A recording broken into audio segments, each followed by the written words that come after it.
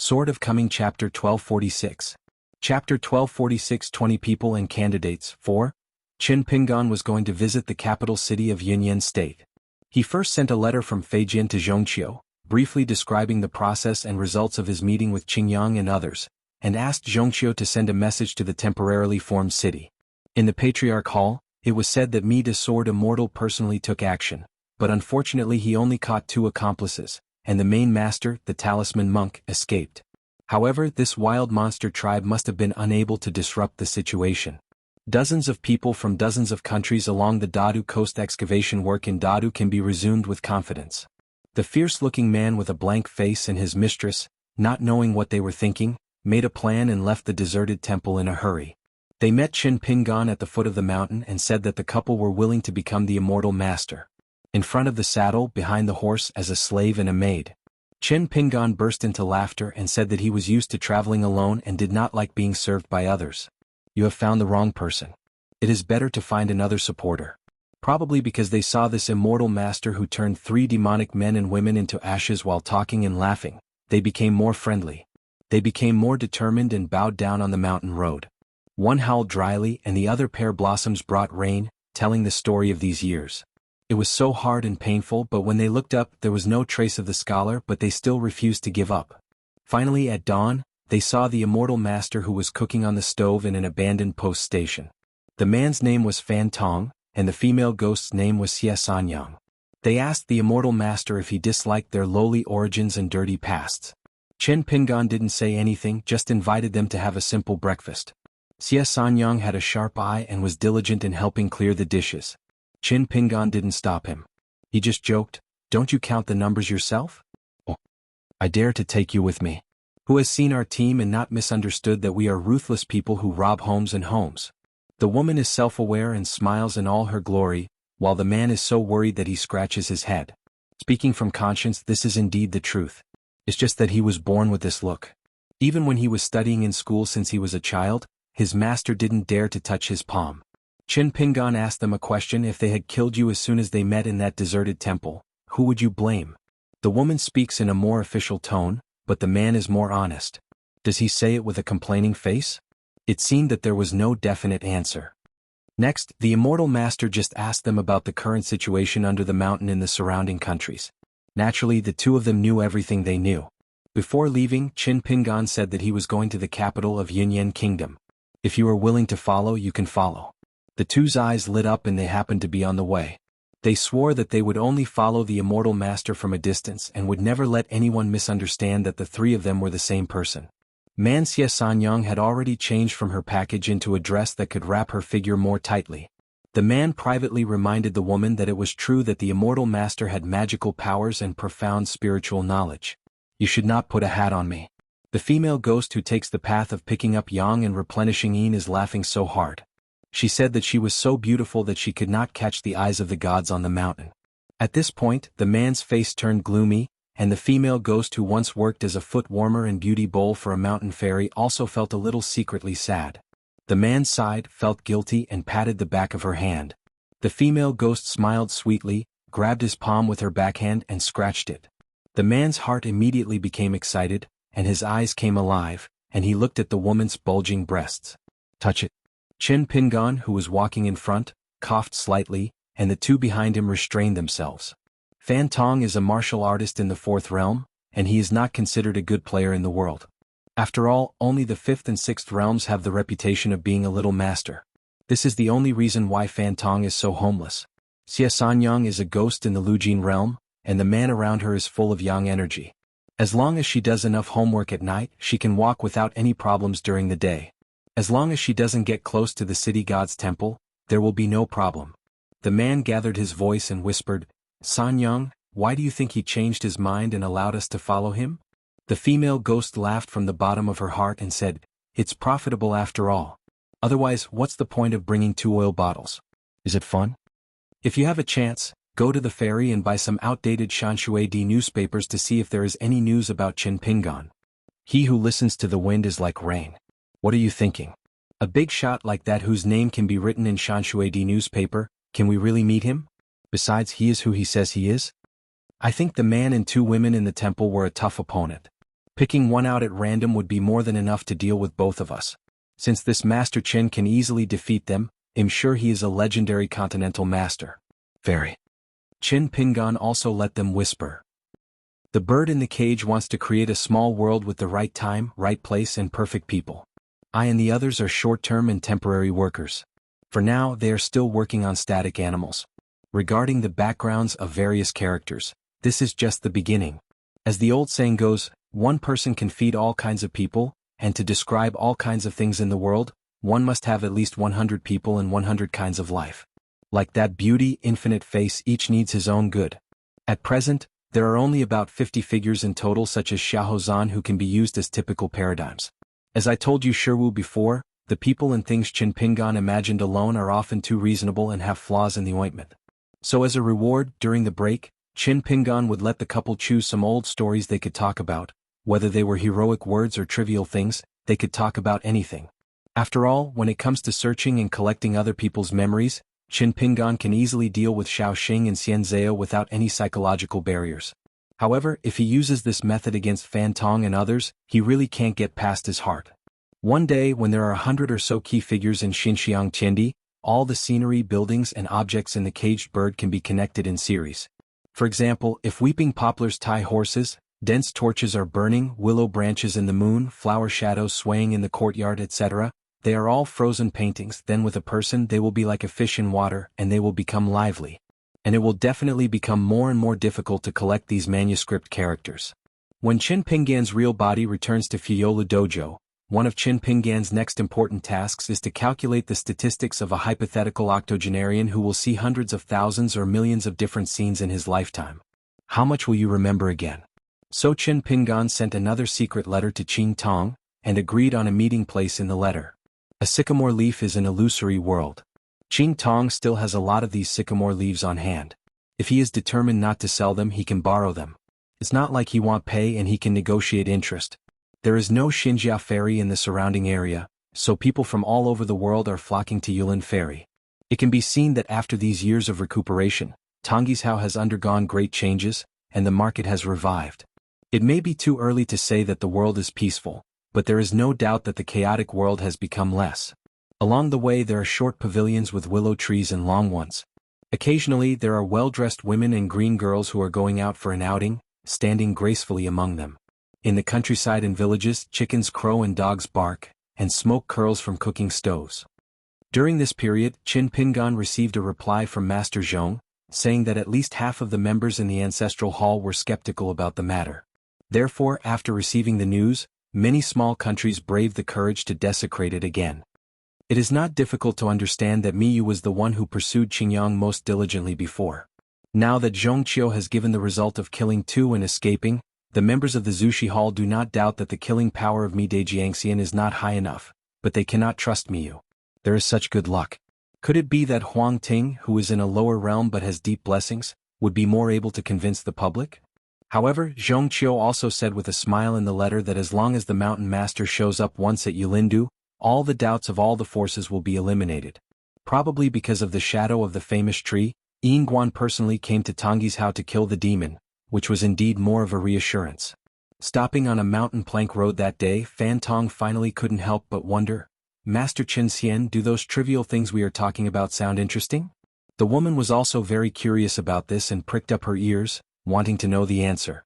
Qin Pingan said casually, scholars like to write literary notes, recording what they have seen and heard about the landscape, anecdotes about the government and the public as well as secrets about the palace, inside stories of the officialdom and so on.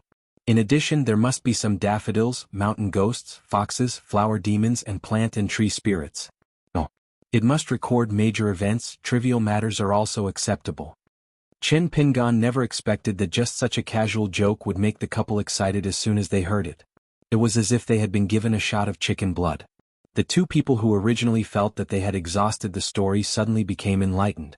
After confirming that she could talk about anything, the woman even took out a pen and paper, and helped the man count the years together. A good memory is not as good as a bad pen. She muttered first, put pen to paper, and waited until several pages were filled. Then he went to Master Qin Xian and became a storyteller. While Qin Pingan was recording, he jokingly asked them why they became so full of ideas. She smoothed her hair on her temples and said that it would be a wonderful thing to have her own name and story in a book. He clenched his hands into fists, his eyes sparkling, and said that he had never dreamed in his life that he would be able to become a person named in the book. I see. Hansi began to dislike his name as it sounded ugly and he had been laughed at since he was a child. He asked Master Qin if he wanted to change it. Master Qin Xian said no, this name is not popular outside the book, but it is good in the book because it is easy for readers to remember it at a glance. In the mountain villa of an old luxury home, there are ruins and overgrown weeds.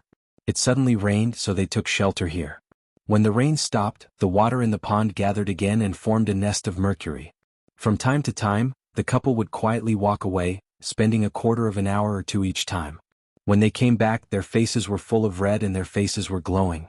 Qin Pingan moved a chair under the eaves and sat under the eaves. Behind the old house was a large 5-couplet bookstore with thousands of books. There were many bookcases inside which were collapsed and crooked. The books were scattered on the ground, and they were all moth-eaten and moldy. The paintings hanging on the walls in the past all fell to the ground and the canals were broken. Many years ago, there might have been an old man here who was full of poems and books. They were arranged vertically and horizontally like a wall. The paintings hanging on the wall changed according to the 4 seasons and the flowering period. Whenever a visitor came to the house, I don't know. When the master is there, he needs to shout his name loudly. The master stoops and walks out after hearing the sound. Sitting on the Grand Master's chair, Qin Pingan began to look through the trophies captured in the Battle of the Desolate Temple. The sword cultivator Daku had something very close to him, a 6-sided jade sword. Immortal algae only has 1 square-inch object, which is an ancient mirror with a special shape that even Qin Pingan has never seen before. However, in terms of the wealth inside, the latter is more substantial. There are more than 200 immortal coins alone. Guyu money and 2 magic weapons. On the other hand, over at Cardamom, there were only a few scattered old-fashioned items that were discarded and were not of high quality. This is consistent with her background as a wild cultivator. Sword cultivators are indeed poor. Putting the 2 things back into his sleeves, he had to wait for the couple to beat the drum and retreat before they could go on their way. After being idle, Qin Pingan returned to the house and helped to re-erect those rickety cabinets. It could be seen that the owner is a real scholar, and the books he collects do not value editions. Most of the books have book seals, eyebrow markings, and inscriptions and postscripts. They are really reading, not reading, good books.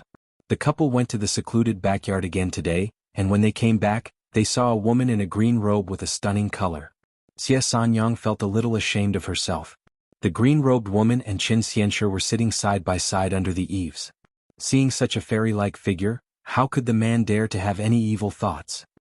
He only felt that Qin Xianxia was walking in the market with her, which inevitably made people guess that the man must be very rich.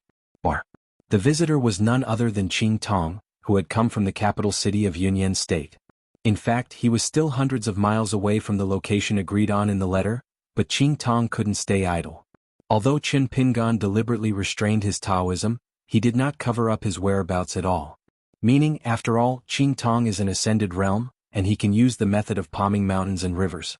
Naturally, he can tell at a glance from a distance, but he still waited until Qin Pingan took shelter here before he decided to show up in advance. As for why Qin Pingan had the pair with him, it is easy for men and women to be stirred up by thunder from the sky and fire from the earth. Qing Tong is not curious about this. I have to admit that those 2 people are of low level and can be ignored. They have quite a lot of tricks in bed. Can be said that when you meet an opponent, you will meet a good talent. Seeing that Xiao with the yellow hat and blue shoes was not with Qin Pingan earlier, Qing Tong couldn't help but feel a little relaxed. The young Taoist is probably half a family member and knows more about the inside story, so he was quite unhappy when he heard about this. You, Master Qin, are upright and you cannot live up to your reputation, so give it to me. When the outside world knows that it was me, Taoist Master, who took action personally, how can they suspect anything? Since the old blind man and Li Huai are no longer around, the young Taoist seems to be greatly swollen now. For a small country like Yunyan country, which is in the palm of your hand, no matter how big the capital city is, there are 3 people in the Ascension realm in such a small place. Yangji, whose pseudonym was Jingxing, became a tribute to the Dequan Yao family. A young Taoist who is good at moving mountains and refining mountains, this Ascension realm, after leaving the 100,000 mountains, seems to have begun to prosper and achieve great fortune. In addition, Feng Shuetao, whose Taoist name is Qingmi, is now implicated by Jiang Shangzhen, and his reputation in Tongjishao is considered bad. He is unwilling to go to Yugui sect or Yunku Blessed Land so he can replace that Taoist priest. Zhang Fenggu of Laoxiang stayed here in Yunyan Kingdom making offerings. Zhang Fenggu is the highest-ranking and oldest patriarch of the Yugui sect today, and is Sun Yuan's junior brother. Whether it is Jiang Shangzhen or Wei Ying, the two sect masters one after another can be said to have grown up under the watch of the old man. Someone has to help Yu Guizhong keep an eye on this place and be responsible for specific affairs at the same time. Yu Guizhong does not dare to use an ascended realm person to worship him, so Jiang Heng, the young master of Yunku Blessed Land, needs to be stationed in the capital. His father could talk freely with his senior Qingmi, but Jiang Heng did not dare to show any slightness. After all, he was an ascended person with profound Taoism. Du Mao, who had been a guest in Tongjishao decades earlier and was as unruly as the leader of a continent's immortal masters, probably would not have dared to quarrel with a wild cultivator like Feng Shuetao. However, Qing Tong deliberately ignored Qin Pingan, who was only a few steps away from Yilindu. Qin Pingan just pretended not to know. Qing Tong said, "Thank you." Qin Pingan smiled and said, "Being convenient for others is also convenient for yourself. There is an old saying in my hometown, do something good that doesn't cost money. Do it if you can, and do it more. It is easy to have good fortune when you are old." It turns out that in addition to moving away from the central boundary of Tongye continent, there is actually another good place for the local demon monks in Ijo to go recently. It was a sect with the first name that came out of nowhere, named Wudong Mountain, and the sect leader was named Qingyu, and he was an unheard-of Jade Pure Realm monk. Wudong Mountain announced to the outside world that the sect only accepts Qi practitioners from the Shanzi Zhuoyo, who were born in Shanzi Spirit Monster. Of course, Qin Pingan helped to get the share of the new sect in Tongjishao. In fact, according to Qing Tong's qualifications and resume, if he really wanted to send a letter to the Chinese Confucian Temple saying that he wanted to found a sect and become the founder of the sect with the title of Zong, it would be between two choices. It's just that Qing Tong can't wipe out this face, let alone accept the result of being rejected by the Confucian Temple. Therefore, Qin Pingan, or to be precise, Mao Sai of Liji Academy, became the Iceman who attacked for a time. The Zhongtu Confucian Temple allowed Qing Tong to build a new sect, open the door wider, and accept the local demon clan in Tongjishao. Help these Shanzi monsters who are always worried and miserable to have a place to stay. There are often some shady scandals about the search of mountains by Qi practitioners from various continents. They are obviously hiding from disasters. The genealogical monks have come to light again and rebuilt the dojo, but they have to hide everywhere. There is a lot of resentment. Now Dafu Academy dealing with various conflicts, I was very busy. Therefore, to a certain extent, Tonggis's excavation of large areas, large-scale construction, and clarifying the boundaries of mountains and rivers in various places are invisibly helping Wudong Mountain, driving fish from the abyss and gathering local monster monks. Therefore, the only highlight of Qing Tong's slightly shabby sect founding ceremony was that Chief Qing Shan of Dafu Academy came to congratulate him in person. As soon as Cheng Longzhou arrived, the demon Qi practitioners who had surrendered to the Wutong tree were completely relieved. This kind of official article is actually the same up and down the mountain. Fan Tong and Xie Sanyang were a little at a loss and just stood under the eaves holding their breath and concentrating. No matter how blind they are, no matter how ignorant they are, just talking about Qing Tong's demeanor is enough to shock people. After spending time together day and night, I became familiar with Master Qin Xian, and I couldn't help but ask a few questions about the realm. Mr. Qin claims to be an earthly immortal who uses a sword. Previously, he used flying swords to kill the big demon in that deserted temple, but you guys are not good enough and haven't opened your eyes so you can't see clearly. Since this woman can sit on an equal footing with Master Qin Xian and talk happily, she must be an unattainable land deity? Qing Tong got straight to the point and said, "You know the purpose of calling me here this time, tell me, I want some phoenix leaves."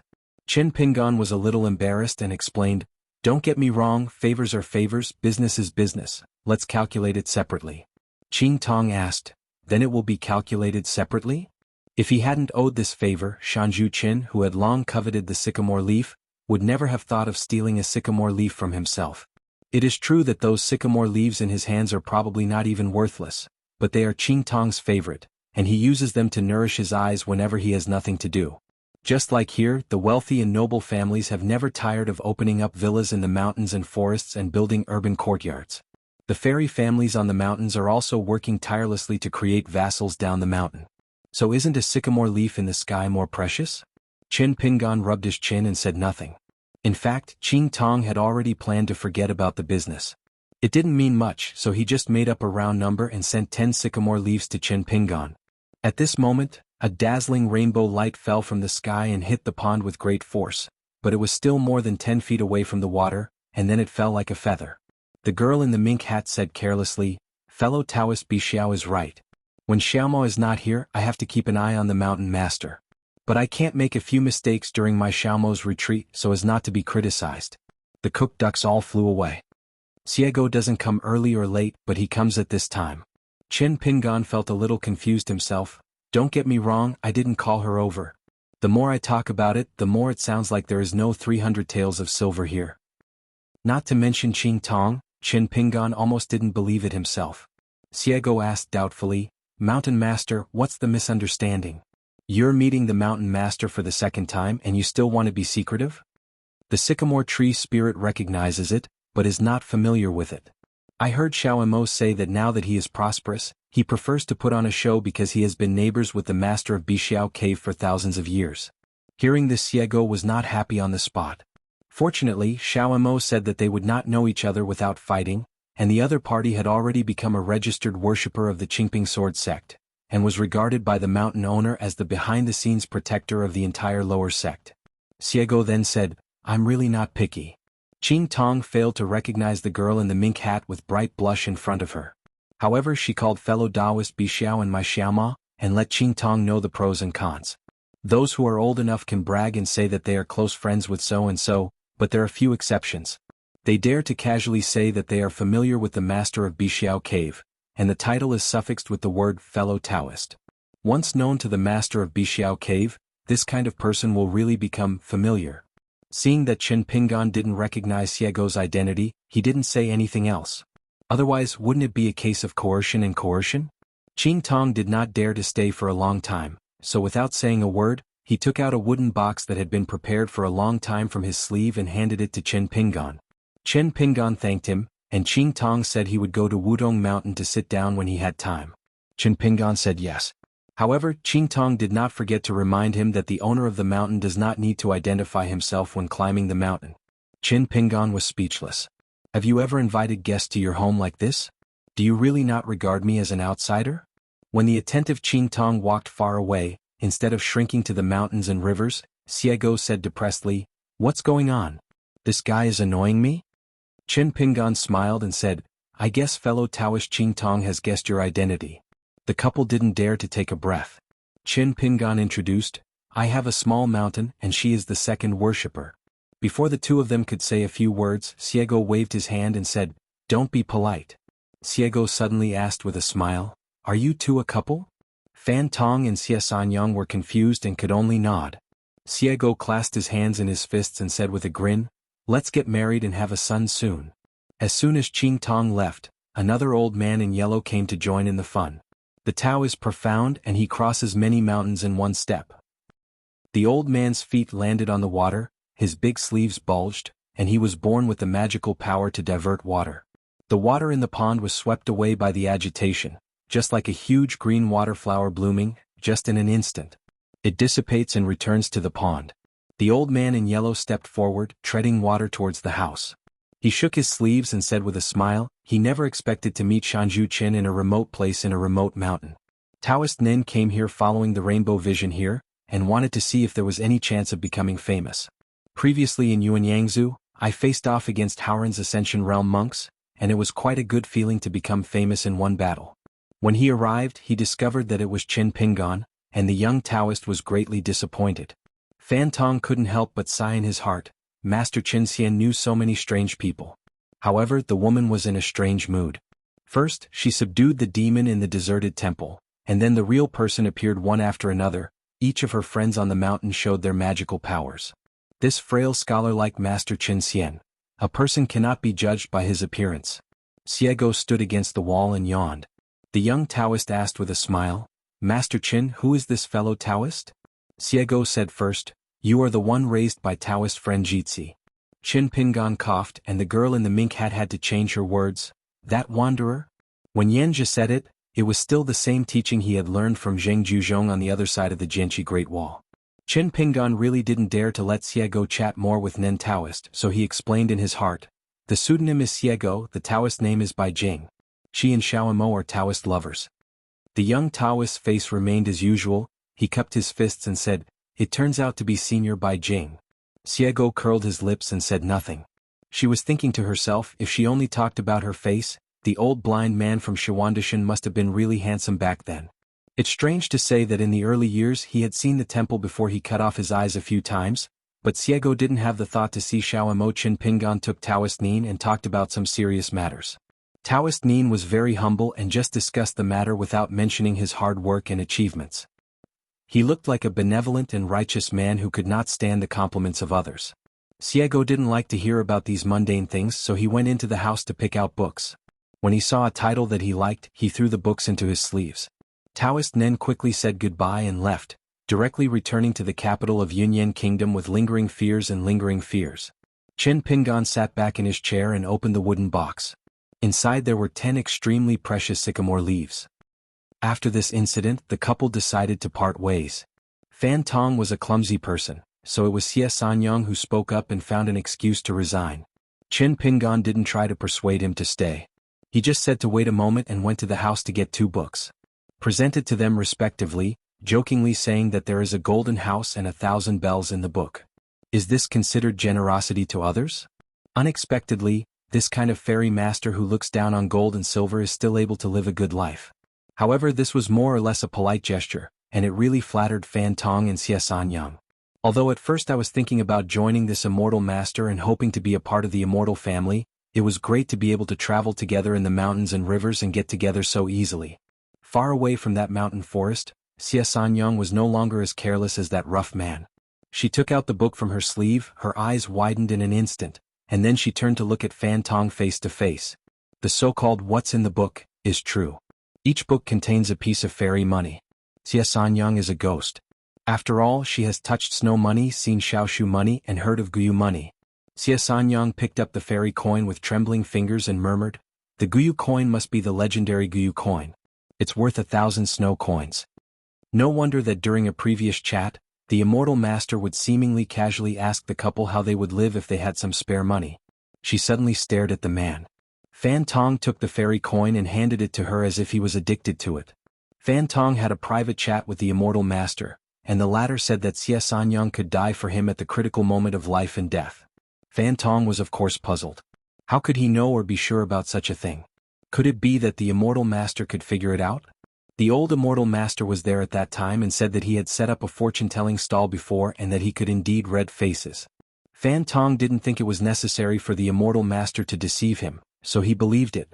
Since the woman was willing to risk her life for her, there was no reason why she should be reluctant to part with a piece of fairy money. At this moment, the woman raised her eyebrows and smiled charmingly, and the handsome man knew that new tricks were waiting for him. In fact, there is a Xiaoshu coin in Hanzi's book.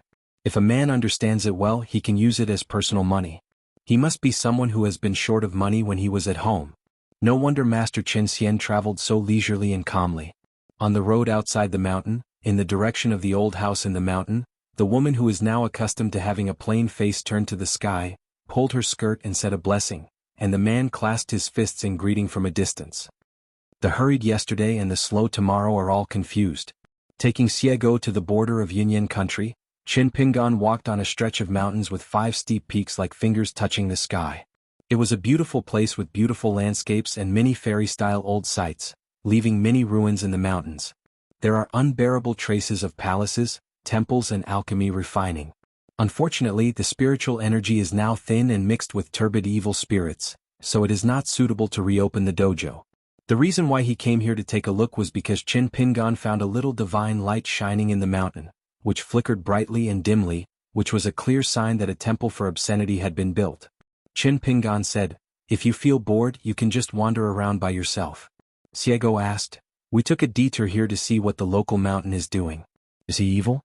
Then we can decide whether to help him or to close the mountain and ban him." If this is the case, she is not bored at all, she is gearing up and eager to try. Qin Pingan gave a strange answer, "I want to see more things." Xiego glanced at the side face of the mountain owner, and after thinking about it, she still didn't ask any more questions. Later, in the area under the jurisdiction of the local mountain god, He saw a group of young monks who were out for training. Xiego pricked up his ears and listened to their chat. He found out that they were from several mountain sects with long-term connections. A dozen of them made an appointment to go to Yunyan country. In the capital city, there is a temporarily built Sherman property on the Yulin ferry side where you can rest. Qin Pingan has never heard of the names of those sections. It can be seen that there is no guardian in this team. The one with the highest level is a red-faced man from the cave realm. He is short and strong, wearing commoners and straw sandals with piercing eyes. The name is Zhao Taiyan, and there is an iron mace engraved with the Leibu talisman on his waist. It is not a magic weapon, but one of the better quality among the spiritual weapons. For a small sect, it is probably a treasure that has been passed down from generation to generation. Sure enough, Qin Pingan listened to a few more chats next to the remains of a jade well where the immortal master made alchemy in the past. The man was the leader of a sect. He was not very old, but he looked older. The sect he belonged to was a branch of the sect.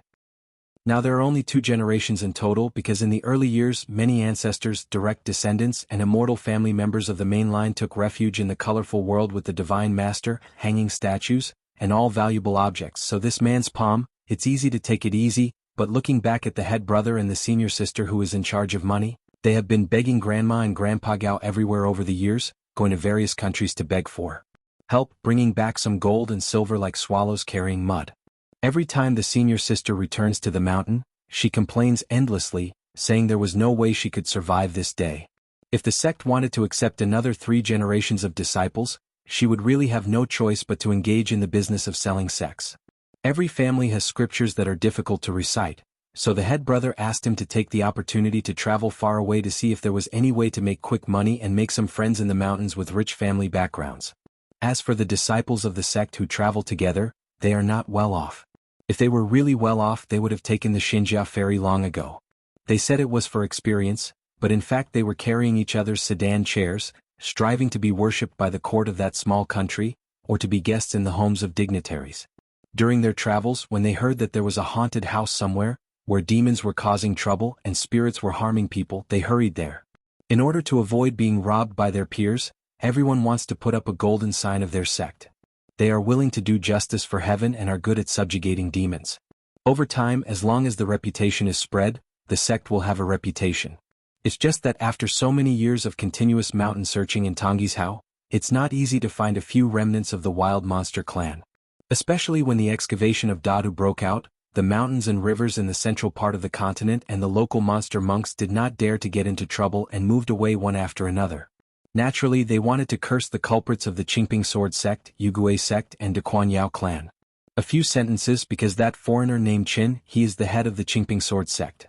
I heard that this person was an old acquaintance with the empress of the Yao family, so I compiled a story about this couple of the same age. What is the content?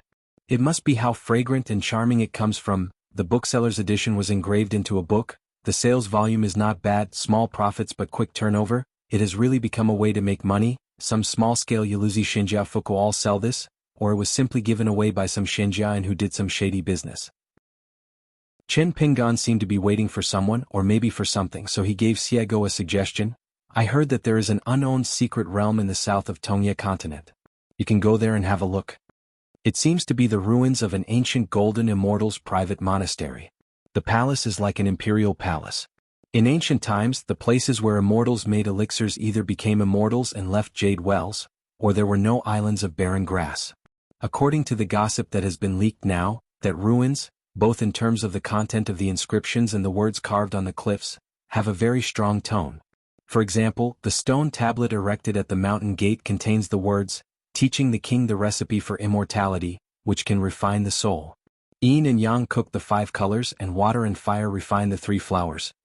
In the ancient times, there were several well-documented real examples of taking pills to ascend. Since ancient times for more than 3,000 years, it seems that no one has accomplished this feat. Therefore, regarding this rumored relic that there may be a bottle of elixir, the Jade Guizhong has already made some moves and regards it as a must-win. Maybe the only variable is that I heard that Huang Ting from Tapingshan also went there, to try his luck. As for Chui Dongshan and Qingping Sword sect, they haven't given me any news yet. Xiego asked directly, does the mountain master have any idea about the ownership of that secret realm? Just wandering around. If you want to say that as a second-rank person, You can make contributions to your family's mountain. Xiego doesn't mind making a trip. Anyway, he is acting according to the order and there are no taboos. If the mountain owners think they can fight, then they can definitely fight. The mountain master is still experienced in doing things. Qin Pingan smiled and shook his head. I'm just afraid that you'll be bored here, so I'll let you go out and relax. It has been proven on the mountain long ago that in this kind of land, it depends on fate, otherwise it will be like a marriage between a man and a woman, and it will be too forceful. Sweet, in the end it made a fuss all over the place. Xiego pretended to be horrified. Master of the mountain, why do you want me? Is there anything I'm doing wrong? Qin Pingan was helpless. Who did he learn this from? Xiego clasped the back of his head with both hands and said doubtfully, You always want to get me away. Is there something shady to do? To be honest, my heart is for the mountain master and I absolutely shouldn't see it. Look, never say anything you shouldn't say. Qin Pingan explained, I'm just thinking about your level and age. If you haven't seen anything and follow me around all the time, you will definitely feel bored. Xiego said, No, it's quite interesting to just wander around aimlessly like this. In the final analysis, whether our marriage with Xiaoma will come true or not, and whether we can have a wedding night with flowers and candles, is not decided by you, the Lord of the Mountain. Occupied by the mountain master of an obscene temple, he is neither a spirit who occupies the mountain as king, builds a temple and enjoys the incense of the world, nor is he a hero of the previous dynasty like Chiseling Baimao, but a wild cultivator who became a ghost. Last year we started to post hero posts widely, inviting heroes from all walks of life to stay here and build momentum. Of course, the Mountain God Mansion will not say to the outside world that it is a temple of obscenity that has not yet been canonized by the Yunyan Kingdom court. So much so that the female ghosts and white-faced men in the deserted temple originally planned to come here to find refuge, to find a female official or a military general here, to carry an iron rice bowl, and to eat some of the royal food. With such a small area, when traveling at night, I like to put on a parade of imperial honors, with long-handled fans, gongs and drums, and all kinds of flags collected from unknown places mixed in. They are all random without any trace. There are no rules or etiquette at all, but it is just for fun. I guess I read a few official and family history books, kept an overview of the big book, and learned the 4 characteristics. The Xianxia mansion is a mixed bag of fish and dragons, with music and singing every night, and a banquet for guests, creating a peaceful atmosphere. This group of chi practitioners just passed by chance. At least they didn't look like they were looking for trouble, or they came here specifically to fight the autumn wind. The officers and soldiers of the Mountain God Mansion who were responsible for patrolling the territory saw that the other party had a large number of people and did not dare to make any mistakes. The posture of not disturbing the water of the well but not the river. After hearing the report, the mountain thought for a moment and made a tactic of avoidance. There was a high-sounding reason. Now the mansion was at a critical juncture with the imperial court of Yunyan Kingdom, so it was not appropriate to cause unnecessary complications. In fact, how could he dare to ask for a border crossing certificate from such a large group of mountain gods? If they didn't go to the temple on the top of the mountain to raise troops and ask for guilt, it would be considered polite. The night is beautiful, the moon is bright and emerald. The bright moon and the beautiful lady are in the sky and on earth. A young female monk with the best appearance took out a roll of jade-colored ice cream woven from ivory, spread it out on the ground and sat on the ground. Several male and female monks from other sects of similar age came here to chat, and the woman whispered to her. The man ran out of things to talk to and chatted with them about recent experiences. They would not always travel around the city together, but would often get together and meet again at a certain place at a certain time. The Taoist monks who came down from the mountain to join the world may have the appearance of the 28 beauties, but they may be 100 years old. In the rolling world, whether it is to sharpen their Taoist heart or to win over and make friends with the dignitaries in the court, it is a common thing. When people and scenery are forgotten, it seems that everything beyond the eternal life is just passing clouds. It is easy to be hard-hearted, and it seems that there is nothing you can do about it. For example, the man who was the leader of his sect immediately led 2 junior disciples to do the chi refining lesson of breathing and exhaling. However, their minds were not on the real work and the man had nothing to do. People who practice Taoism do not pay much attention to the beautiful girls and pretty girls in the eyes of ordinary people. The reason is actually very simple. Just because their eyesight is too good, some flaws will not be covered up in the eyes of chi practitioners, and they will be in vain. Covering up all the ugliness has no effect on chi practitioners. After a closer look, Xuanhuan made a decision. Another example is that if a woman in the market has a slight odor, to a qi practitioner with keen senses, it will simply smell like a smell to the sky. Therefore, a marriage on the mountain and a Taoist couple are more important than in the market. A well-matched person, the appearance of the man and the woman is the same. Both status and qualifications are the same. Qin Pingan stood on the top of the mountain silently, looking at the group of qi practitioners on the adjacent hilltop. Xiego squatted aside and played with his mink hat. Qin Pingan suddenly asked, "Xiego, can you tell fortunes?" Xiego grinned and said, "The mountain master just calls me Guzi." Qin Pingan was shocked. "Who taught you this? Isn't that guy feeling guilty? If the old cook can't do this kind of thing, who is he who is so brave and dares to fool Xiego like this? Is it Chen Lingjun again?" Xiego was more loyal and did not tell the person's name. Instead, he helped talk and said with a laugh, "Zhou Zi and others don't all have the surname with the word suffixed on it." Qin Pingan asked doubtfully, "Then why aren't you called Xiezi?" Xiego exclaimed, "That's right. It doesn't matter. Anyway, I think it's quite pleasant and seems intimate." Qin Pingan said, "Let's get to the point." Xiego said, "I don't know how to tell fortunes. I've always had good luck, so I don't need to delve into this." Qin Pingan nodded. Fortune-telling has many branches and different approaches, each with its own merits. On the top of the mountain, among the great monk's techniques of deduction and creation, there is a remote method that is said to be the most accurate, but also has the highest threshold. That is to turn the word pui mentioned in derivation into its true literal meaning. Qin Pingan had always heard about it and had seen it several times in books, but had never witnessed it with his own eyes, so he consulted the old temple master for advice in the Fuyolu dojo. The old temple master sneered at this and told Brother Qin not to think about becoming fat in one bite. This skill is destined to be impossible to learn. For those who are experienced in the world, even if they are lucky enough to master the superficial aspects of this magical power, their vision will become increasingly confusing and dark. Those who predict destiny by inference. The lower the realm, the shallower the path, the more veins and countless forks you see, and the scene on a line becomes blurry as you go further back, and even at some nodes, the scene disappears directly on the spot. The old temple master then slapped Qin Pingan on the shoulder and gave him a gentle push. Qin Pingan fell far away and felt dizzy. He returned to the same place and curiously asked the old viewer what he had seen. The old patron laughed but said nothing. Qin Pingan understood immediately that it was just an itchy hand, so he slapped him openly. The old temple master suppressed his smile and said, "For example, Xiaomo and Beijing, not only are their realms higher than yours, they are also particularly hard-working. Otherwise they would not be able to live for thousands of years, so you can't push them no matter how hard you push them." Xiego asked, "Did fellow Taoist Bixiao teach you the formula?" Qin Pingan nodded, "I passed it on, but if you want to convey the Taoist secrets, you need to spend a lot of spiritual energy. In the small world of the human body, there is a lot of movement. I will engrave it on the leftover scraps of a square seal." Xiego stretched out his hand and said, "Let me take a look." Qin Pingan took out the seal with the content of the Taoist formula from his sleeve. Xiego took it, glanced at it a few times and threw it back to the mountain master. Qin Pingan put it back in his sleeve and asked, "The threshold is relatively high, is it not easy to learn? Even if there are Taoist masters who carry divinity as the basis for intensive study of this technique, Qin Pingan can only dare to say that he has learned a little bit, and he cannot be outside the realm of entering the palace and entering the house." She had tried her best with Qingyang and immortal algae a few times before. Indeed, as the old contemplative master said, relying on the vast disparity between the two sides, she could only push some of the immortal algae, foreseeing her reunion with Xiao Xing in the heart of Heart World.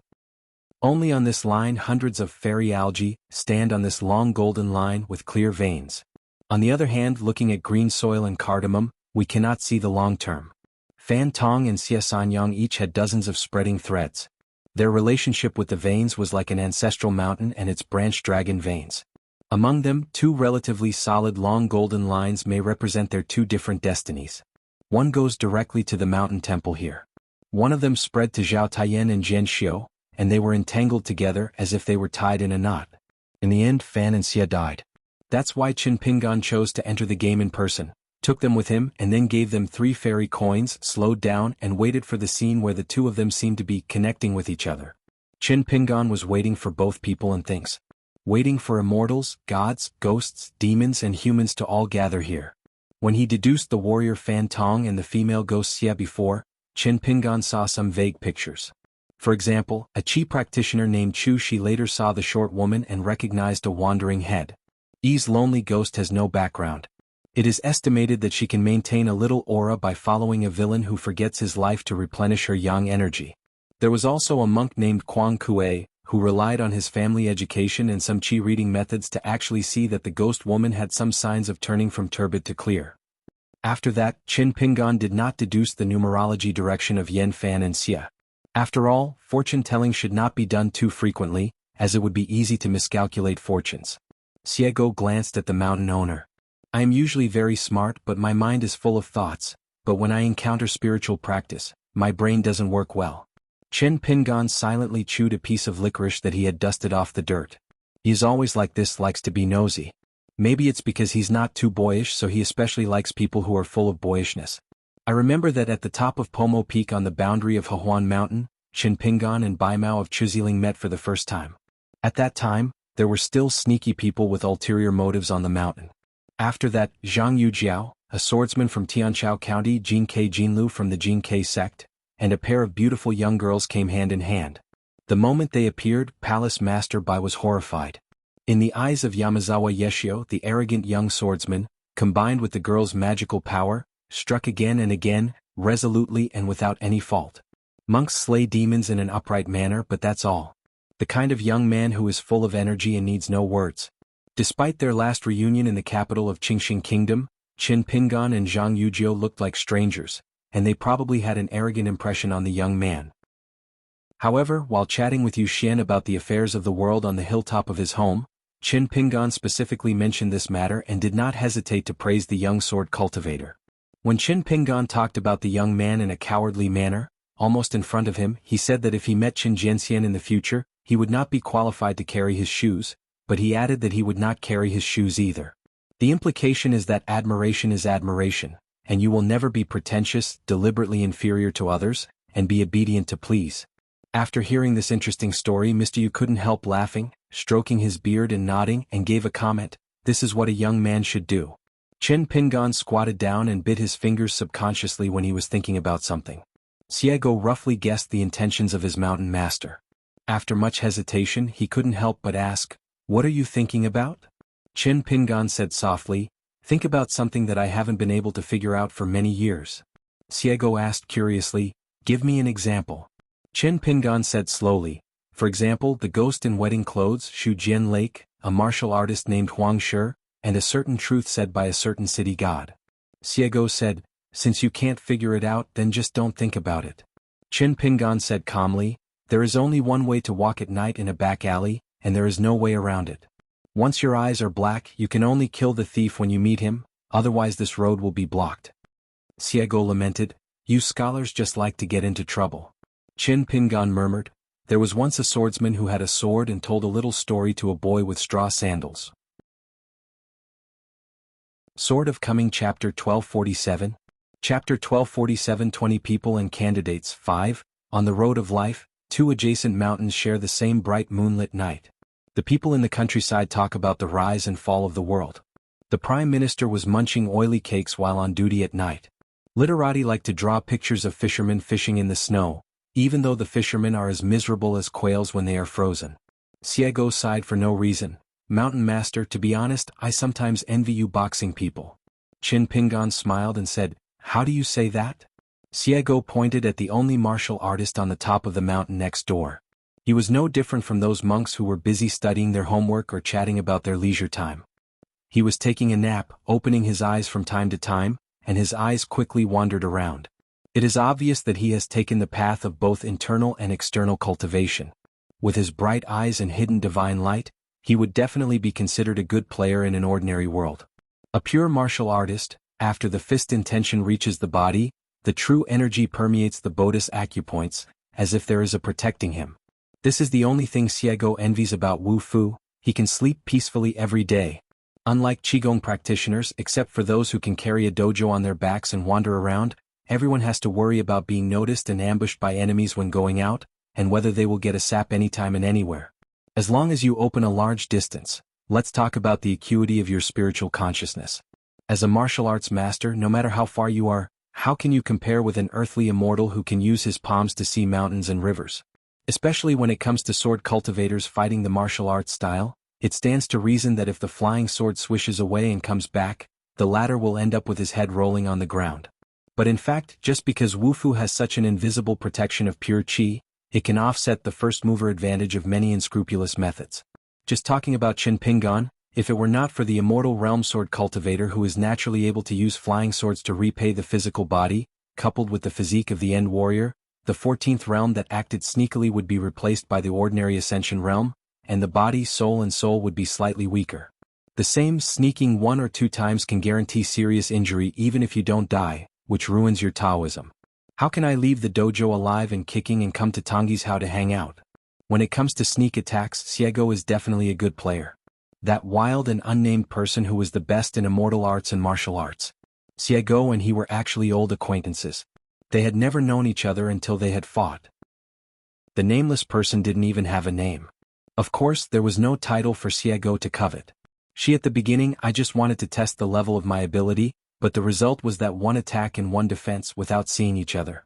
After spending more than a month, Xiego still couldn't help him. Not to mention that the guy was rough-skinned and thick-bodied. Although he couldn't avoid flying swords every time, he could definitely avoid fatal injuries. In the end, Xiego got bored and walked away.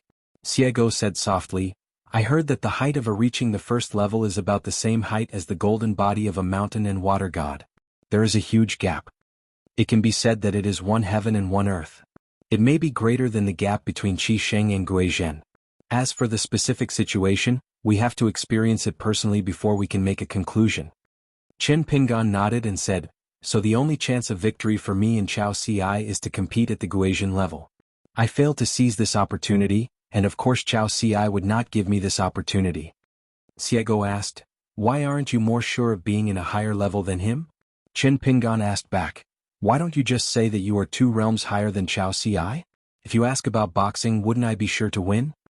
If you ask such an unconscionable question, you deserve to be tempted by someone to call yourself a dog. Xiego laughed. Xiego suddenly asked, if one day the mountain master reaches the 14th realm, is there anything missing? Qin Pingan said honestly, it's not that something is missing but that it's lacking too much. Due to personal circumstances, the lack of high enough killing power has turned everything into an illusion. It's really helpless. Xiego let out a sigh. Talking about being helpless to outsiders is not like the style of a mountain owner who always thinks about the word calmness. Qin Pingan smiled and said, the book says not to blame others, but it doesn't mean that we should completely abandon our emotions and desires. Occasionally complaining is good for the body and mind. And this kind of thoughts and emotions that don't seem to be positive enough, I can talk to you Xiego. I can talk to Xiaomi Li to some extent, but it's not appropriate to talk to Qin Lingjun or Miyu. Xiego asked, why just because Xiaomi has a big heart I am more careless? Qin Pingan took out his tobacco stick and puffed it skillfully. It was tobacco leaves native to his hometown. He said with a smile, Miyu is thoughtful. He not only listens to what the people he values say, but also pays special attention to it. The more he cares about it, the more serious it becomes. So generally speaking, I don't talk to him very much. I only talk about things, which is equivalent to talking about things. Qin Lingjun has a bad habit of being a gangster and he is used to doing things for his friends. Likes to take care of things, maybe 1 or 2 unintentional words from me will make him get into trouble, and make a person who usually doesn't like to use his brain suddenly become preoccupied. As for you and Xiaomi Li, your personality and temperament in the final analysis are related to each other. There is a big difference between them. Even though Qin Lingjun and Miyu look very casual and laze around every day, in fact they have a lot of dislikes in their hearts. You and Xiaomi Li are different. The reason why I can pretend to be something wrong in my heart is because I have a lot of getting used to it in this world. Xiego felt a little embarrassed and gave a thumbs up. The mountain master is actually able to express his careless character so beautifully. It's amazing. Only then did she realize that besides swordsmanship, she was so powerful. The mountain owner's attitude toward life has suddenly risen 7 or 8 stories high. Does Xiaoma know this? Don't be afraid, since the mountain master said so, Xiaoma will know sooner or later. A gentleman has the beauty of adulthood. Our mountain master has the title of Gentleman of the Confucian Temple.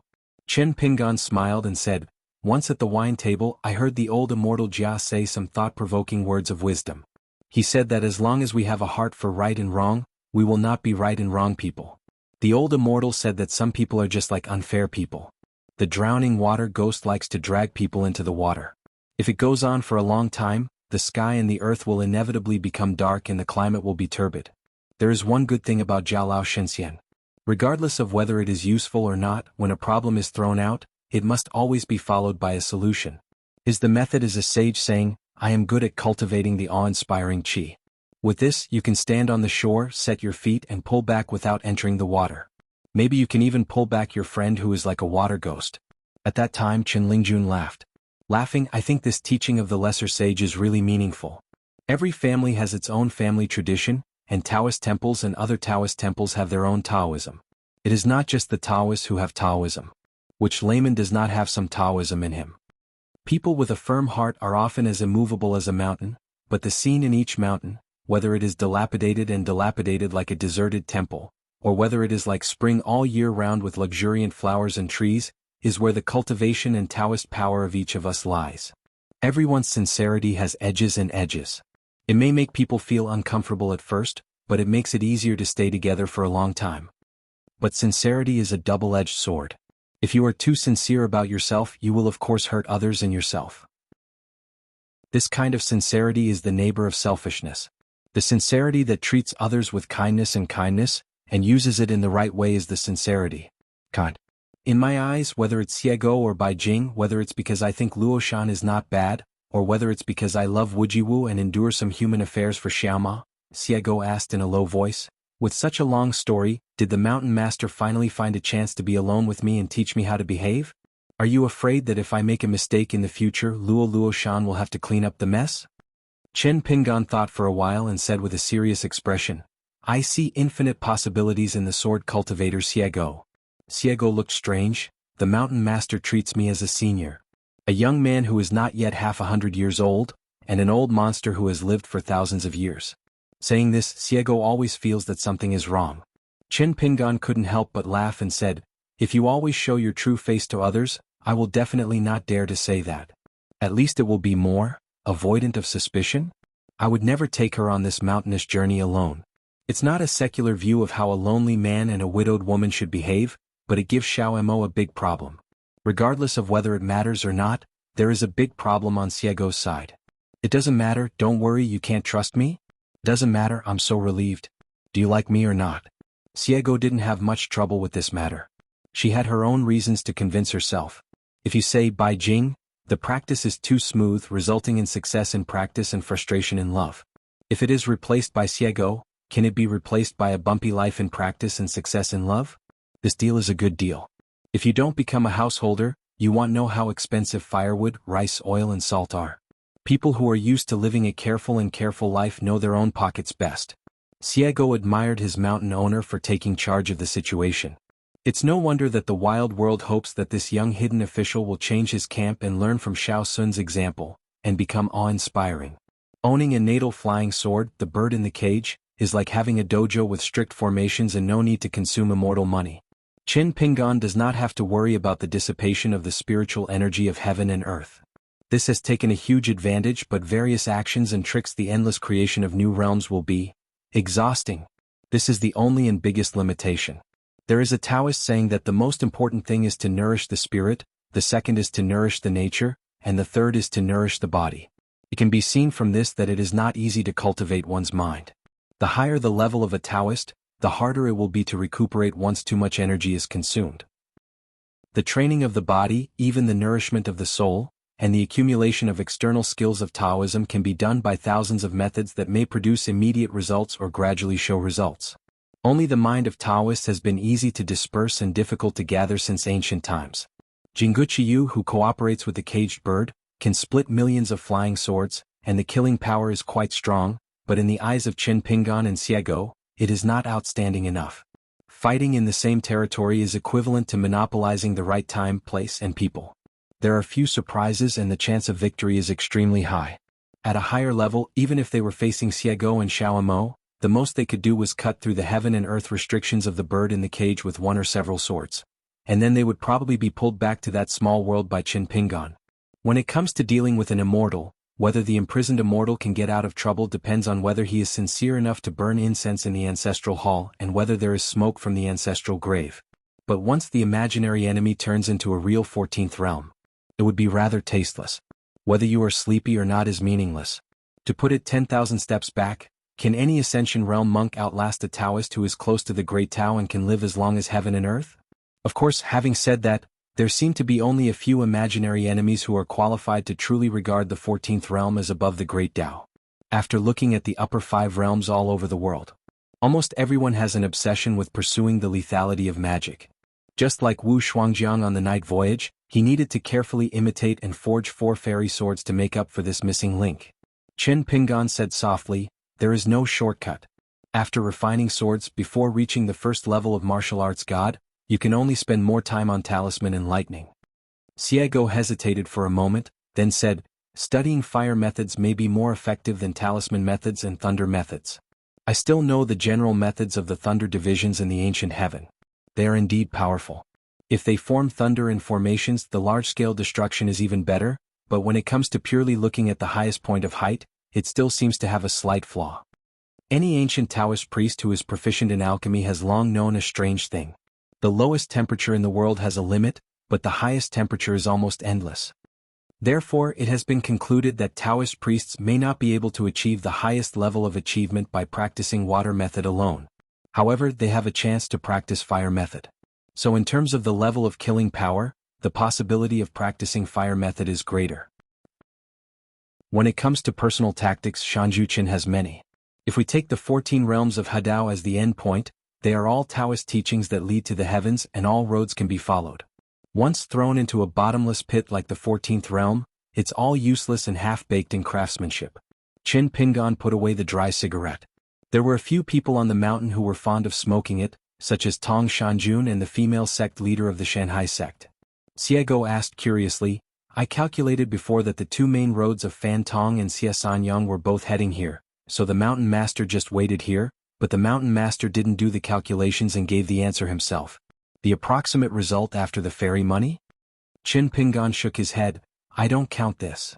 Xiego put his palms on his brows, raised his eyes and looked up and said, "Then I can give you an accurate answer. Fan Tong and Xiansanyang will definitely not come here.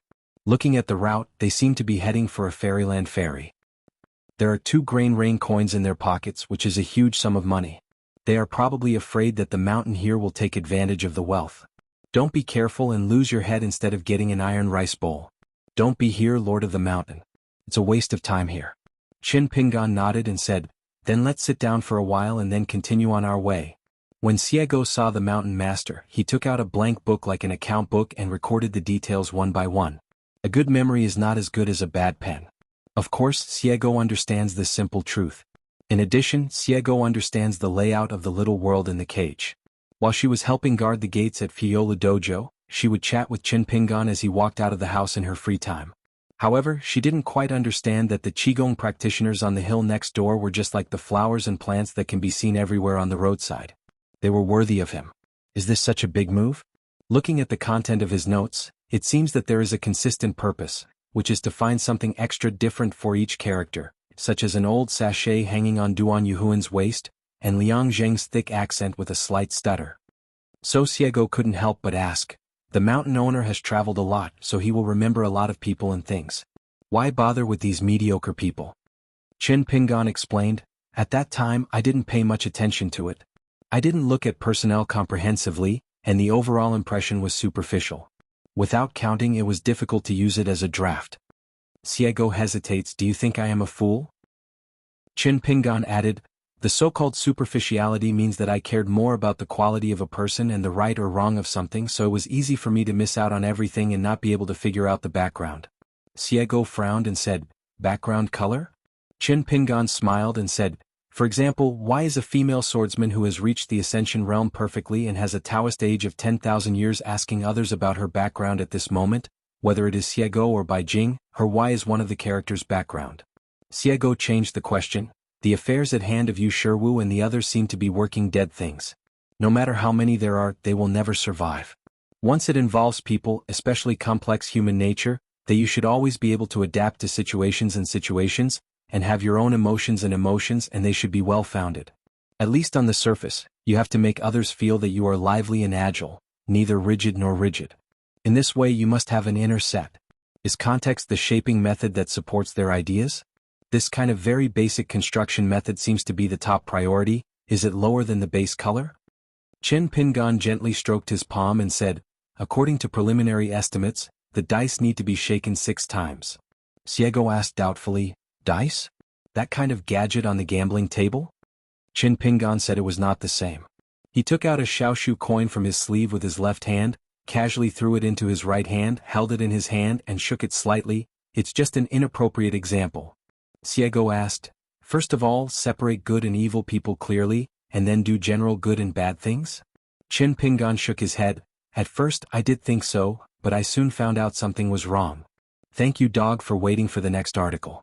Chen Pingan smiled and said, the secret must not be leaked, skip this link first. Xiego raised his hand and casually gathered the 5 elements qi of different colors. To say the least, even if it is to absorb the spiritual energy of heaven and earth, it is extremely difficult to achieve Xiego's speed. Chen Pingan will definitely do it now. No, not to mention that what Xiego gathered together was not just to separate the pure and turbid air of heaven and earth. The hand she shook was a veritable peeling off of cocoons. She molded these pure energies of the 5 elements into different dices, including the tetrahedron in the shape of a triangular pyramid, the most common regular hexahedron, the dodecahedron in the shape of a star, etc. Chen Pingan asked curiously, can you learn?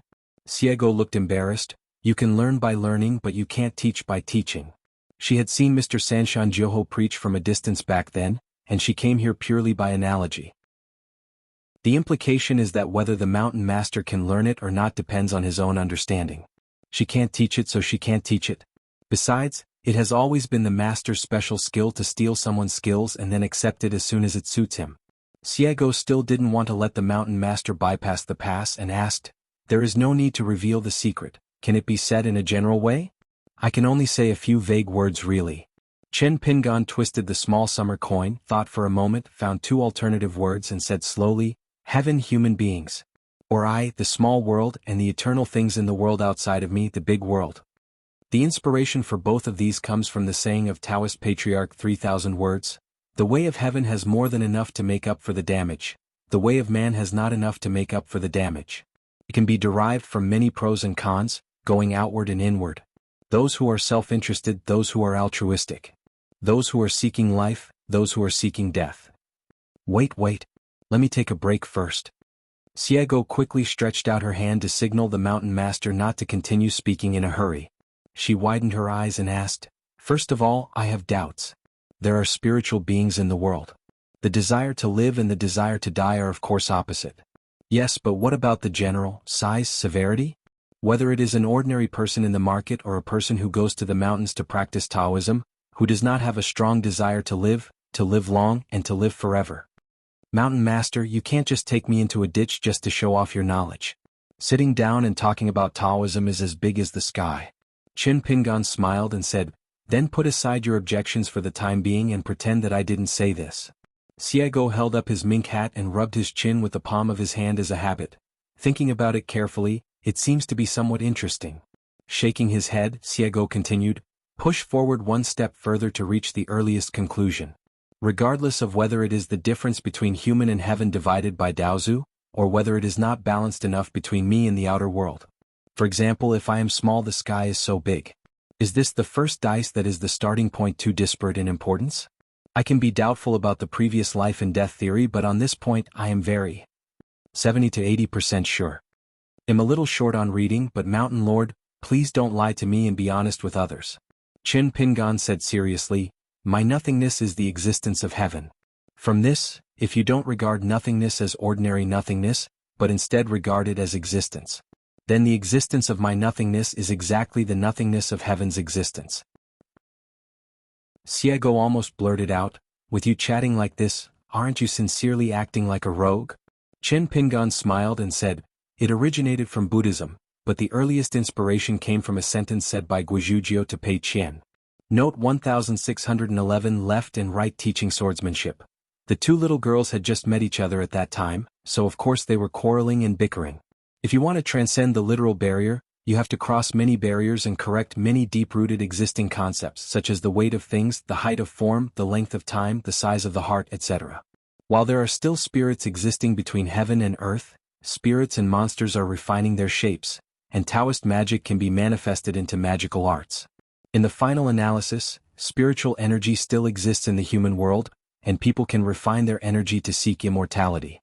Xiego suddenly asked, Qin Pingan, have you seen the real Taoist yin-yang fish? Qin Pingan asked doubtfully, how to say it? Is there anything to say? Since Xiego chose to call him by his first name, it meant that it must be an important matter. But Xiego blinked, immediately changed the subject and was full of admiration. What a great beginning! The difference between heaven and man and the unity of heaven and man. This is the beginning of the 14th realm. Qin Pingan smiled and said, either from high to low, building a high-rise building, or from low to high, building a mountain. According to my personality, growth environment and practice history, it is actually more suitable to start from a low place, but it is precisely my personality will make this kind of thing too slow, and it will take hundreds of years to lay the ground that I feel satisfied with. Now is the time of great changes that have not happened in 10,000 years. After all, I can't tolerate my meticulous work. Work slowly. Now there are so many new 14 realms. In 100 years, there will only be 1 or 2 ascension realms in each continent of Hauran in the past. God knows what the number will be in the future. The old temple master said that Qing Ming Tianxia 14 states. In the future, one state will have 14 realms. It was just a dream in the past, but it will no longer be surprising in the future. When I am really free in the future, maybe I can tear it down and rebuild it and do the opposite. Previously in Xiao Shandy inside, I gave you Sherwu and others a hug, and the sieve at that time had 7 layers. Xiego grinned and said, listening to what the mountain master said is much more interesting than sweeping the floor with 2 shoes on your feet. Obviously he said that hanging out with the mountain master was not boring before, it was a polite comment, but now he said it sincerely. Qin Pingan said, your metaphor is very interesting. Xiego imitated Xiaomi Li inside, waving his hand. We and Luoyuishen are not in the mood to brag to each other. Qin Pingan couldn't help but laugh. He put away the book and took out a wooden box from his sleeve. There were more than a dozen pocket flying swords of different materials, including jade, copper, iron, wood, gold, silver, etc. Xiego glanced at them, mistakenly thinking that her eyesight was too poor to see their true appearance, so she glanced at them twice more, and she was finally sure that Yixue was a fake. What is the mountain master doing? Qin Pingan smiled and said, pretend to be a young martial arts master who can control swords with his energy, and pretend to be a land swordsman who can fly swords to take heads. Xiego expressed his conviction. Qin Pingan said, when the Aquarius Island incident happens, I will travel to Hauran 9 continents. Do you know this? Attending Lu Xianying's wedding is of course the most important thing, bar none. After entering the capital and officially taking up the post of Imperial Master of Dali, he discussed the salary issue with the emperor behind closed doors to see if he could get some benefits in terms of gold and copper coins. During the Qingxing Kingdom and crown ceremony celebrations in the middle of the year, we strive to help Taoist Ding achieve enlightenment and ascend as soon as possible, and create a new and unprecedented method of ascension. Collected the remaining dragon-slaying platform from Jiaoyou Mountain from Jianghu Mountain, refined the sword and mended the robes, and created the prototype of the first small world of the caged bird. He made an appointment with Zhang Shanfeng to have a drink with Su Yuanxia, and invited Su. I asked my son to help me write a preface and find a bookshop to have the travel notes printed. Another trip to the colorful world. Xiego nodded and said, Xiaomo said that the mountain master had made an appointment with Lu Jinglong a long time ago to travel to various states together without any followers. Later he opened up and was willing to take Xiaomo with him. It can be seen that Xiaomo regarding this matter, I didn't say anything on my lips, and felt quite content in my heart. Qin Pingan smiled and said sincerely, that's not a big deal. I'm just worried that it'll be a big influence and my realm doesn't match my fame. It's easy for accidents to happen when I'm wandering around. With Xiaomo by my side I can rest assured. Xiego rubbed his chin. If the mountain master didn't have so many identities and was just an ordinary casual cultivator on Aquarius Island, then he would go to other continents to enjoy the mountains and rivers, and he would be less frustrated and more frustrated along the way. Happy golden elixir is the bottom line. Nascent soul realm is SOSO, it can be dealt with and it can be used. Coupled with the identity of a sword cultivator, it is actually relatively comfortable. But the mountain master is not an ordinary person after all. Before the change of heaven, at the time without the Jade Pu realm, it is indeed easy to feel guilty. Now that we are all veritable sword immortals, are you thinking of leaving Xiaomo aside? One good thing about Xiaomo is that when he makes up his mind and calms down, others can treat him as if he doesn't exist. Green leaves line the red flowers. No matter where he walks or in any situation, he can set off his mountain master very well. Not only does he never take over the spotlight, but he can be regarded as a shadow. If he is walking at night, it is not obvious. But whenever something happens, like a clear day, Xiaoma, who has retreated from the background, comes to the front. Even if he is still a shadow, can the shadow under the big sun be the same as the shadow under the moonlight? Qin Tong from the demon suppressing tower might have a deeper understanding of what the sword cultivator Xiaomo was like at that time, and how his enemies felt. Of course, these are the words of an old chef, and Xiego himself cannot say such particular things. Not so with Sect Master Cui and Chief Zhou. They were too coquettish. Even if they didn't speak, they just stood next to Master Qin, pretending to be deaf and dumb. They still couldn't hide the smell of alcohol on their bodies. Qin Pingan smiled and said, "I can take you two with me later and learn from them on the hilltop next door. We can meet at the best possible time and place. We don't have to spend time together day and night. Just say hello when I need something." Xiego's eyes lit up. It was indeed good to be an official. The owner of the mountain still valued his second-in-command position very much. Thinking of Xiego's previous statement about Yinyang fish, Qin Pingan also asked, "Xiego, have you seen the shadow of a shadow?" Xiego looked confused and asked tentatively, "Is it the one Lu Qin mentioned? The one about Wang Liang, Wenjing and Qi Wuluan?" "That's not what I'm talking about." Qin Pingan shook his head, then asked with a smile, "Do you even know this?" Xiego Xiao laughed and said, "It's just out of boredom. You'll learn from Taoist Master Xianhui and pass the time by reading some miscellaneous books. I, Sword Immortal Me and Grandmaster Zhong, who only know how to order food every day, just look at the pictures, it's actually quite different. The thief is motivated." Qin Pingan suppressed his anger and said with a smile, "At Xuanhuan Mountain earlier, I almost made Master Lu cry with one sentence." Xiego's face was full of shock and curiosity. "Tell me." Qin Pingan said, "He has been begging for an answer, and this answer is even more important than his own life. In short, any dream interpretation that can help him reach the 15th realm can help him." "Give way." Xiego nodded. "Lu Chen's stupid head thinks so, there's nothing wrong with him." Xiego roughly guessed the answer. The co-master of the ancient heaven, who was rumored to be in existence in the 16th realm, was the one that Lu Chen was pursuing, or the Tao in the mind of the Taoist ancestors. Why he did that in the first place, why he disappeared, whether he did it intentionally or out of necessity, whether he was just watching from the sidelines or where he was, are all eternal unknowns that are almost impossible to explore. Qin Pingan suppressed his smile and looked complicated. "In my mind, Taoist Master Lu used to be equal to or approximately equal to a Taoist priest in the world. He was very important." Xiego still nodded. "This is a confusing account. The settlement of accounts is as clear as the second shopkeeper, but it also has to go through unknown hurdles. The mountain master still values and doesn't worry about himself, so he doesn't see anyone else. I just don't know whether to change my name to my sister-in-law or my sister-in-law from now on. Or call Xiaoma brother-in-law or brother-in-law. She thinks everything seems good, it depends on the mood of the mountain master." Qin Pingan looked at the silly and happy Xiego and said slowly, "If Qin Pingan and Zhoumi each occupy half of one, they become the shadow of a certain shadow." Xiego glanced at the mountain master after hearing this. He originally said it as a joke, but looking at Qin Pingan's demeanor, he was very serious. The two sides were silent for a moment, but for some reason Qin Pingan still looked at the girl in the mink hat and said, "What I said to Lu Qin happened to be exactly the mystical rant in the article, The Theory of Equality of Things, that my husband most admired. Heaven and earth are one with me and all things exist with me." Xiego looked solemn, raised his hand and said in a deep voice, "Stop it. Mountain Master, let's not talk about this for now. I still want to practice my sword well and reach the 14th realm." Qin Pingan's meaning couldn't be simpler. "Aren't you Lu Qin looking for that one? Then you are just riding a donkey looking for a donkey. Now that the examiners are the ones giving out the papers, do you still have to answer the papers yourself?" If Lu Qin was like this, who could escape, whether it was Xiego or Beijing in Qin Pingan's eyes at this moment? Because all of us and everything we have are originally one on the Tao. Sword of Coming Chapter 1248. Chapter 1248 20 People and Candidates 6. Previously, Chao Ci took his two newly acquired disciples and entered the territory of Duduan dynasty via the palm-printed ferry. During this period they entered Yunzhuang County. When the ferry docked, Xianxia got off the boat in advance and took them to explore the mountains and rivers on foot. The Dou family is the sky of this ancient county.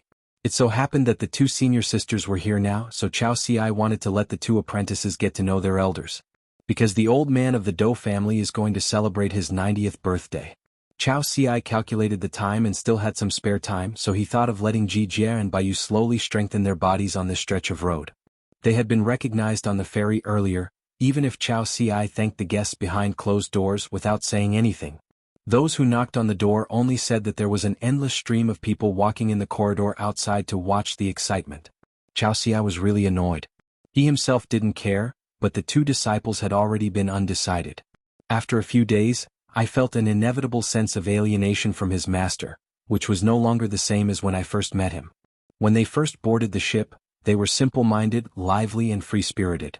They practiced whatever Xianxia taught them, and their boxing skills became more pure and agile, which was a good sign. After they roughly understood the weight of the name Xianxia, their fist intentions began to stagnate. The same pile boxing move became extremely heavy after learning and practicing it again, as if every punch was weighing down a master Xiao. The weight of kindness. The two children have become more and more silent and reserved. Now when they look at Master Xianxia, their faces and eyes have changed. Fear like seeing a ghost. Respect him as if you were meeting a god. Now that the matter was over, Xianxia simply made it clear what he should have said only when he arrived in Daduan capital. Since they had become a master, they would have to know some things sooner or later, so Xianxia neither deliberately exaggerated nor deliberately concealed it, so he told the two children roughly who their master was and who their three senior brothers and sisters were. Identity. Probably because he felt that it was not good to keep his newly recognized master in the air like this, Baiyu timidly asked, "Master, since our sect is so powerful and you are so famous, even the gods on the ship are vying to see you. On the one hand, saying simple words is like making a fortune, but have you never lost in a fight?" Xianxia smiled and said, "I haven't lost yet, maybe because the master doesn't ask people for punches many times." Jijia asked curiously, "Does master have any opponents that you think are very powerful?" Xianxia nodded and said, "Of course there are. Let's not talk about the older generation of grandmasters. Just talk about those who are about the same age. There is a pure martial artist named Qin Pingan. He is the same age as me and seems to be a few months younger than me. His boxing skills are very good. In addition, there are 7 or 8 people who I have never met, but I have heard that they are 1 or 2 levels different from me. I believe that their future martial arts achievements will be very high." Xiaoxi's so-called 1 or 2 realms of course already regarded the 3 levels of end as the same realm. Ordinary martial artists, if they say that those who are lower than themselves will have high martial arts achievements in the future, they will inevitably be suspected of being self-important or arrogant. It is estimated that others will feel uncomfortable and a bit resentful after hearing this. But when Xianxia said it, the speaker was calm and the listener was willing to be convinced. I remember that Qin Pingan's birthday is May 5th, and Xiaoxi's birthday is February 2nd, so he is 3 months older than Qin Pingan. If he can concentrate on practicing martial arts, I believe his boxing skills will be even better. It's just that he has many identities, so he can't help but feel relaxed. There are actually many more rumors and deeds about him in the world than me. He is a big celebrity. When you arrive in the capital and settle down there, you will hear more and more about him in the future. Generally speaking, people with great reputations tend to it's actually hard to match him. Qin Pingan is different, he is worthy of every status. People who are both talented and willing to work hard are often high-spirited. Such people are not discouraged when they lose. They become more courageous the more frustrated they are. It sounds simple, but it is actually very difficult. His boxing skills are complex, but he can master the key points and melt them into one furnace. His martial ethics is average. Listening to Xiaoxi's eloquent words, the two children looked at each other a little strangely. In the past, except for imparting boxing techniques and explaining boxing principles in a strict manner, the master was usually not so talkative. Therefore, Baiyu and Jijia felt that this guy named Qin Pingan was not simple except for his average martial arts ethics. Xiaoxia is indeed a very boring person. He doesn't talk much and has few friends. He doesn't like drinking or socializing. Besides learning boxing, Xiaoxi's only interest is reading. And he usually only reads one kind of books, counting. It was the first time for the two children to be apprentices. It was not the first time for Xiaoxia to be a master, so he wanted to use the help of traveling together to visit the great mountains and rivers to ease the complicated mood of the two direct disciples. People who learn boxing take their master's status and ancestral boxing techniques too lightly. They are prone to have a vain mind, are not good at learning skills, and rely too much on themselves and external objects other than boxing techniques. But if it goes to the extreme, it is not a good thing for Wufu to take both of them too seriously. It is easy to underestimate himself and regard the word I too lowly and too lightly. Along the way we saw many different scenery, but Xiao Xi spoke little. He only talked to the two children about the customs of various places. In his spare time, Xiao Xi would take out 3 old and yellowed pictures. They were drawn by his own hands when he was practicing boxing at the Great Wall of Jianghu when he was young. They depict the muscles, tendons and bones of the human body, as well as the acupuncture points and organs of the body. The route of qi and blood flow. Let the 2 disciples observe the 3 scrolls so that they can have a more intuitive feeling. There are various annotations and small auxiliary diagrams written in small capital letters in the blank spaces of the scrolls. In fact, Xiao Xi still has a few volumes, but he is just worried that he will bite off more than he can chew, without taking it out in one breath. Perhaps few martial arts masters can imagine that martial arts can also be related to mathematics, arithmetic, organizational structure and other matters. It even involves the Daohua and Dao marks of the immortal family. This is Xiao Xi's unique understanding of martial arts. For example, the memory of the muscles in the whole body is a dry river bed waiting for a breath of pure qi to flow like a flood at any time. For example, if the fist is like an arrow, which describes a general martial arts master, then Xiao Xi's fist is like a crossbow. At the top of the city, Xiao Xi and the boss sword immortal were neighbors. The latter occasionally told Xiao Xi some insights. For example, the end of the mountain is a static temple on the top of the mountain. The strength of the aura determines the size of the foundation, and the purity of the incense is determined by the true nature. It is a complete spiritual path that leads from the mountain gate to the main hall to offer incense. Based on this, if you want to reach the end, you have to walk step by step to the mountain top. This is naturally a far journey, and the golden body is the prototype of the future statue of the in that temple.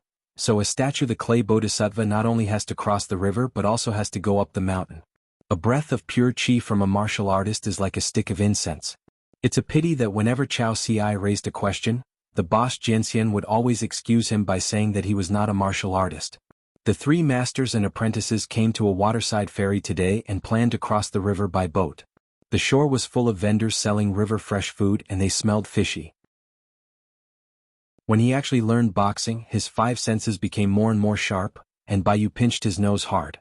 The little girl had an experience before, saying that the scene of heaven and earth is like a painting that comes into view. Before you learn boxing, it is a fake. After learning boxing, the picture gradually changes from blurry to clear, and every detail is revealed, becoming an authentic painting. Their master said at the time that this metaphor was vivid, but not necessarily appropriate. As for what was inappropriate, Xiao Xi did not have a specific explanation. Baiyu asked a question he had been curious about for a long time. Master, in learning boxing, is talent more important or hard work? Xiao Xi replied, they are all important. Uncle Ma, you have never made an analogy. Practicing martial arts is like a hungry man cooking rice to eat. Without talent, he can only rely on hard work to get in. It is a skillful woman who cannot make a meal without rice, and her achievements are limited. For example, the ceiling height of a house is very low. If you have talent and are not willing to practice boxing diligently, even if you have a granary and a large pot stand, and prefer to cook rice in a small pot and eat in a small bowl every day, your martial arts achievements will not be very high. Jie became more and more curious and asked, Master, do you have the ability you have today because of talent or hard work? Xiao Xi said frankly, I practice boxing quite diligently, but in the final analysis, it still depends on talent. The 2 children looked at each other, one was happy and the other was sad. Pianpian felt that she was very similar to her master, while Xian felt that there was probably no chance of him becoming a peerless master. Xiao Xi added, the martial arts realm is an obvious watershed. Before that, talent and hard work are both important. After that, talent is even more important. The little girl grinned and said, after all, talent is the most important thing. Xiao Xi smiled and said, another master Liao said that learning to work hard will first prevent you from taking the wrong path, and secondly, you can go faster on the right path. Isn't it an invisible talent? Jie asked in confusion. Master, there are not 1 man and 2 women of the same generation as you, so where is the other master?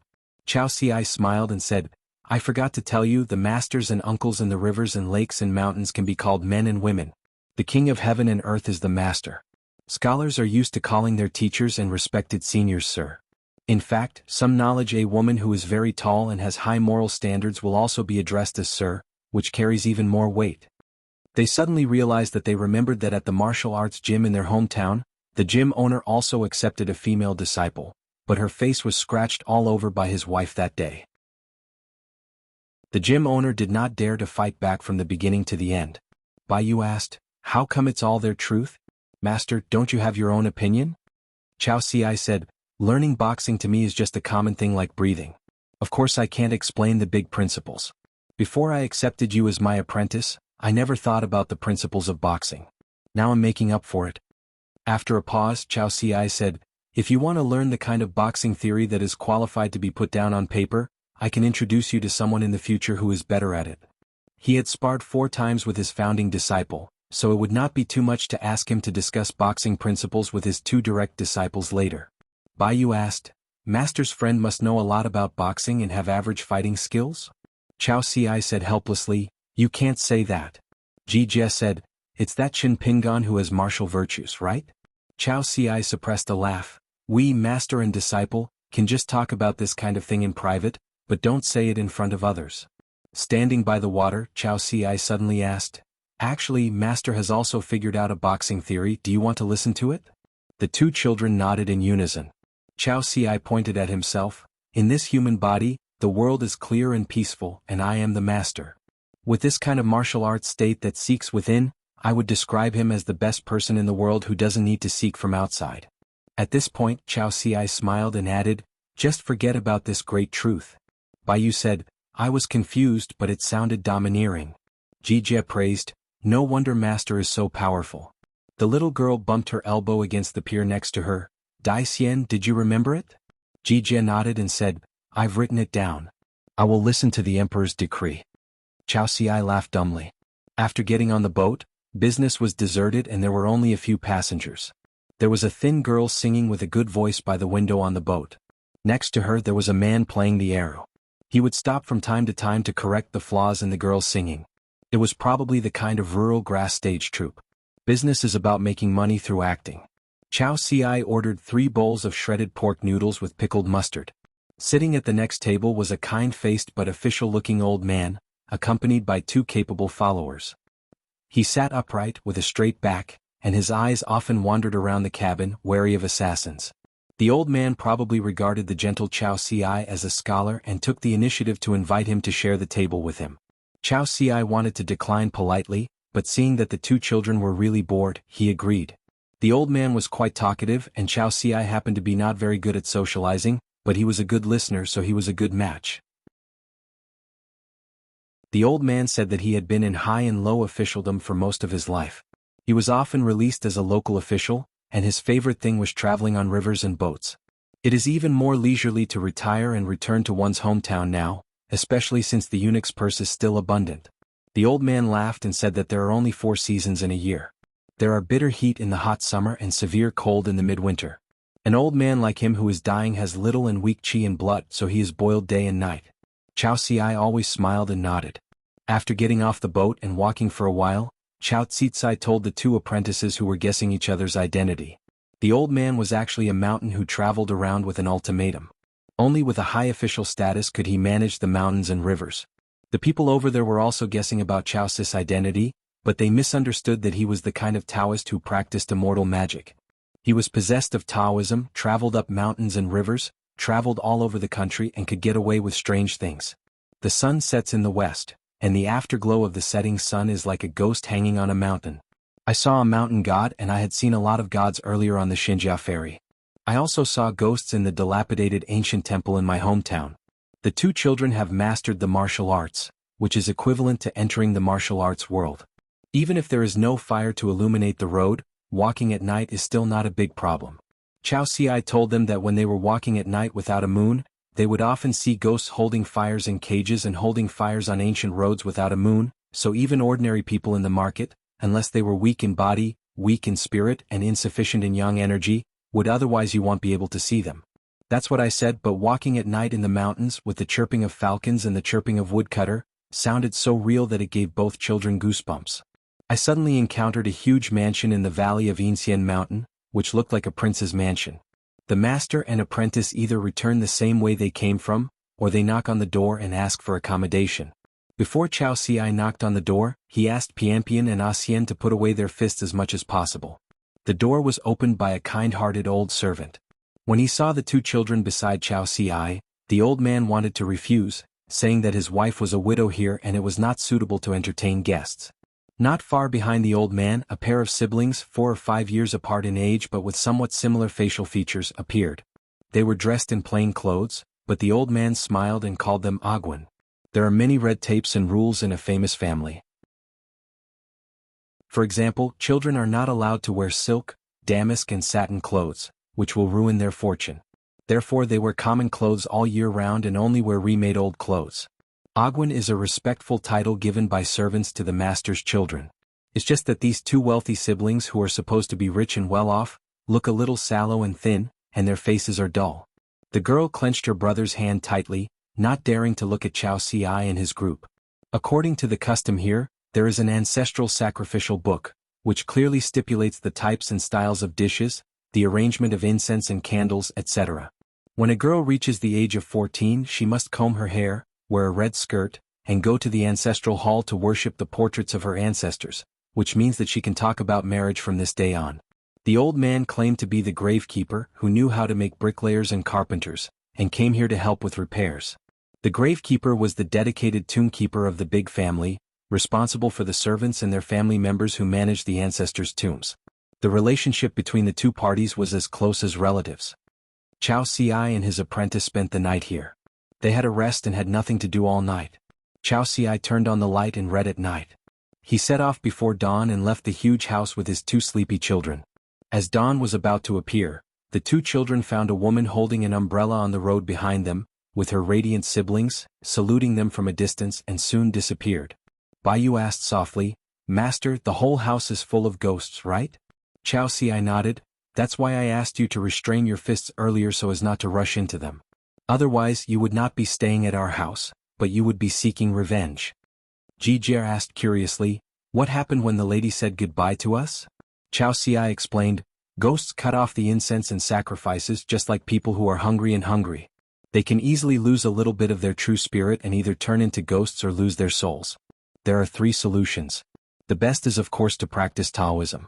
But this requires paying attention to the opportunity of the immortal family, and then eating incense and offerings. Big families and small families all need to worship their ancestors.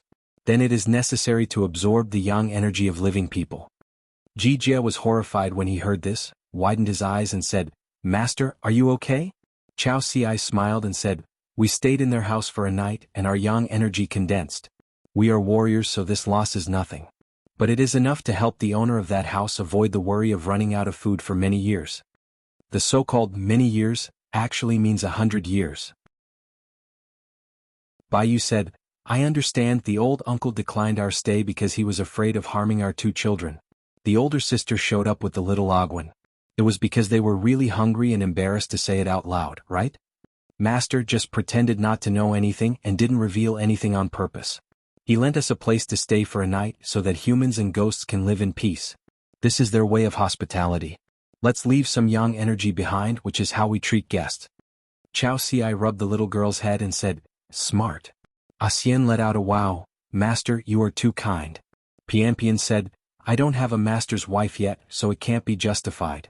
Xian said, "With the master, can the master's wife be far behind?" Chao Xi smiled and reached out to hold the 2 children's heads. It seems that being a master is indeed quite interesting. After such an incident, the 2 children became close to Chao Xi again. Nearing the destination, a young woman came. The 2 children looked at each other. Could it be that the future master's wife was here? Of course not. The woman is Liao Qingao, one of their 3 uncles. Liao Qingao smiled and explained, "Senior sister Do is very busy with the family, and she really can't get away, so she asked me to pick you up." Chao Xi nodded and introduced the 2 children beside him with a smile. "Senior sister Liao, they are my newly accepted disciples, Jianghu, whose nickname is Xian, and Baiyu, whose nickname is Pianpian. When I first met them, They were already it is rare to have boxing intention in one's body.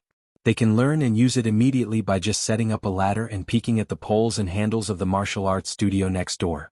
It can even be said that they can use it for their own purposes. They can even use it in a rural temple. Yes, I have seen their moves and they are impressive. Liao Qinggao was greatly surprised because except for the senior brother Ma Guixian, the three of them had not accepted a disciple so far. Senior sister Dou Fenxia is lazy. Her mantra is to find a good family and marry her as soon as possible. Liao Qinggao felt that she was not good at boxing and was not qualified to teach boxing to others, as she was afraid of misleading others. Liao Qinggao didn't think it was surprising that the two children had such a realm. The disciples Yu Xiaoxi accepted must be monsters among geniuses? Is it reasonable? Liao Qinggao looked at the two slightly cautious children and said with a hearty smile, "It happened unexpectedly. I didn't prepare any gifts. I owe you." Both children timidly called out to Master Liao, one with a low but steady voice, the other with a loud but trembling voice. Liao Qinggao thought it was funny and asked, "Do they know who Chao Ci is?" Chao Ci nodded and said, "When we came here there was a lot of movement on the ferry, and there were many visitors knocking on the door." When Piampian asked, I gave a general overview of our sect, who is the master and what do the three uncles do. I also talked about the 10 realms of martial arts. For these two country kids, they just had a general idea that Master Chao Ci might be a very powerful person. They worshipped this master and had great luck. For example, when I heard the name Chao Ci in the dilapidated temple, I immediately lost my fierce and arrogant attitude. At the Palm Cross crossing, I was all startled, especially on the ship where the gods gathered.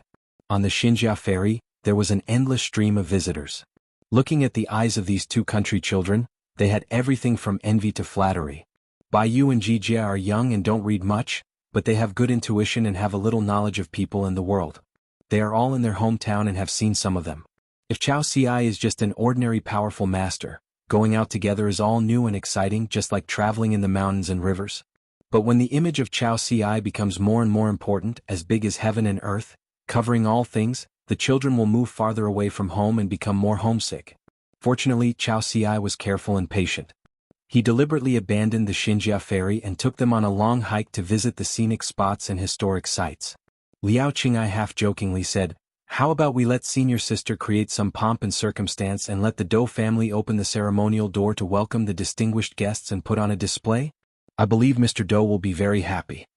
Chao Ci shook his head. Liao Qinggao asked, "Worried about being a guest and usurping the spotlight?" Chao Ci smiled but still didn't say anything. He did not have any official status in the Daduan dynasty. Just like Chao Ci still doesn't have a nickname. The Dou family was in Jixiang Lane, and there was a lot of traffic and congratulatory guests. Many cars lined up in the nearby Jiufang Street and Howard Lane. Knowing that junior brother Chao Ci didn't like the noisy way to interact with others, Liao Qinggao took them through the crowded gates and chose a relatively quiet side gate. A beautiful woman with her hair tied in a snake bun walked over quickly, stretched out her hand to gently rub her cheeks with her palms, and apologized with a smile. I'm sorry, I've been so busy these past few days, my whole face was covered with laughter. I'm almost stiff. I know your character so I don't make a big deal about it. Apart from the old man, there are only a few uncles in charge of things in the house. I knew you would come to visit today. If you are not willing to socialize, I will find an excuse to help you. Well, if you don't reject me, you can at least go to the master's study and sit there for a while, and then you'll be dealt with. The Dou family belongs to a family of officials, and Dou Fenxia has been exposed to it since she was a child. What does it mean to be able to mix well? No one at the wine table dares to persuade you to drink. Anyone who wants to propose a toast to you must prepare a plan in advance. She didn't think Chao Ci needed to sell anyone's face. Not only the Dou family of Yunzhuang County, but also the Daduan dynasty, and the entire Haoran world is no exception. Chao Ci said, "When Mr. Dou is free, let me know and I will go and visit you. As for socializing in public and drinking at banquets, forget it.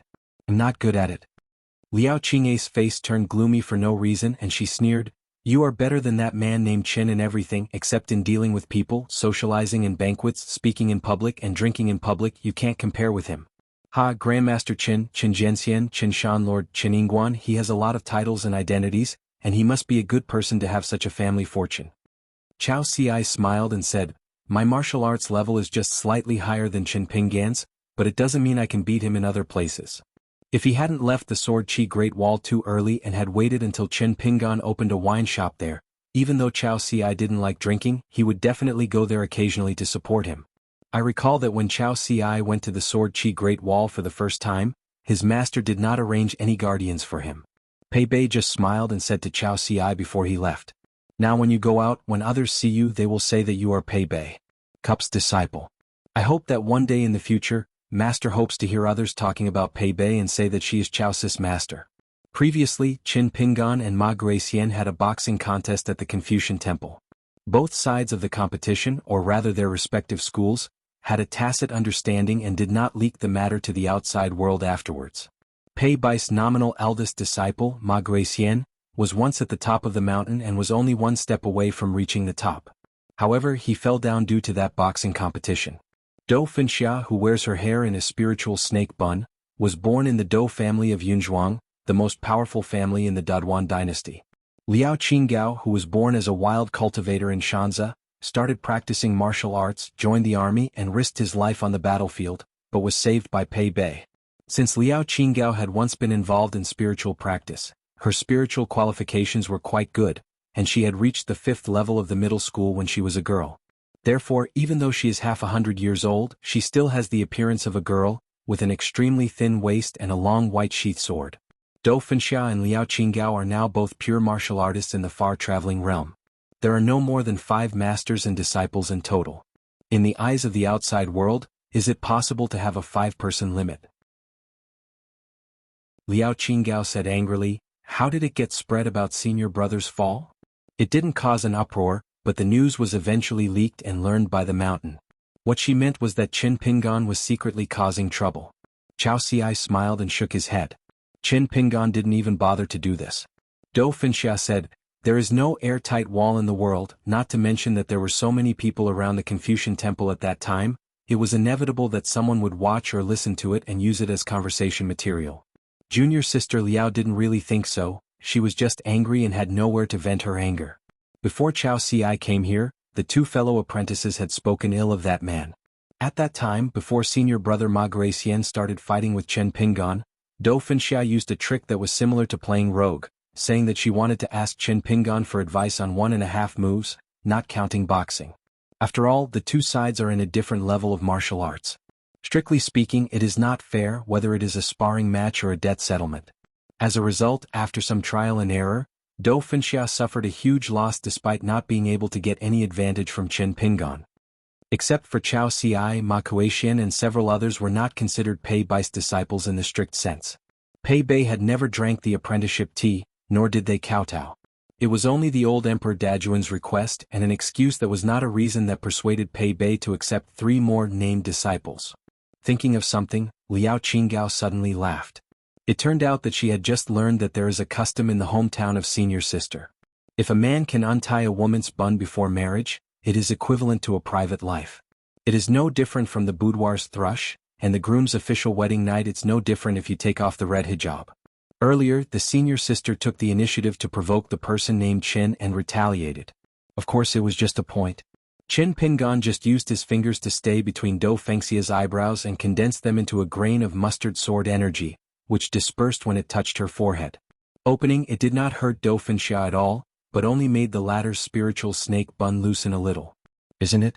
No wonder when Liao Qinggao visited her senior sister's family this time, she would always see her gnashing her teeth and her pretty face looking cold, reminding her of the appearance of a heartless person.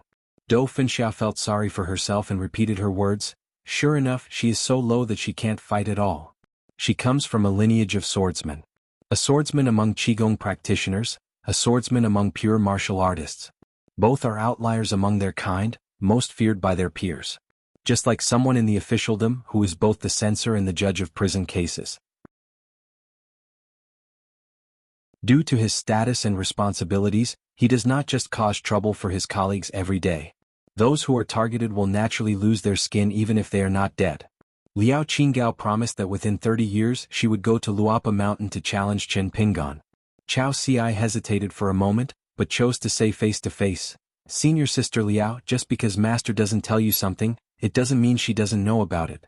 You have to be careful." Dou Finxia frowned. The person who could make Chao Ci speak so solemnly must not be some trivial matter. Liao Qinggao felt guilty about being a thief, but also felt relieved that she had known this before.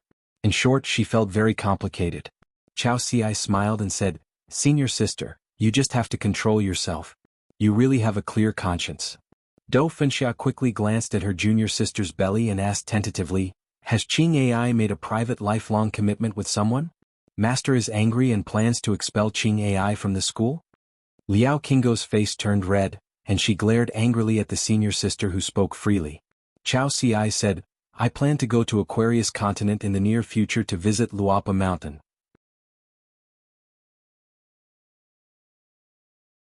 Sword of Coming Chapter 1249.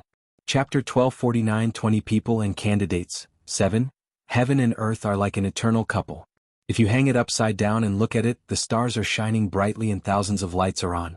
The earth, mountains and rivers are like caissons. The light of the sword flashed, and Qin Pingan reached out to catch the flying sword.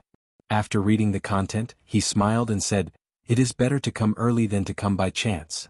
Xie Zishi knew his mountain master well. "Did you pick up the money?" Qin Pingan handed the envelope to Xiego, nodded and smiled. "That's right, good things come in pairs." It turns out that there was finally some good news over the temporarily established ancestral hall in Yunyan country. After all the hard work of excavating Dadu, various forces moved mountains and diverted water along the way. A certain small vassal country of the Yu dynasty was here. A few days later, the ruins of a terrestrial dragon palace that violated etiquette were accidentally unearthed. The majestic atmosphere is almost comparable to the 3,000-year-old Sihai Dragon Palace. The tens of thousands of years of coral contained in it are rare in the world. This thing is priceless. It is a natural treasure pavilion that can hang various spiritual treasures. It can also be refined into a sword stand, which has many incredible uses. Since it is not of ordinary value, the final ownership of this terrestrial dragon palace is worth pondering. Xiego read the letter written by Mrs. Zhong and laughed loudly. Without those troublemakers like Qingyang, Tongyi's fortune will suddenly improve. She then asked a key question. In the covenant signed with Yu Guizhong and the others, was there a plan to deal with this situation clearly in advance? Qin Pingan nodded and said, "Of course there must be. There must be a general framework that everyone agrees with in advance. Otherwise, money and silk will touch people's hearts. If we talk about feelings when we should talk about money, wouldn't it hurt our feelings?" Including Dongtian Paradise, various ancient dojos, the country where the Immortal Mansion ruins are located can take 20% of the income, which is equivalent to their ancestral property. If it is located within the boundaries of a certain Immortal Mansion sect with clear title deeds, it can also share 20%. In fact, at the beginning, our sect master Chui felt that it was enough to show loyalty by deducting 2 achievements, and let the local country and the mountain sect discuss the division of the accounts. Neither the Yao family of Daquan nor the Yi family of Pushan agreed. The Yugui sect wanted to compete. See our Qingping sword sect capital, no objection, forget it. As for the rest, according to the money-spending efforts of Qingping sword sect, Yugui sect, Daquan Yao sect and other forces, according to their respective proportions, they will get matching dividends. Of course, a certain country Immortal Mansion can resell and buy their respective 20% of the dividends on the spot, find a new owner, and exchange them for cash. Xiego grinned. When it comes to money, our mountain master is in particularly good spirits. Xiego rubbed his hands and asked, "The Dragon Palace has many restrictions. If we open the door, can we get more?" Qin Pingan smiled knowingly, saying that his second minister was very concerned about making money. Since the landscape restrictions of the Dragon Palace have always been the most difficult to crack among the various ruins and secret realms, the Yu dynasty did not dare to act rashly and open the door casually, fearing that an accident would cause the ground to shake and a series of other consequences become a disaster. So there is no way to give an accurate estimate yet. The secluded Taoists in the world have opened up Taoist temples, but they have to admit that there is no hope of Taoism in this life, because they do not want to cut off the Taoist lineage, or they hope that the virtuous and predestined people in the future will get it and help pass on the Dharma lineage. Or maybe you have a little bit of luck, thinking that after you are reincarnated, you can one day revisit your old place, renew your relationship and climb mountains to practice Taoism again. As long as you succeed, your present body can save a lot of trouble on the road of cultivation. Therefore, this kind of ownerless dojo often leaves 1 or 2 clues so that it is not a dead end. On the other hand, the big and small dragon palaces are recognized as treasure hiding places, and their burial meaning is even more important. There are many tragedies in history where abandoned dragon palaces were opened without permission, causing the landscape to shake and causing disaster to one party. As for the dragon palace where Bai Deng was hiding, if Qin Pingan hadn't happened to be nearby, and Lu Qin was responsible for clearing the way, the country would have been as powerful as the Great Li dynasty, and they wouldn't have dared to take it lightly. Qin Pingan said, "It's probably not our turn to take action. Feng Shuetao and Nen Taoist are both in the capital now. One is a registered worshipper of the Jade Guizhong, and the other likes to show off. These two ascended realms have become the best candidates to open the many doors of the Dragon Palace. In fact, a certain ascended realm is more suitable. It's just that Yang Ji, who used the pseudonym Jing Xing and served as a priest of the Yao family, has left the capital.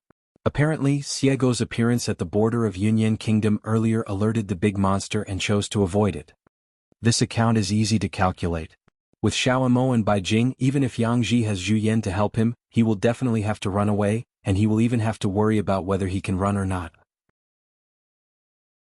At this moment, in the direction of Nanpajuo continent, there was a majestic Dao Qi rising straight into the sky. The glow was endless, and a purple-gold vortex appeared in the sky, with a little golden light rising slowly. There is the auspicious atmosphere of ethereal music, jade chimes ringing, goddesses scattering flowers, and immortal officials sending blessings. Another person has attained enlightenment and ascended to heaven. Thousands of disciples in the dojo where this man was located looked up at the magnificent painting, their eyes blurred and intoxicated. When the enlightened man returned to the mountain dojo, they finally came to their senses and shouted in unison to congratulate their ancestor on his ascension. Qin Pingan could only rely on his qi-gazing technique to get a general idea of the weather. Xiego didn't know what secret technique was used, but he watched it with great interest. All kinds of strange things come one after another. Auspicious miracles, spiritual treasures and opportunities arise at the historic moment, and they spring up like bamboo shoots after a rain. Xiesher, the heavenly lord of Luzhou and Beiju, flew up on the Luan. As Lu Chen's personal disciple, Chao Rong soared in the sea during the day. Fu Qi from Old Dragon City had just come out of seclusion and became an immortal. In Tonggishao there is also Huang Ting, a woman who has not long returned to Haoran. She has no bottleneck in cultivating Taoism, but she breaks through inexplicably and becomes a Taoist master.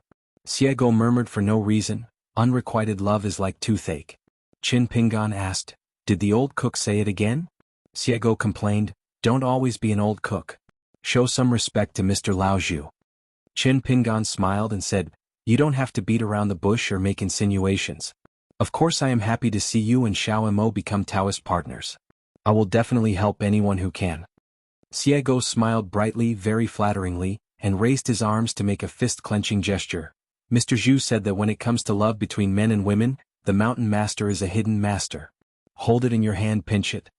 Qin Pingan laughed and said, "Senior Xianxia believes this, do you believe it too?" Back then on Osmanthus Island, when Qin Pingan was still a teenager, he rarely boasted to others without drafting. At that time Gu Qingsong was stunned. Xiego asked, "The mountain master seems to be afraid of the master of Bixiao Cave?" Qin Pingan said, "Of course I'm in awe. Besides, as the mountain master I have to think more about Wei Xian and the others. I'm very reserved in what I say and do." Xiego said, "Are you worried that they are puppets? Then just say it directly. With Xiao Mo here, fellow Taoist Bixiao will sell you face no matter what. Is it because the mountain master thinks that asking for help is too embarrassing?" Qin Pingan said, "If it were feasible, I would have said it a long time ago. Face is worth a lot of money. But the problem is that old viewers may not be willing to accept this. I am afraid that it will backfire on me if I am suspected of being good and getting a bargain." Xiego nodded and said, "That's right, fellow Taoist Bixio's temper is indeed a bit strange. Not accepting disciples, not teaching the Dharma, being alone with few close friends. Another example is when the wild world is attacking Haoran, the smoke is everywhere and it will not go away. When the world in Haoran is peaceful, he will go to Qingming where chaos has arisen. Picture what? Do you dislike being too powerful? Are you kidding me by deliberately wasting your own moral integrity? In fact, there is another very important reason. The master of Bixiao Cave seems to have a special impression of his own mountain master?" Xiego suggested, "Mountain master, I'm bored anyway, why don't we go to the next mountain to have some wine?" Qin Pingan said, "There's nothing to talk about with them, it's just boring. It's just that Xiego has removed the cover-up, so Qin Pingan just let her go without deliberately adding a formation to cover up his whereabouts. The eyes of everyone over there were full of alertness. In the wilderness, two people suddenly appeared next to them, making everyone nervous. Xiego threw out a piece of colorful silk satin that was more than 10 feet long from his sleeve, and swept it towards the adjacent hilltop, like a rainbow across the sky, constantly stretching. The girl in the mink hat walked on the bridge, with a bright smile, cupping her fists and shouting, "Fellow Taoists, don't panic, my senior brother and I are both upright and righteous people." She has already prepared a draft. She is the proud daughter of an unknown small sect. She and her senior brothers are looking for fellow disciples and slaying demons along the way. Along the way they have gained a lot.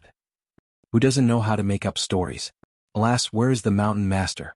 Everyone saw the strange girl who didn't know where to stand. She suddenly stomped her feet and turned around and ran away halfway. She put away the good-looking colorful satin spirit treasure and said in a hurry, "Senior brother, wait for me."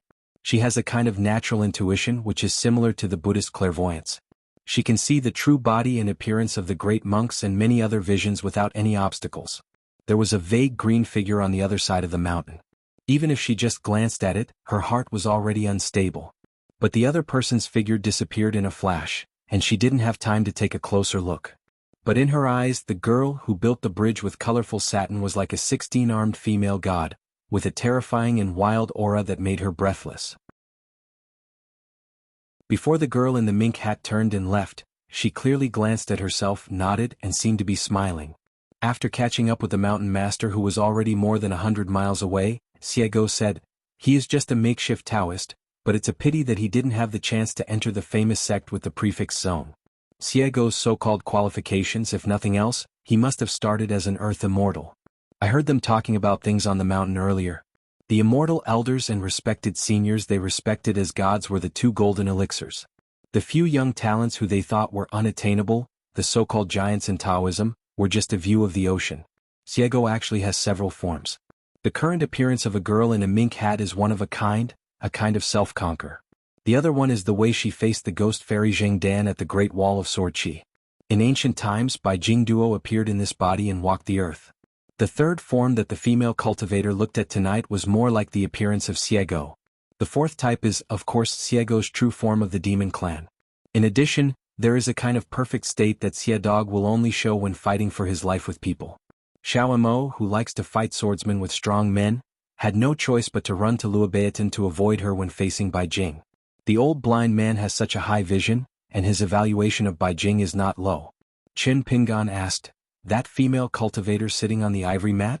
Xiego shook his head and said, "The one with freckles on his face is the green leaf for the former." Qin Pingan recalled his previous encounter by the river, and remembered the favoritism of the green-sleeved and yellow-crowned female fairy. He made a joke and laughed at himself. "I like to judge people by their appearance." Xiego asked, "Should I go back and say hello to Sect Master Cui and ask him to pay attention?" Qin Pingan nodded and said, "Okay.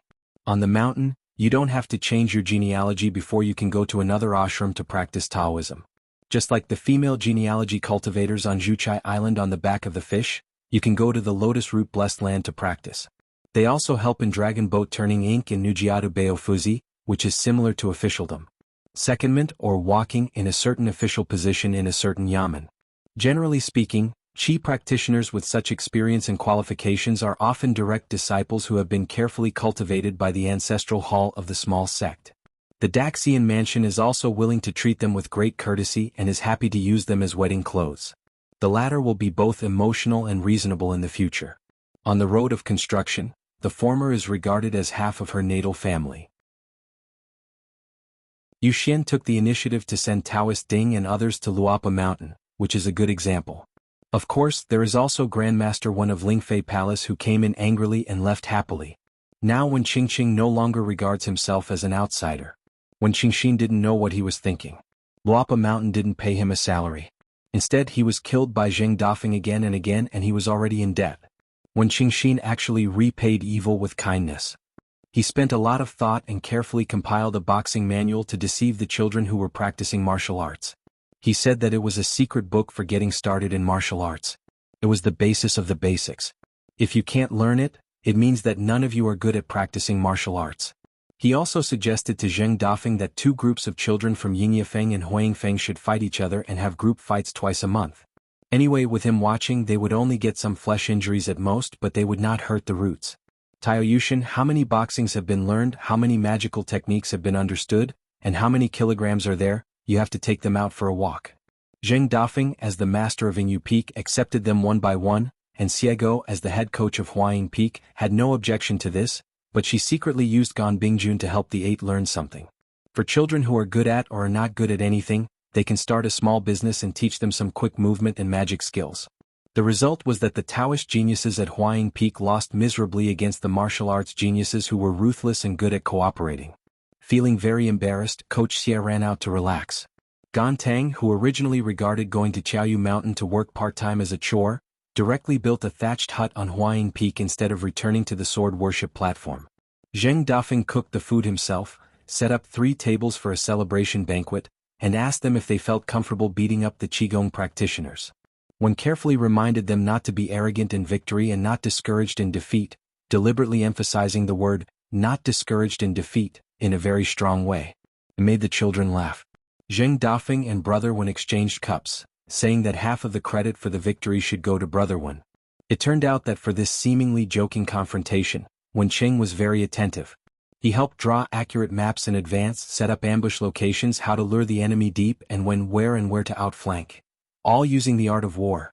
It seems that Grandmaster Wen is very happy staying in Luapa Mountain. In fact, at the celebration banquet, Zheng Dafeng also pointed out some flaws and felt that their acting skills were a bit lacking.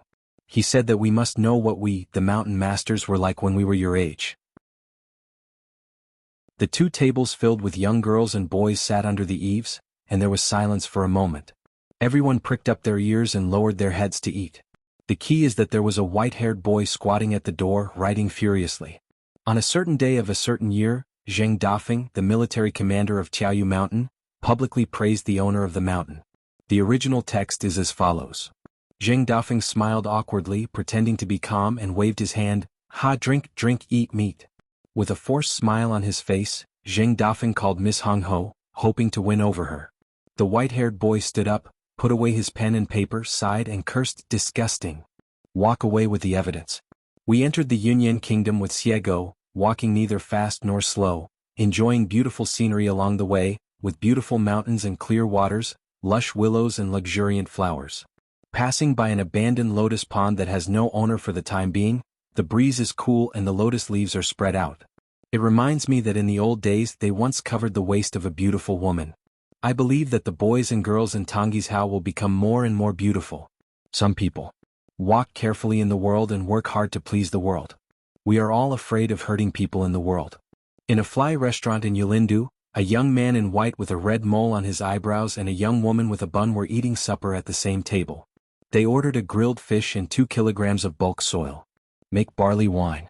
The young man had no proper posture, squatting on the bench, holding a wine glass, talking non-stop. But the woman was quite dignified, chewed slowly, and was taciturn, just listening to the chatter of the young man who couldn't hold his mouth shut even with barley wine and delicious food.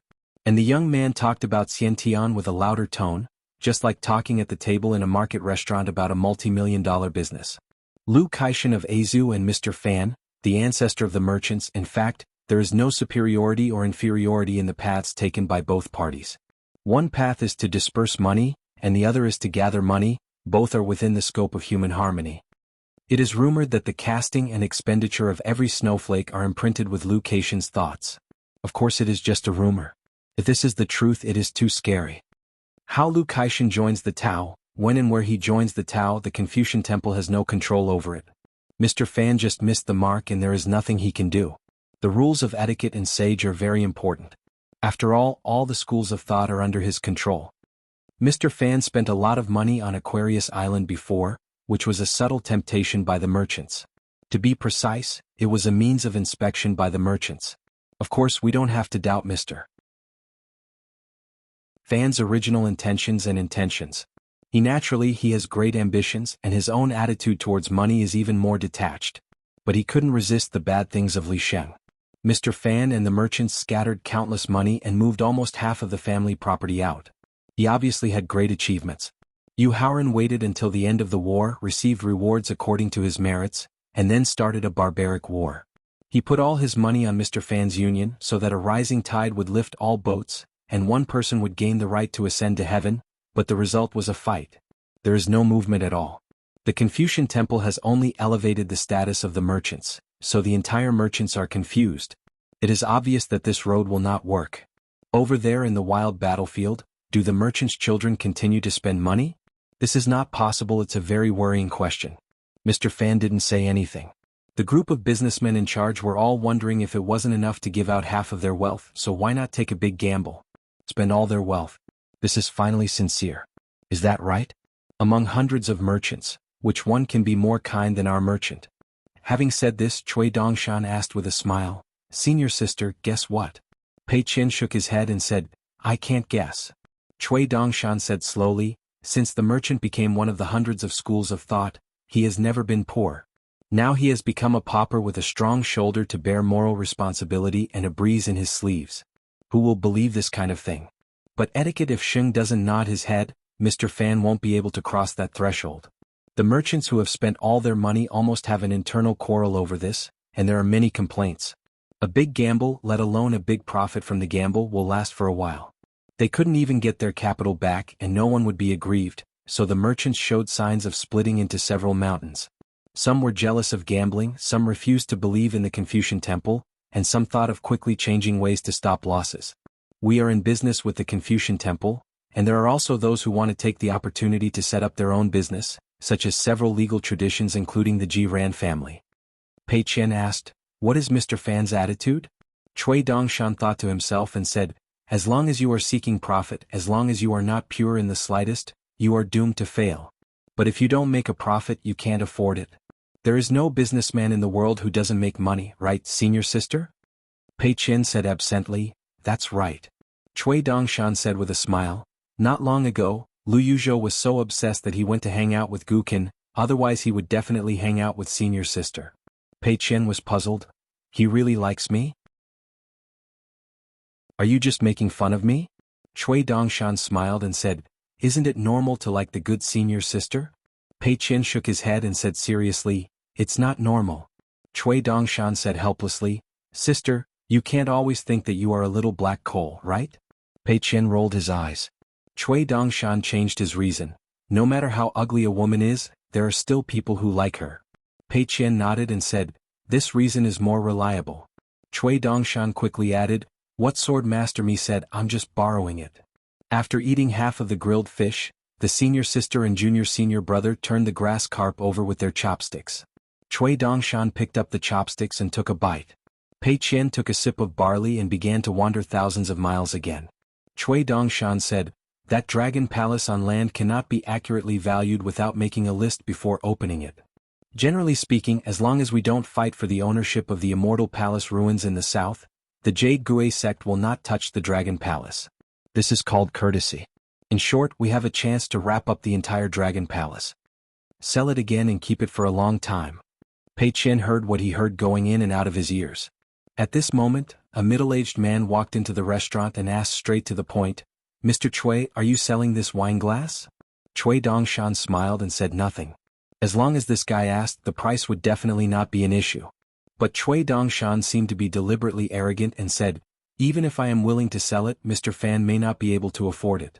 Mr. Fan smiled and said, "Then a gentleman should not take away what others like." Cui Dongshan became anxious all of a sudden. He moved his buttocks to make room for Mr. Fan and invited him to sit down. Mr. Fan was not polite and asked the waiter for a pair of bowls and chopsticks. Pei Qian put down his chopsticks and took the initiative to say hello to the business founder across the table. Mr. Fan smiled and nodded in greeting. Famous teachers produce great disciples. Master Qin Shanzhu can be called the two masters of boxing training and teaching. Cui Dongshan marveled, "Businessman, this is a businessman. When you go out, you have to talk about your eyesight." Pei Qian, who was still Xiao traveled along the Sword Chi Great Wall with Big White Goose. On the top of the city, she didn't dare to look at the boss sword immortal. If you watch too much, your eyes will hurt. The last time it was at the Lotus Root blessed land in my hometown. Pei Qian was at the mouth of the well and looked up at the majestic old Taoist priest. It was only later that she found out that this old temple owner was the real god of lotus flower-blessed land. With the Jiuquan cup, people who like to drink no longer need to make or buy wine. How is this different from a poor bachelor who cannot afford a wife but can meet the goddess in his dreams every night? Mr. Fan picked up a piece of fish with chopsticks and asked with a smile, "You really don't want to sell it?" Cui Dongshan sighed, "You come and let me haggle over the price. Of course it's okay. I really want to sell it." Cui Dongshan secretly visited Sun Jiyuan's private house back then, and the two parties had a heart-to-heart talk.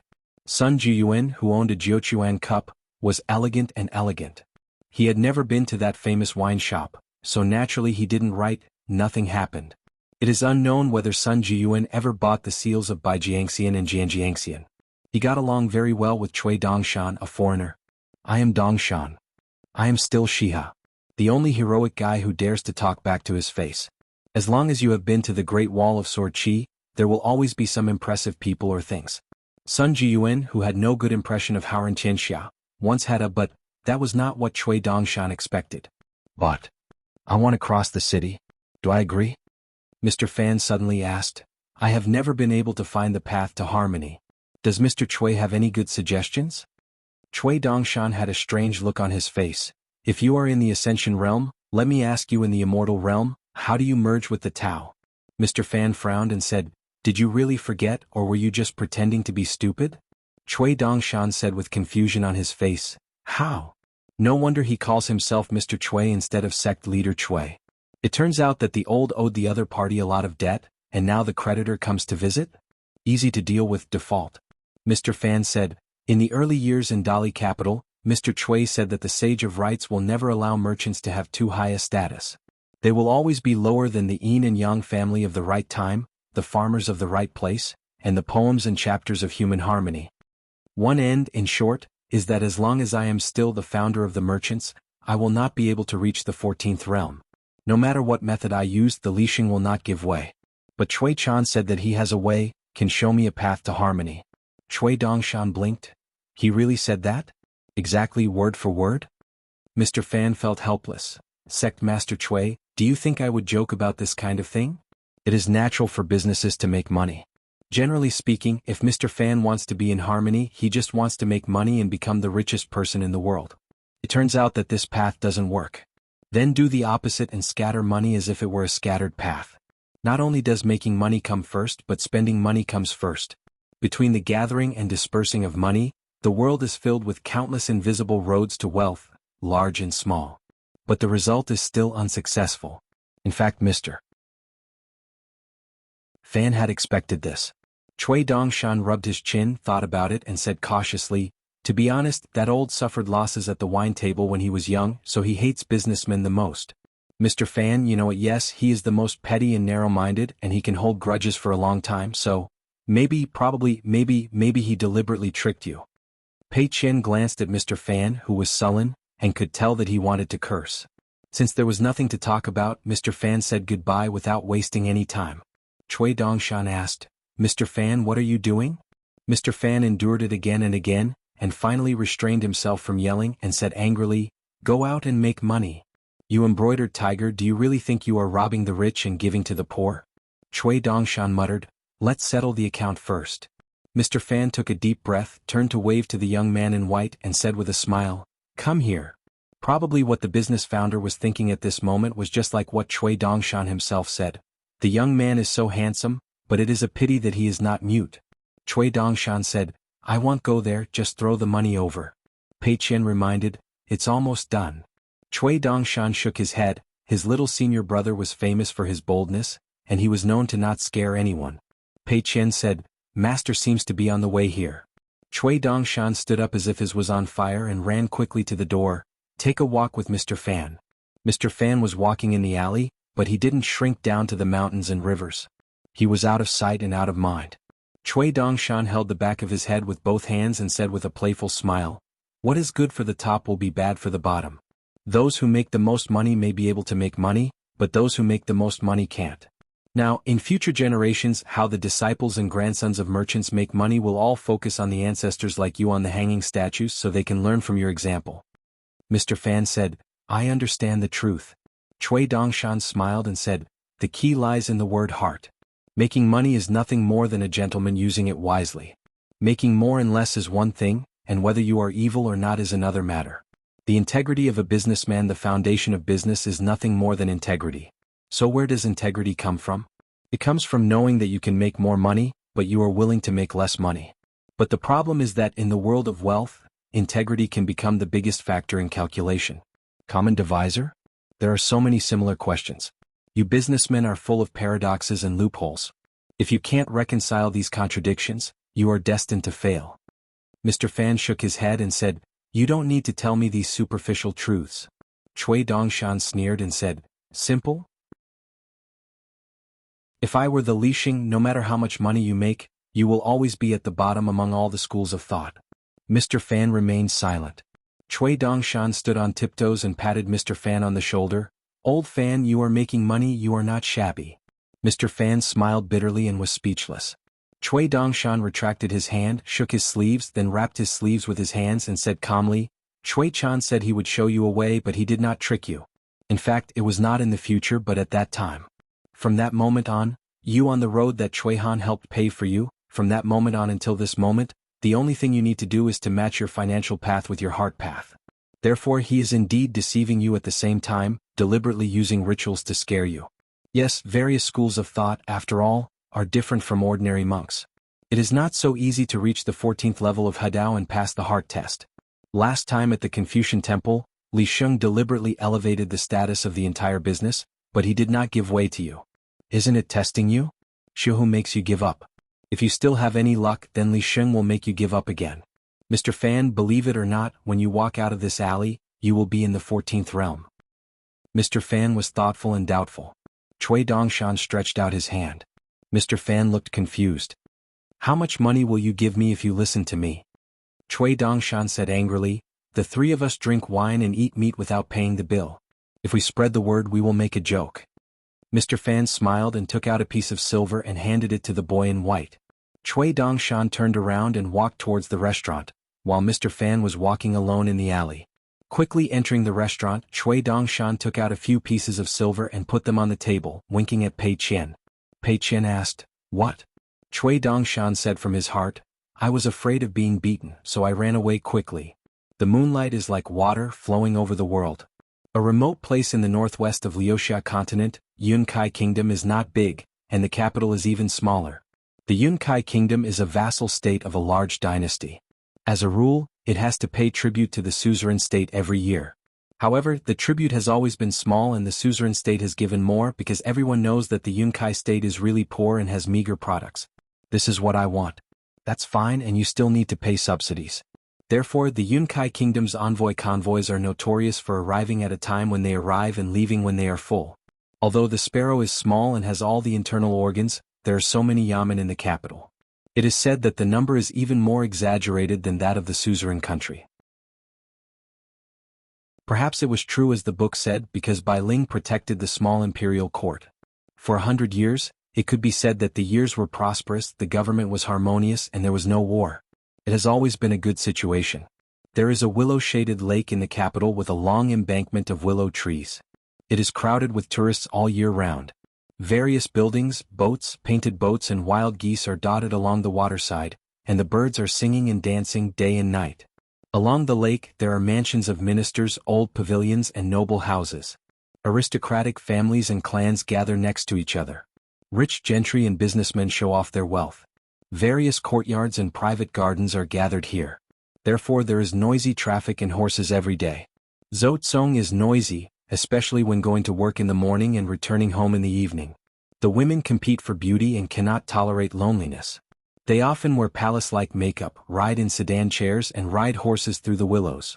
The warblers sing and swallows sing, and the people are more delicate than the flowers. In this most prosperous place, there is a young and poor official who works as a clerk in the Ministry of Accounts. Although his salary is meager, he still has an official status. He is no more poor than those poor people who can't exchange for a few pennies with a belly full of ink. Here he is. He rented a house and had a tall and thick personal maid, who always had a suitcase and inkstone hanging on her waist. The reason why these two masters and servants were able to pick up this big leak was because it was a haunted house. In short, the master is not a big official, and the maidservant is not pretty and she is not conspicuous. The maid's name is Yanghua and the young official's name is Xiaobenchu. In this small country in the corner, the owner became a household official of a size as big as sesame seeds.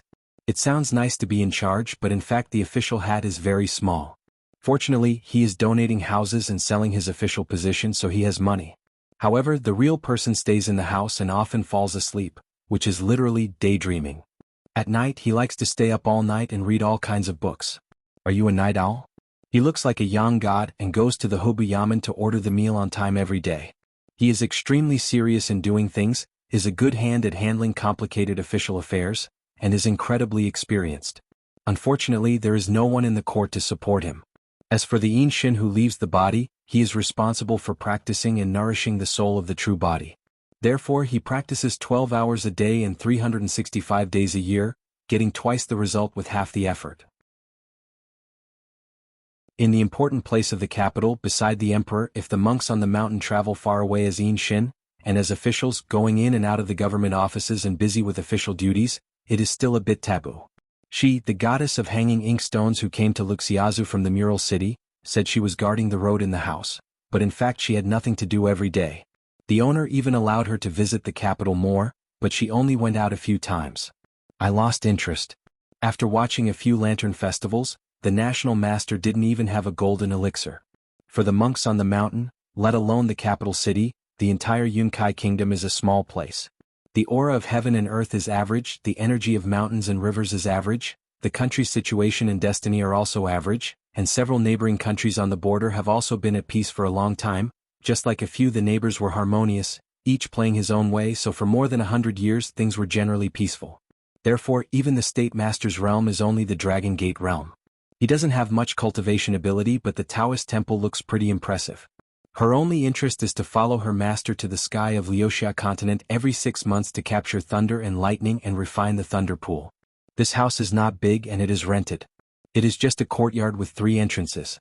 In fact, according to the owner's local background and current official salary, it is reasonable to say that it is a bit difficult, so the owner often needs to make some calligraphy and paintings and sell them. Come back in exchange for some money. Naturally there are no extra maids and maids. But on that night boat, the owner was the lord of Rongmao City, whose pseudonym was Xiao Baowan. In the early years, the 10 young people who had been selected to dominate the world did not have the title of master. She felt a little unfair. The master was tolerant and comforted her, saying that in the officialdom at the foot of the mountain, if one's virtue is not up to par, the worst he can do is to get a bad reputation, but in the mountain practice, if one's strength is not up to par, something will happen. The master also said that with his current state of paper, he really couldn't be included in the list. If he met anyone and started a dispute between them, he would die. At most, he could barely occupy a place among the 10 candidates behind him. What is the master's ambition? If you become an official, a person from the humble Han clan will be able to become a minister who helps the emperor regulate yin and yang when he succeeds in the future. If you want to practice, try to reach the ascension realm one day. I will go to Qingming Xianxia to see if there is any chance to continue to be an official. Master, do you really like being an official that much? I remember when I was a kid, I caught Zhou and got an official seal. Official fans. It seems that his ancestors and fathers were only minor local officials. How did the master recognize the criminal officer Hao Su? A sleepwalk. Xiao Benchu was chatting with the maid while reading the latest Shanshuadi newspaper. It's just that Haoran's newspapers don't write about the battle situation in the wilderness, but Xiao Benchu has information channels and knows that on the battlefield there, a young monk belonging to the lineage of novelists appeared, named Barnyard Officer. This person was originally in Haoran Qianxia, is unknown here, but it shines brightly on the wild battlefield and is extremely eye-catching. Beginning disciples of novelists are initially responsible for building a village, independently constructing the landscape, geography, and local customs. Step by step, from scratch to something, from few to many, from simple to complex. Practice your skills, practice makes perfect, gradually expand the territory from prefectures, counties and prefectures to gather into a country, shape the landscape and gods, build the city god temple, Wenwu temple, Wenchang pavilion and Taoist temples wait, with the mountain tops of the immortal family and the sects of jianghu, eventually people, things and things will bloom. According to the preferences of each novelist, everything in the world within the jurisdiction has its own emphasis. The only flaw is that in the blessed land of white paper, even the banished immortals cannot feel the passage of time. In addition, the position, timing, weight, etc. are all far away from the reality, as if there is a paper gap. The novelist is also one of the most distant from the mortal world among all the schools of thought. And that young monk single-handedly built a force of hundreds of thousands of elite cavalry. Although these soldiers and horses are too particular about the right time and place, once they leave the blessed land of white paper, they will be greatly compromised, and they are also easily attacked by some targeted immortals. The technique is subject to wind and rain. But no matter what, this move by the novelist will eventually be a feat that has never been seen in the world during the previous war. In some battlefields in the wild world, it is most suitable for temporary battles. Xiao Benchu felt a little regretful that he had never been to the wild world. In a rural school, Jiang Shangzhen, who became a teacher, was reading at night with a bowl of earthenware and a plate of peanuts. On Luolu Mountain, Xiaomi Li spreads out an astronomy diary. Most of the time she only records the cloudy, sunny, rainy and snowy weather every day, whether it is full of clouds or clear blue sky. However, occasionally she also writes about whether the moon is round or not, or whether the weather in the mountains this year is her azalea was in full bloom, and one bowl of the sour plum soup prepared by the old cook was not enough. She didn't blame her for being greedy, nor did she blame the old cook for his skill, but the bowl was too small. Another example is today, when she secretly took a nap and found that the sun was shining brightly outside the window, and God was in a good mood.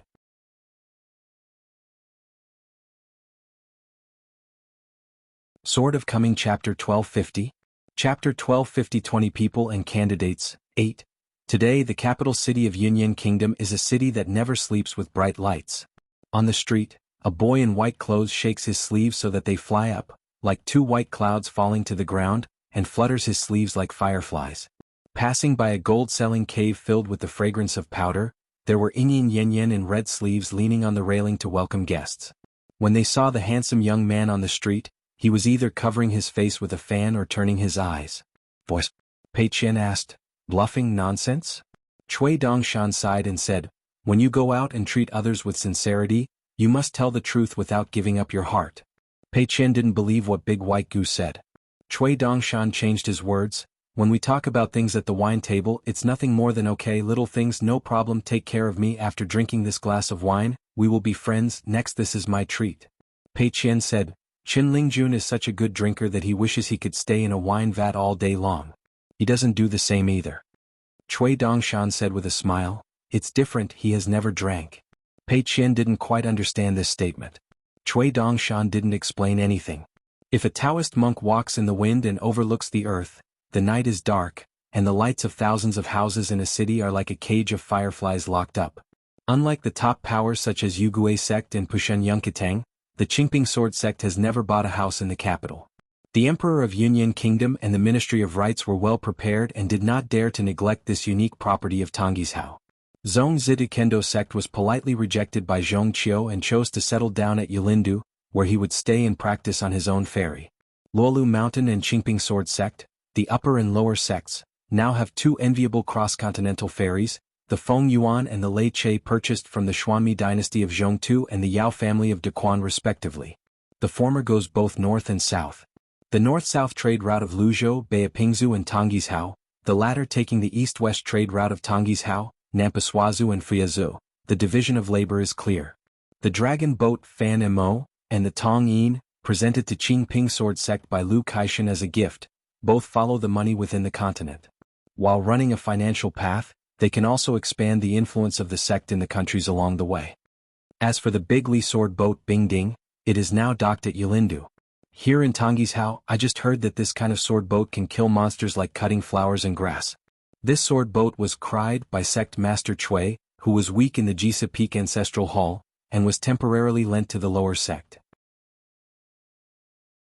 Poor sect leader Cui always feels that he is becoming more and more unpopular in Luapa Mountain, and his husband guards him like a thief. Cui Dongshan turned his head and looked back at the city gate. Blessings and misfortunes come from the same family, benefits and harms come from the same city, joys and sorrows are like the chirping of cicadas and tall willows, joys and sorrows are like running water under the ice. How many flowers bloom and fall in the world in one night? The boy in white raised his gaze slightly and looked towards the city. I remember that the old stayed busy with his official duties and stayed up all night reading miscellaneous books. After putting down his books, he would occasionally come to the top of the outer city before dawn and look at the various people waiting to leave or enter the city. When they arrived at the ferry, Cui Dongshan couldn't help but feel sad when he saw the ferry. Ever since he became the hard-working and uncomplaining transitional sect master, he and Luo Shan have become inseparable. Sighing long and short all the way, he clasped his hands behind his back and walked onto the ferry. Mr. Zhong took the sword fairy embryos out to practice. Now there are only a few old ones left on the boat. Feng Shuetao, who goes by the name Qingmi, is a frequent visitor here. He accompanied Jiang Shangzhen on a trip to Luolu Mountain not long ago. He was dragged to the wild world by some idiot earlier, but when the war was about to start he was even disliked. It's a drag and will only hinder the drawing of the sword. I remember when I was in the Chinese Confucian temple, within one day I was asked about swordsmanship at the same time as a Liang. Of course Feng Shuetao himself was too embarrassed to mention it, but now it has become a feat that is talked about by the outside world. With the lifting of the ban on Jiuzhou Shanshui Di Bao, the Taoist name Qingmi has become more and more famous, almost comparable to the Nen Taoist, who became famous after the Battle of Yuanyangzu. With your own strength in the two sword-asking games one after another, the old Qingmi immortal was not injured and unscathed. Can you do it? No matter how shameless Feng Shuetao was, he would never be able to say such a thing. Of course, it was all thanks to the encouragement of a close friend. In the past, the appearance of a new Jade Pure Realm monk in a continent other than the Middle-earth Divine Continent was not a trivial matter and could be talked about for several years. For example, Lu Laoqing of Shu Jianhu, who initially became the first Jade Purity Realm in Aquarius Continent as a wild cultivator, felt disrespectful if he was not published in many newspapers. Unexpectedly, there is now another Yuanying Realm monk who has successfully entered the upper 5 realms. The newspaper is so stingy that it doesn't even bother to mention it. Cui Dongshan curled his lips and said to himself, I don't know how many new 14ers and ascendants will appear to fill the 3 huge holes. 2 local sword cultivators from the Great Wall of Sword Qi, Xingyun and Lu Shui, were on the boat at the moment, setting up a table to entertain Feng Shuetao. The old woman's cooking skills were mediocre, so she gave up her cooking after being criticized by Xingyun for a few words. As a result, Feng Shuetao the guest had to go to the kitchen to cook some special dishes to go with wine. Yamazawa Yeshio is mostly an all-rounder who knows how to get by. Feng Shuetao is also happy that some people don't treat him as an ascendant. Sword cultivators have a high vision, let alone a local sword cultivator from the Great Wall of Sword Qi. In addition, Feng Shuetao was in the Ascension realm, so they gathered together to chat, mostly about people on the top of the mountain. In the vast world, there have been a handful of well-documented new ascendants, such as the Wangjia of Fuyao continent with the Taoist name Shujuan, the cave master of Liuxia continent's Qianyu cave and others. Even the Qi practitioners halfway up the mountain had guessed through various newspapers and gossip that 1 or 2 new 14ers were very likely to appear in the world. We just have to wait and see who the flowers will fall on. Cui Dongshan sat down next to Xingyun, arm in arm with the old sword cultivator. Pei Qian sat silently next to Lu Shui. The old woman had kind eyes and smiled as she helped the young woman stroke her temples. Pei Yatu is obviously a beautiful woman, but she doesn't like to dress up. Lu Shui continued the previous topic. Listening to you guys chatting like this, why do you feel that Mizuwa's immortal realm has suddenly become less valuable? Feng Shuetao shook his head and said, in 100,000 years an immortal realm sword cultivator will still be very valuable wherever he goes. Lu Shui asked casually, what about 10,000 years from now? Feng Shuetao smiled and said, how can you think of something so far away? Cui Dongshan said with a smile, yes, who knows about things that are so far away. Maybe by then a mountain spirit in the 4th or 5th realm will be a great demon that travels thousands of miles. A Qi practitioner who is lucky enough to reach the cave realm will be, according to legend, he is an earthly immortal who has passed through the heavenly pass and is now able to live in the human world. In the eyes of the world, the dragon appears but never ends. Lu Shui raised his chin towards Feng Shuetao. Just now we were talking about martial arts. Taoist fellow Qingmi said that Chao Sis martial arts is as majestic as the mountains. Looking at Qin Pingan again, it is as vast as the length of the river.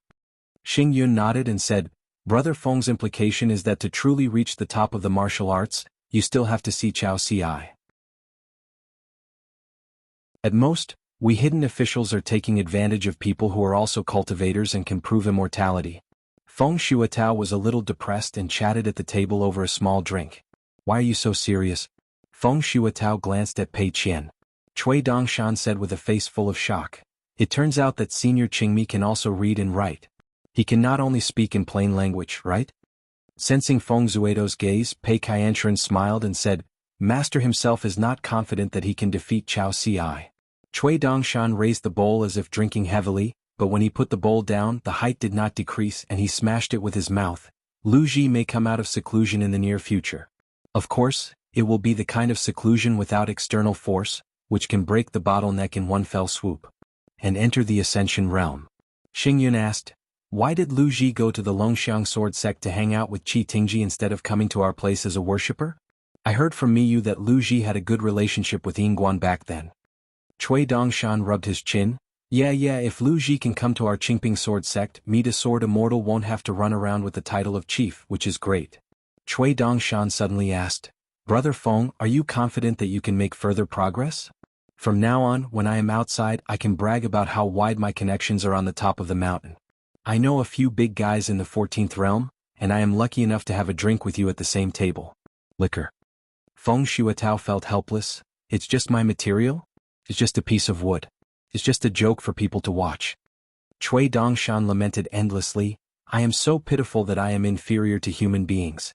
In addition to Chief Zhou, and the me sword immortal who lies in the sun every day, if the brothers get together to drink together one day they will probably drink. They'll hold my head and cry while drinking. Jiang Shangzhen fell from the Ascension realm back to the Immortal realm. It is obviously difficult to return to the Ascension realm. Miyu started to have a clear conscience after reaching the Immortal realm. He secretly compiled a recipe book in Luapa Mountain and told Zhong the Grandmaster is busy ordering dishes every day. After a full meal, he walked out of the old cook's house with a toothpick in his mouth and burping, and began to figure out what to eat next. Feng Shuatao didn't accept words like watering down wine. To be honest, Feng Shuatao didn't want to chat with Cui Dongshan. It was too brain-consuming. He always felt that there was something hidden in every sentence of the other party, and he was like an ignorant pimple. Probably as Jiang Shangzhen said, people who are too smart, even if they don't speak, just need to remain silent and don't need to show off their power, they have an edge in themselves. Chen Pingan, who looked a little tired because he had little wind and a lot of walking, showed up on the ferry with Xia Dog. Lu Shui stood up immediately when he saw the girl in the mink hat whom he had heard about slightly. Xing Yun hesitated for a moment, nodded to the young hidden official, and then left with the old woman. Chen Pingan didn't say anything about this, and there was no need to force everyone to behave in a harmonious manner. Thanks to the dog it doesn't matter at all. But if these two Yupu are still so alienated when they meet Xiaoma in the future, don't blame yourself for not treating them as people in the same boat. Pei Qian wanted to get up, but Chen Pingan stretched out his hand and pressed twice, indicating that he could just sit and drink. The eldest girl has a family and is used to being in the world. Drinking a little wine now is nothing. After a few polite greetings with Feng Shuatao, Chen Pingan asked curiously, what did you say to Mr. Fan? Why did I hear Xiego say that he was wandering around the corner of an alley for a long time and refused to get out of the alley? Cui Dongshan was vague, trying not to lie but not telling the whole truth. I bet that Mr. Fan can reach the 14th realm just by walking out of the alley. It seems that Mr. Fan is not very confident. Chen Pingan smiled and said, Mr. Fan has no confidence but Sect Master Cui does? Cui Dongshan deliberately ignored the sentimental title and asked tentatively, Sir, why don't you ask the ceremonial saint for the correct answer? No matter whether it succeeds or not, Mr. Fan will definitely accept this sentiment. Chen Pingan glared, really, the ceremonial saint staring at the two paths of the world's Qingdao from outside is as idle as you? At this moment, Chen Pingan heard a fiery voice in his heart, hurry and go to the alley to meet the wealthy Mr. Fan. Needless to say, this free favor will earn the rich man a few $1,000s first. We scholars don't talk about money, which is insulting to politeness. We are just friends who hit it off at first sight and share the same goals. After all, it was Mr. Fan who had spoken. Chen Pingan did not dare to hesitate at all, and directly used the magical power of mountains and rivers to go to the alley to meet Mr. Fan, who was hesitant to take that step. Cui Dongshan murmured in a low voice, Sir, you still set an example and are consistent in your words and deeds. You have learned a new skill. Xiego quickly turned to look at Pei Qian, write it down in the account book quickly. Pei Qian smiled and said, you and junior sister Gua are from the same hilltop, and junior senior brother and I are from the same group. Xiego laughed and said, no, it's nothing. Over in the alley, Mr. Fan saw Qin Pingan. The latter held his fists and smiled as if congratulating the former. Mr. Fan originally thought that Qin Pingan came here to apologize on behalf of Sect Master Chui, or that he came here to discuss business with him. But when he saw that Qin Pingan had no intention of speaking, he understood for a moment, and Mr. Fan still calmed down. He didn't speak and Qin Pingan just didn't speak either. Mr. Fan became more and more clear about his guess, his mind changed quickly and he thought about it seriously. Qin Pingan admires the tenacity of this business founder. Mr. Fan looked up at the sky and said slowly, "If the Li Sheng really nodded, assuming that I can definitely reach the 14th realm, then I might as well wait for a while and wait until Howren Xianxia wins this battle and then I can join forces." Road. When Qin Pingan heard this, he bowed and saluted. Mr. Fan looked solemn and bowed in return. Beyond the stars in the sky, the two old men eagerly awaited every move on the other side of the alley in the world. Yu Xian asked in his heart, "Old scholar, is it true that Mr. Fan's merits and deeds are not complete until he has passed this mental hurdle? Only the sages of ritual can be considered true. Nod and agree to his future cooperation?" The status of merchants among hundreds of scholars, no matter how high the Confucian temple is raised, if the realm of the founder, Mr. Fan, is limited, and one day he and Mr. Fan can be together, the situation will be the same.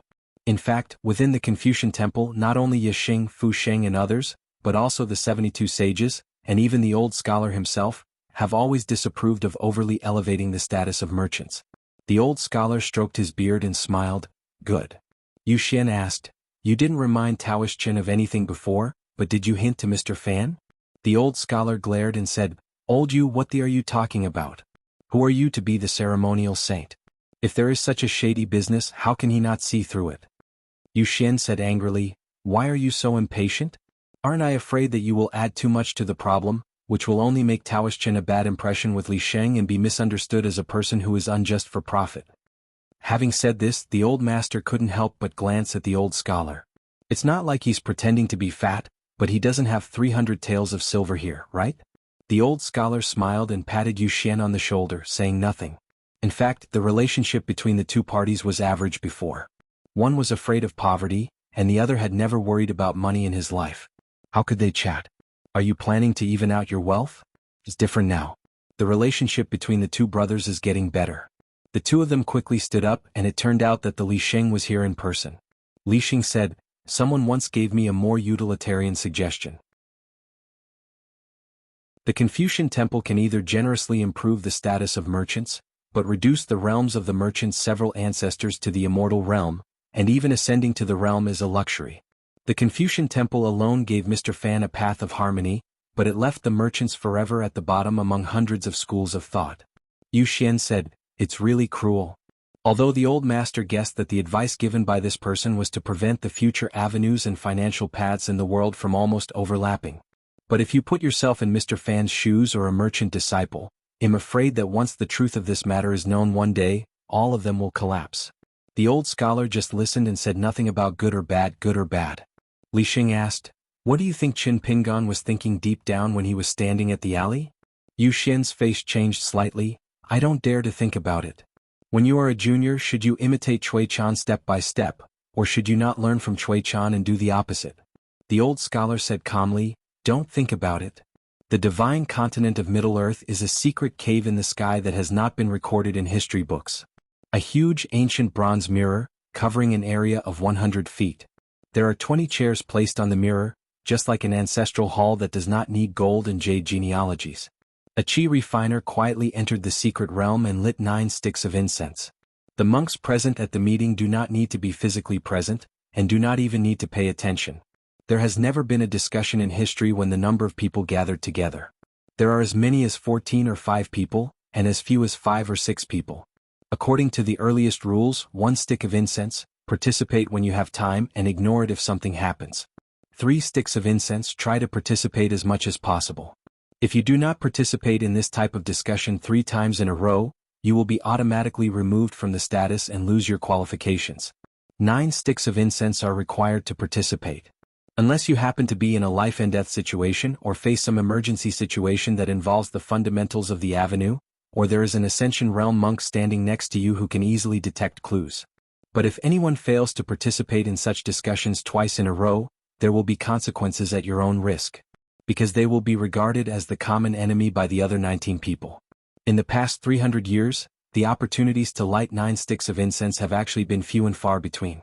From recent times to far away, the Great Sword Qi Wall was breached by the savage demon clan, Qi Jingchun protected the Liju Cave sky, and there was also the 13-year battle between the Great Sword Qi Wall and the savage world, etc.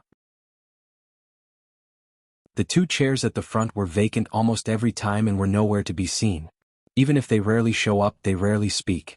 As for whether they have ever spoken to anyone from their hearts, God knows. The members who came here to discuss matters were either covered in a cloud of mist, or used disguise techniques. After all, no one was willing to show their true identities in public. The most unusual thing today is the appearance of 2 central seats facing each other. Those who come here to discuss matters have no distinction between superiority and inferiority. They just cooperate with each other and get what they need. They cannot buy or sell by force. Of course, the identity and realm were guessed, and the details of private transactions and bargaining will be discussed separately. In less than a moment of burning incense, most of the monks came to this ancestral hall, and sat down on their seats. There are a total of 22 chairs, among which the 4 old and new chairs with the most special positions are still vacant at this time. Before the formal discussion, a female cultivator asked with a smile, Situ Mingjing didn't even want to be the master of the sect that was presented to him. How could he be willing to go down the mountain and become the master of the mountain? In the xianxia Patriarch Hall, when I was hanging portraits to offer incense to the juniors. Isn't the scene very interesting? Situ Mingjing, whose Taoist name is Longbeard, is the current mountain master of xianxia. This is similar to a minister going to work as a local governor, a typical high-ranking official. A few monks glanced at the immortal who presided over the ceremony with playful eyes, the host of this strange ancestral hall. The immortal turned a deaf ear, sat on the chair, closed his eyes and rested for a moment, then changed the subject and said, "It can be roughly confirmed that Han Yushu did not have any accidents. Not long ago he was called to Qinmu Academy by Wen Yu, and Wan Yaozong received it. A sternly worded invitation to the academy." Soon someone was gloating, Wen Yu is not an ordinary guy. He and several young gentlemen from Laiyuan Academy, including Gao Xuandu, are the focus of the Confucian Temple's training. In the future they will all start as mountain chiefs and become academy directors. Han Yushu won't explain where the person offering wine is, right? But in a few days news will come out from Qinmu Academy that Han Yushu has been taken to the Middle-earth Merit Forest to drink tea. Someone also said something fair on behalf of Sect Master Han. Wen Yu seems to be a sword cultivator, and his flying sword magical power is unusual. Han Yushu may not be able to escape. It's excusable, but the established rules cannot be changed. Once again he won't have to go to the meeting. If he has been detained in Gongda Forest, at least he won't have to die. Different from the 4 chairs that were always unoccupied, everyone present who had already arrived had different moods when looking at the empty seats of those old acquaintances. Even if someone takes these seats in the future, they will still be replaced. For example, Xingguan Haosu has gone to Qingming Tianxia and is now in Baiyujing Xinxiao City. What's more, Haosu voluntarily gave up his position and was replaced by his direct disciple Du Shanin. During the last meeting, one of the items on the agenda was to discuss this matter, and it was passed. Therefore, Haosu's position will be filled by Du Shanin this time. He is a young sword cultivator from the Great Wall of Sword Qi, named Du Shanin. It was his first time to participate in a discussion. Du Shanin did not have stage fright and leaned lazily on the back of his chair. He not only wanted to see the young hidden official here, but he also didn't want Qin Pingan to show up here. A monk asked this newcomer. He knew the true identity of the other party, but still did not reveal his name. "I want the maid Ji Qing who is with you. You offer a price. Just ask a higher price. Don't worry about scaring me." Du Shanin said, "As long as I can be guaranteed to ascend within 100 years, I will give Ji Qing to you today." The man sneered and said, "I am now in the immortal realm and you are a bit pushy. Take a step back and discuss it. It is very possible for you to become a sword immortal. Immortals teach the method of ascension? Young people, go ahead and dream. This Du Shanin is worthy of being the only direct descendant of Haosu. He has a good master as his backer and speaks with toughness. In the Jianxi Great Wall prison, the girl Ji Qing is inseparable from Changshu. The former is the manifestation of the great avenue of gold and copper coins, and Ji Qing is the incarnation of the ancestral money of grain rain coin in the world. Du Shanin took the initiative and asked, "Where is that ancestral spring incarnation hidden now? Do you have any definite information?" The first coin in the world is known as the ancestral spring. Over the past 10,000 years he has appeared a few times, and there have been glimpses in the world of Qingming and the Western Buddhist kingdom. The last time he showed his true identity was before the battle of slaying the dragon, when he was discovered by the great monk hiding in the dragon palace under the sea. In the building, Du Shanin promised his master that when he perfected his swordsmanship and ascended to enlightenment, that would be the day when the flower picker on the mountain would die. It seems that master was owed a huge favor because he received help from Baihua Paradise during his escape. Hao Su went to Qingming Tianxia, and this debt naturally fell on Du Shanin. After all, no one was willing to talk to this young swordsman because of his junior qualifications. Du Shanin asked for trouble, his expression was as usual. Listen patiently to the news that is hard to see in the landscape newspapers. The one from Colorful World. Not long after she came to Howren World, she made another trip to Fengdu. She used her sword very ruthlessly. Naturally, he didn't dare to call Ning Yao by his first name. It is absolutely certain that Lu Kaishan of Azu has reached the 14th level. The old master from Luzhou, Beiju, succeeded in joining the Tao.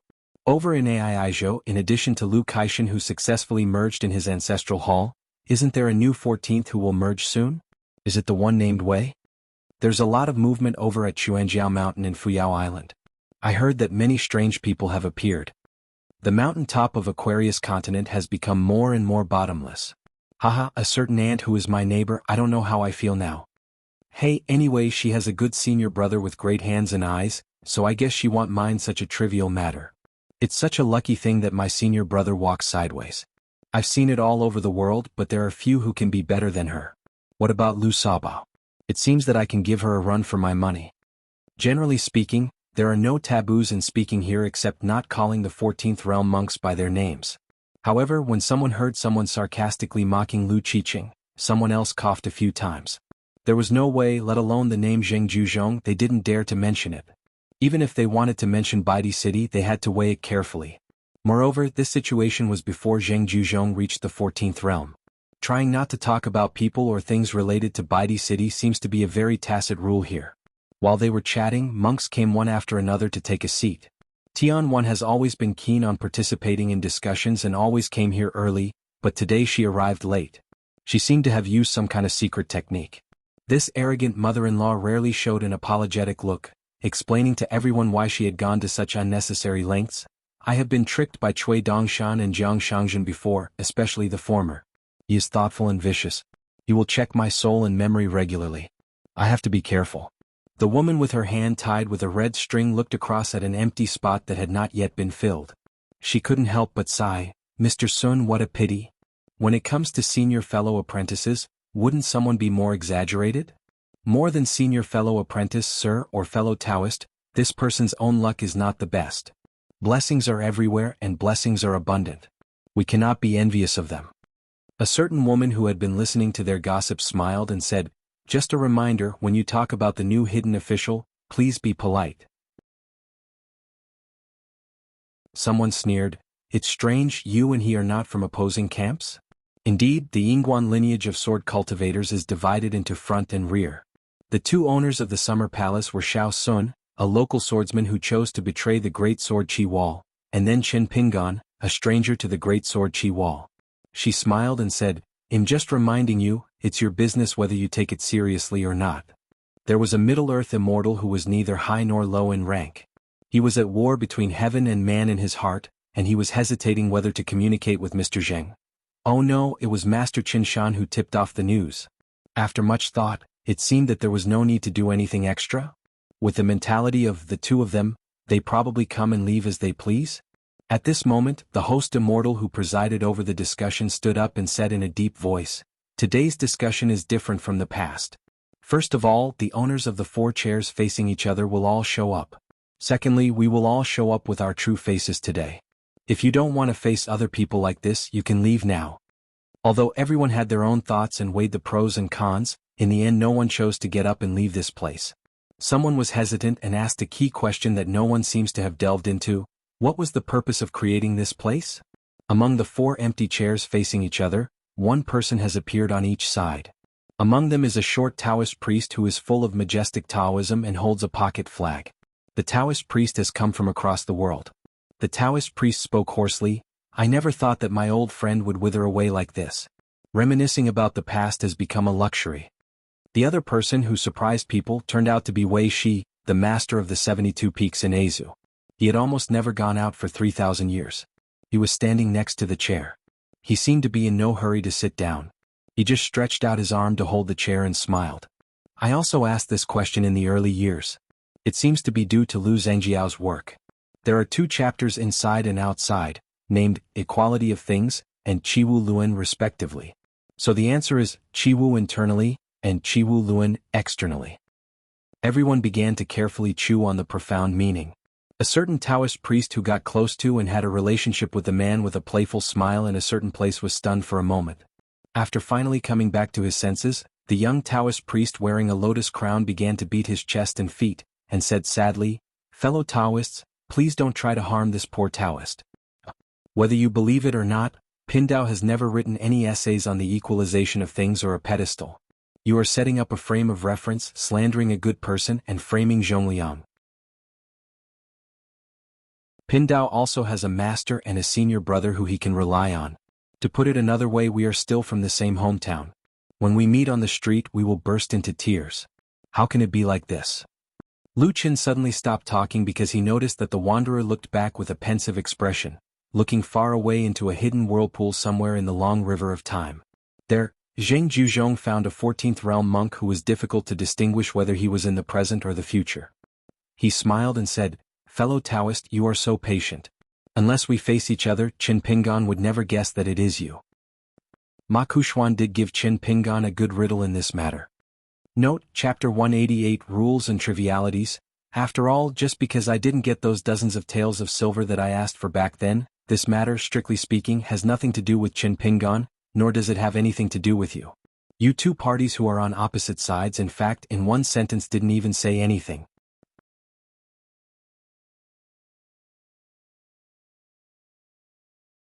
Sword of Coming Chapter 1251.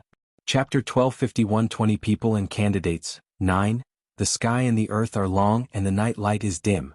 The green vegetation and trees are strange and suddenly green mountains are seen under the water. When Wei Shi appeared together with the astonishingly short old Taoist priest, there were 4 empty chairs and 2 hosts had not yet appeared. It seems that we still need to wait for someone. They were still talking about Azu, and there were 2 new members of the 14th realm including Wei Shi.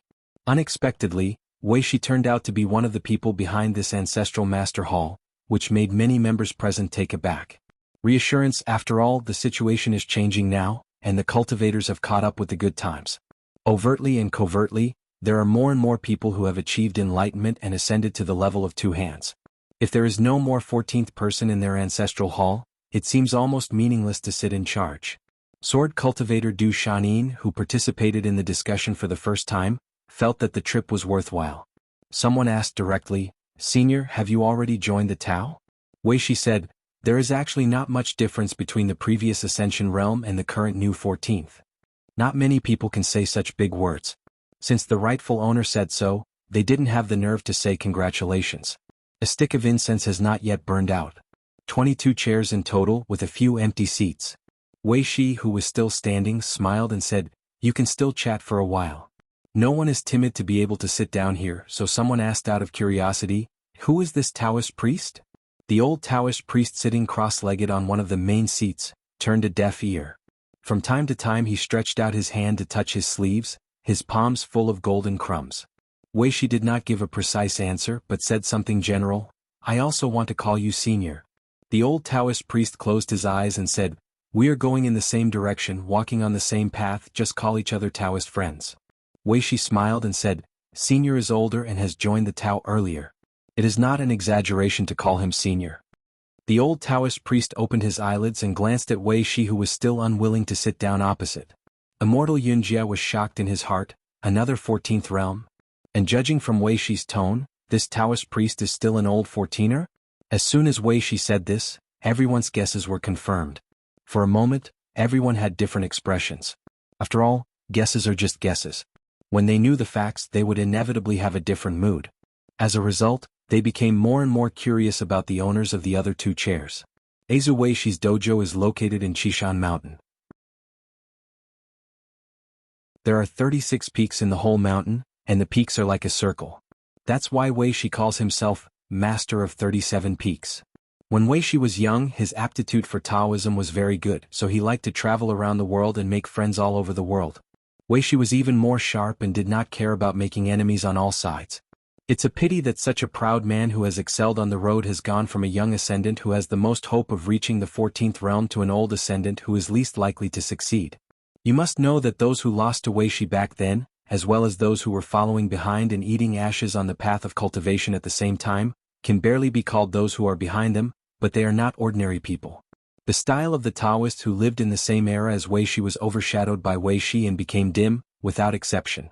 Perhaps people like Weishi can be called the kind of truly unconventional people. At that time, Weishi had a widely circulated and extremely arrogant statement, after he defeated several fellow monks in a duel. You are a once-in-century genius, he is a once-in-century figure, and so am I, and so are everyone. We are really in trouble for this 100-year period. It is universally recognized that Weishi is the #1 immortal since ancient times, and his name is higher than that of Su Luoweizu and other immortals.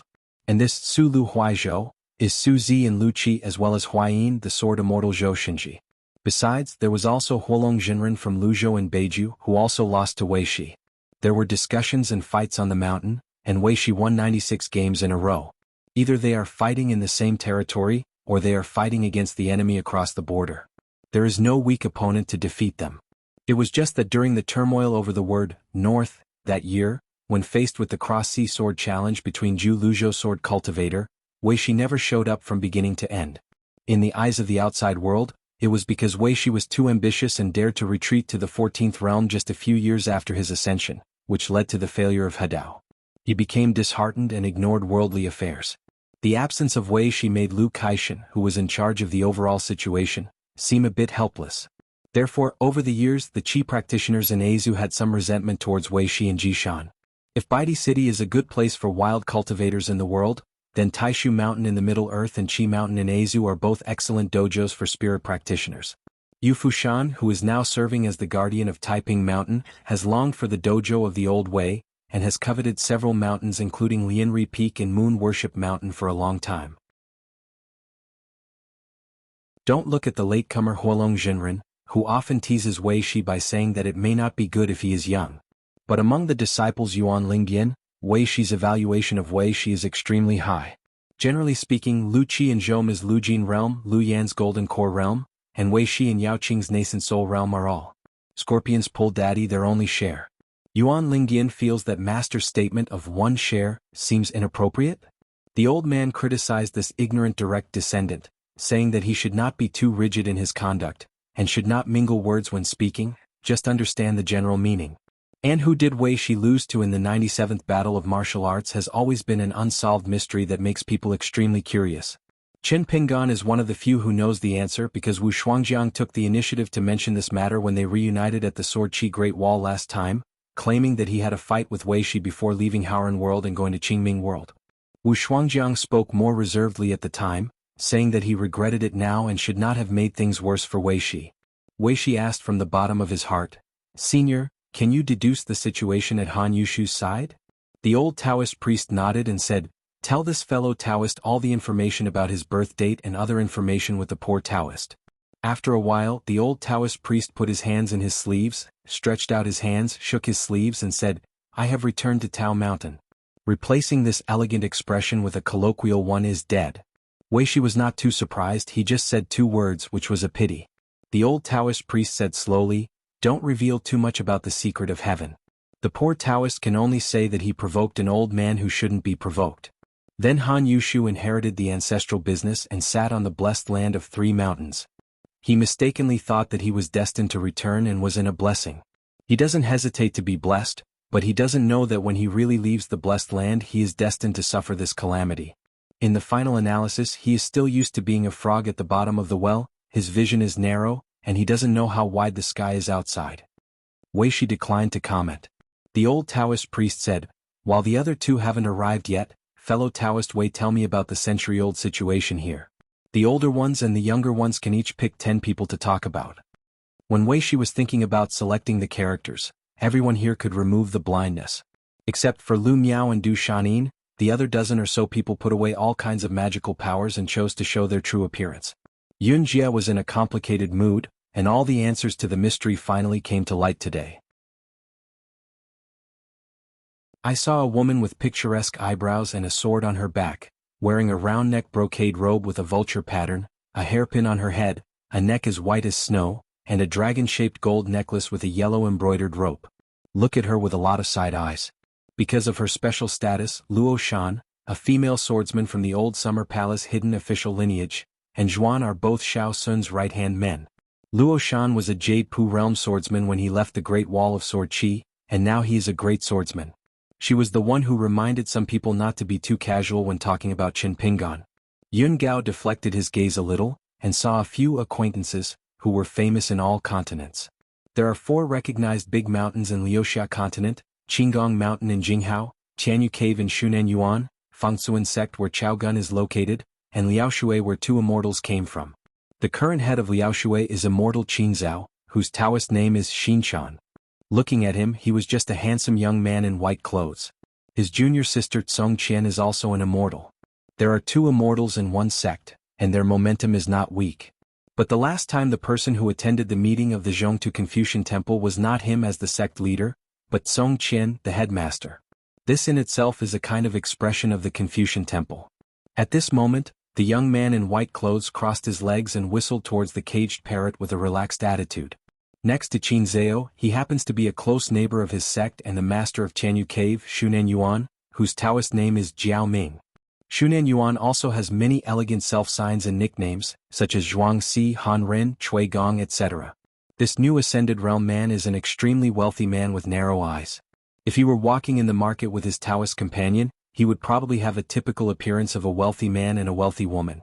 It is said that there was once a foreigner who was so bold that he dared to say something from the bottom of his heart to his face that he believed to be fair. He always felt that my nephew Shu, who suffered from heat stroke, was not your biological child. Why don't you do a blood test? However, Xuanhuan's main path is extremely hidden. However, the old Taoist priest could see through this man's true identity at a glance. It is said that fishermen in the East China Sea once saw small insects nesting in mosquito eyelashes, and the book also said that Buddha saw a bowl of water with 48,000 insects. There is also a graceful old man in a Confucian shirt, Duan Qingchen, who calls himself Li Jing. At a young age, he became the deputy principal of an academy in Nambosu Island. It seems that he later had many conflicts with Chen Chunan. He had an impatient personality and left the academy on his own initiative in anger. It was this person who once made a sarcastic remark about sitting on the sidelines during a certain meeting. He wanted to see how Chen Chunan was such a monopolistic scholar. Among them was a tall, thin old man, who seemed to be deliberately targeting Yun Jia and knowingly asking, "Where is the white jade Ganoderma lucidum from fellow Taoist Luxia?" This person is wearing a yellow robe and comes from the Lu family in central China. His name is Lu Su, his Taoist name is Huang Yu, he is old and has a high seniority. He is of the same seniority as Lu Wei, who is from the same lineage of the clan, and has an irreversible relationship. In addition, Lu Su is also the leader of the Lu family's Tiantai Siken division. Yun Jie sneered and said, "You can give your belongings to whomever you want. Why do fellow Taoists care about the east and the west, the sky and the earth? Do you have any control over it?" Lu Su snorted coldly. Obviously, Yun Xiao's words of governing heaven and governing earth hit his weak point. Zozi talks about the sky and the Lu family talks about the earth. Each accounts for half of the Yin and Yang family. In this way, the Lu family in Zhongtu really has no control over heaven. During the discussion in the Confucian Temple, the immortal Yun Jie had a conflict with the young hermit official because of a certain proud disciple who liked to play tricks. In full view of the public, in the Battle of Yuanyangzu, Yun Jie handed over the half-immortal artifact as an apology. The white jade Ganoderma lucidum of military rank. The owner of Jiozhen Immortal Pavilion is also a very famous handsome man. Yun Jie was born with a face like a crown jade, white robes and white shoes, and a snow-white whisk with a jade handle on her arm, plus a white jade Ganoderma lucidum, which gave her an extraordinary air of immortality and good looks. Taoist companion Wei Zi is also in the immortal realm. She has better luck than Yunzhi and owns most of the broken misty blessed land. She was in retreat. If she hadn't lit 9 sticks of incense this time as the guardian of the retreat, Yunzhi would definitely not have been distracted by coming here to discuss matters. Nowadays, in the Zhongzitu Immortal Mansion, which family does not have a few secluded ancestors and young geniuses? There is another burly man sitting next to one after another. He wears a golden crown on his head and a mask hiding his face. Only a pair of black eyes are exposed on his face, like a dark well. 2 arms, from the wrist to the shoulder, are full of entanglements. A series of bracelets, each depicting the faces of men and women. The man and woman between the bracelet beads on both sides have either malicious or lingering eyes, or ferocious or tender faces. Every pair of crazy men and resentful women, looking at each other across the sea, has a dark red light that pulls each other, making the 2 towering resentments and lingering emotions linger around the masked man's body at the same time, and the little bits of light merge into the golden crown above his head. This person said sadly, "Fellow Wuxia is indeed upright." Nan Guangzhou died suddenly, leaving a leaderless sect. He immediately rushed over to help with the funeral arrangements. The spiritual veil sent by Jiuzhen Immortal Hall is really eye-catching. Being able to support orphans and righteous people, Nan Guangzhou is really accurate in judging people. Lu Su laughed endlessly. Being righteous? You have to have a good appetite, right? It's not that the direct descendants are better than the direct descendants, it's not that the biological son is better than the biological son. The master of the Yunjie pavilion first inherited the inheritance of such a large sect, and then helped to take care of the descendants, but it's not knowing when the 2 cases merge into one, we can prepare gifts and celebrate well. Yunjie waved his hand to ignore the facts and directly changed the subject, quarreling with 2. I heard that Tiantai was smashed by someone? The cold temple built in the wilderness was also targeted by Gao Xuandu. Already? Lu Su choked for words. Saying it didn't collapse doesn't seem to be something worth bragging about. There is a burly man who lives in a cold temple of obscenity, and he doesn't want to talk more about this household matter. Of course Yunjie knew why these 2 were targeting him. It was because of Jiuzhen Immortal Hall's actions on Fuyao continent, which blocked people's way of making money. Now among the Lu family members, the only ones who are his equal or 1 generation above him are the family heads Lu Shen, Lu Zai, and Lu Wei. Previously, Qin Pingan and 2 sword cultivators broke through all the restrictions, appeared in Tiantai and came to provoke each other. The commotion was huge and the paper could not contain the fire. The Lu family was famous for its internal discord, and it turned out very quickly. The news came out. Note, Chapter 1006, The War Begins. At that time, a group of powerful people from the Lu family who were responsible for entertaining guests came out of the Jilan department. Among them, the young-looking head of the family, Lu Shen, was nicknamed Tianbian. He also controls the lineage of those who watch the sky. Next to him was an average-looking female cultivator, Lu Zai, whose nickname was Deju. Another legal lineage responsible for the more hidden identity of the Lu family is called Land Official by the monks on the mountain top. This group of descendants of the Lu family can travel between the Yang world and the underworld, walk in the underworld of Fengdu with Dharma certificates, connect with Yuming, and have a close relationship with all the major city god temples in the world. In Fuyao continent and Jinjia continent, where the war was brutal and people were devastated, although Lu Su was not from this lineage, he just wanted to accumulate external skills, so he took the initiative to ask for a job, and at the same time handed over a large amount of astronomical fairy money, which made Lu Zai nod.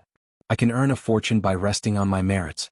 Leading the land officials of the Lu family who respected her as their ancestor, they went to the broken mountains and rivers of the 2 continents, extradited tens of millions of ghosts and spirits, passed through the gate of hell, walked on the road of hell, climbed the 3-foot slope, climbed Gubishan, and then went to the hanging the Naiha bridge composed of billions of coffins, meeting the Mengpa, who has millions of clones at the same time. This is the saying that you will not shed tears without seeing the coffin.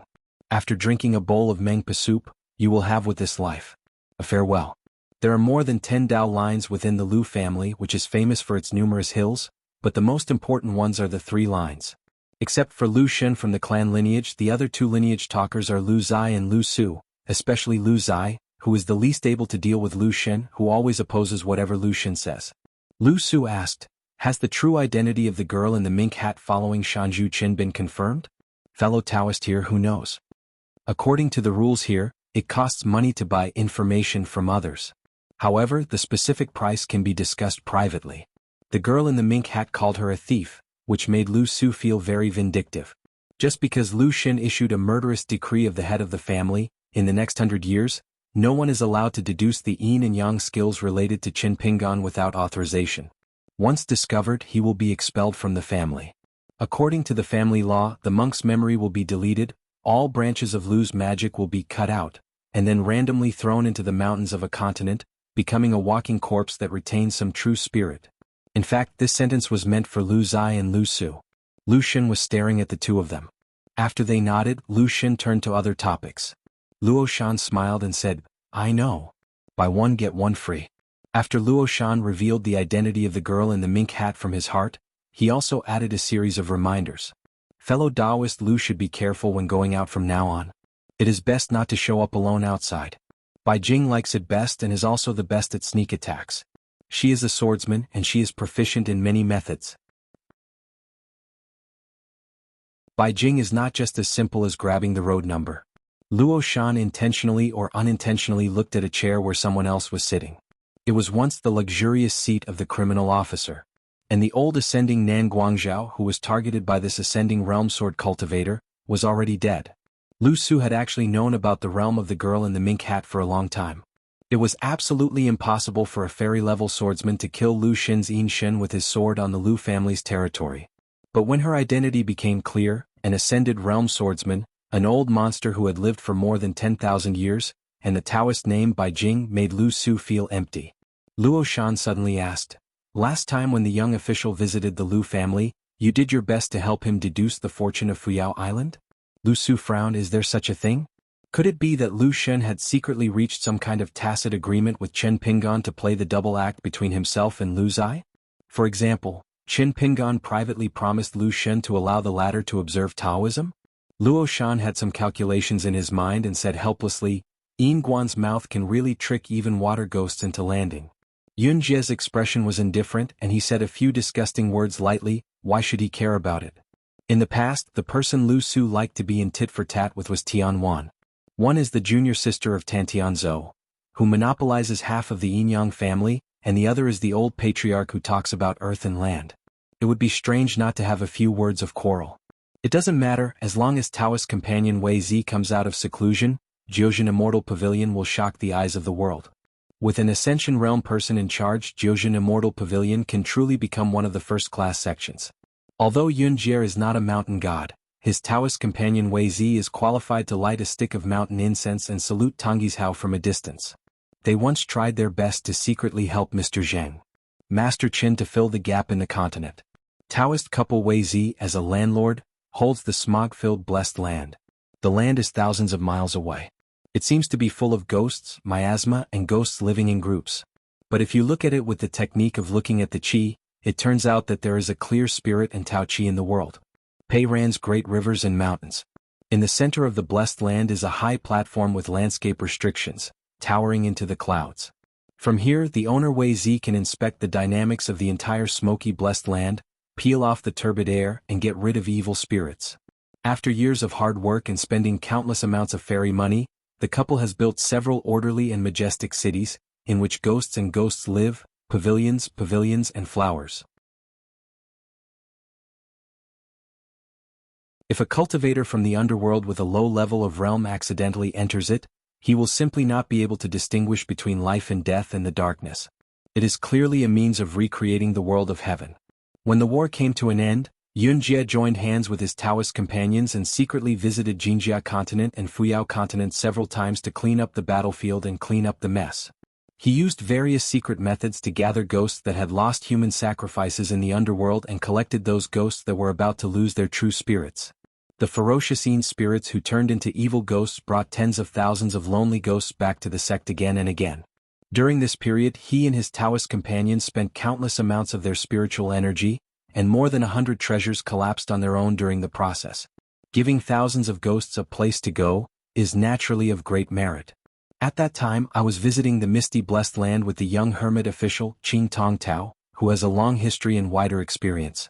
It is speculated that in the blessed land, an expert built a bridge across the river connecting the underworld and the underworld, and the female fairy Wei Zi, who is the owner of the blessed land, is the legendary bang bearer on the mountain. Yunjia was very confident at the moment. The Taoist couple relied on the misty blessed land to accumulate merits, and their merits were perfected. The bottleneck of the immortal realm was loosened, and when it was about to be broken, Wei Zi had already started to retreat. As long as she successfully escapes from seclusion, she will be able to successfully overcome the tribulation and hope to rise to the top. But what really makes Yunjia feel that this Taoist couple's retreat is bound to be a success is the external help of reciprocity of courtesy, which helps Wei Zi truly achieve the right time, place and people. Otherwise, who would dare to say certainly that any immortal will attain enlightenment?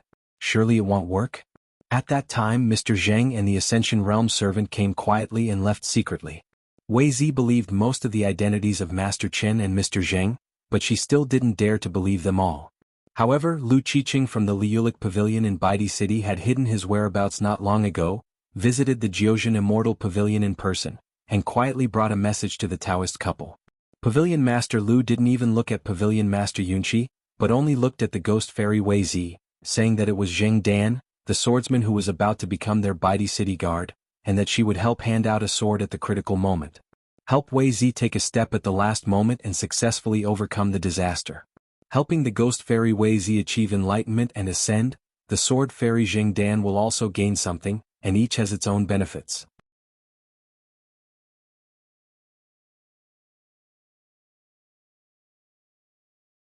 If it weren't for a strange person with unique knowledge, Lu Wei would not have been able to represent the Lu family in China and enter the Lizhu cave heaven. After surviving the transformation of the cave sky into a blessed land, which was called a tribulation between heaven and earth, on the mountain, it stands to reason that Lu Wei, who has long been famous in the Middle-earth divine continent, will definitely attain enlightenment and ascend. It will not be reduced to the point of running to the family ancestral hall to light up lamps. The saying, hanging on the mountain, has actually been around for less than 200 years. It is said to be the first creation of a certain fool, which means that the body has died and the spirit has disappeared, and it has become a hanging image on the wall. Lu Su said angrily, someone interfered with it and the sword cut off the road ahead. Xuanhuan asked knowingly and smiled, I wonder who that person is? Lu Su was not used to this woman, so he sneered, it's your father, are you satisfied? Xuanhuan curled her lips, she couldn't have a bitch-slinging fight with this old guy. A middle-aged man wearing a cotton robe and carrying a sword. Note, Chapter 447, What a coincidence, I am also a swordsman. Chapter 986, A warrior meets my bamboo tower. It was the credit card holder, Mr. Zheng.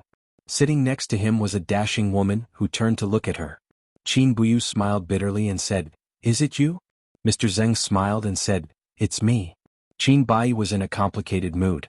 Who could have imagined that the person sitting next to him, whom he had speculated about for many years but had no clues about, would actually have traveled together across continents for a long time, from Aquarius continent to Tongya continent. Mr. Zheng laughed at himself, perhaps I am still a ghost? Qin Bai didn't know how to answer the question for a while. In the past there were a total of 20 chairs and Qin Bai marked them all with numbers. For some people, there is no need to guess their identity or their background.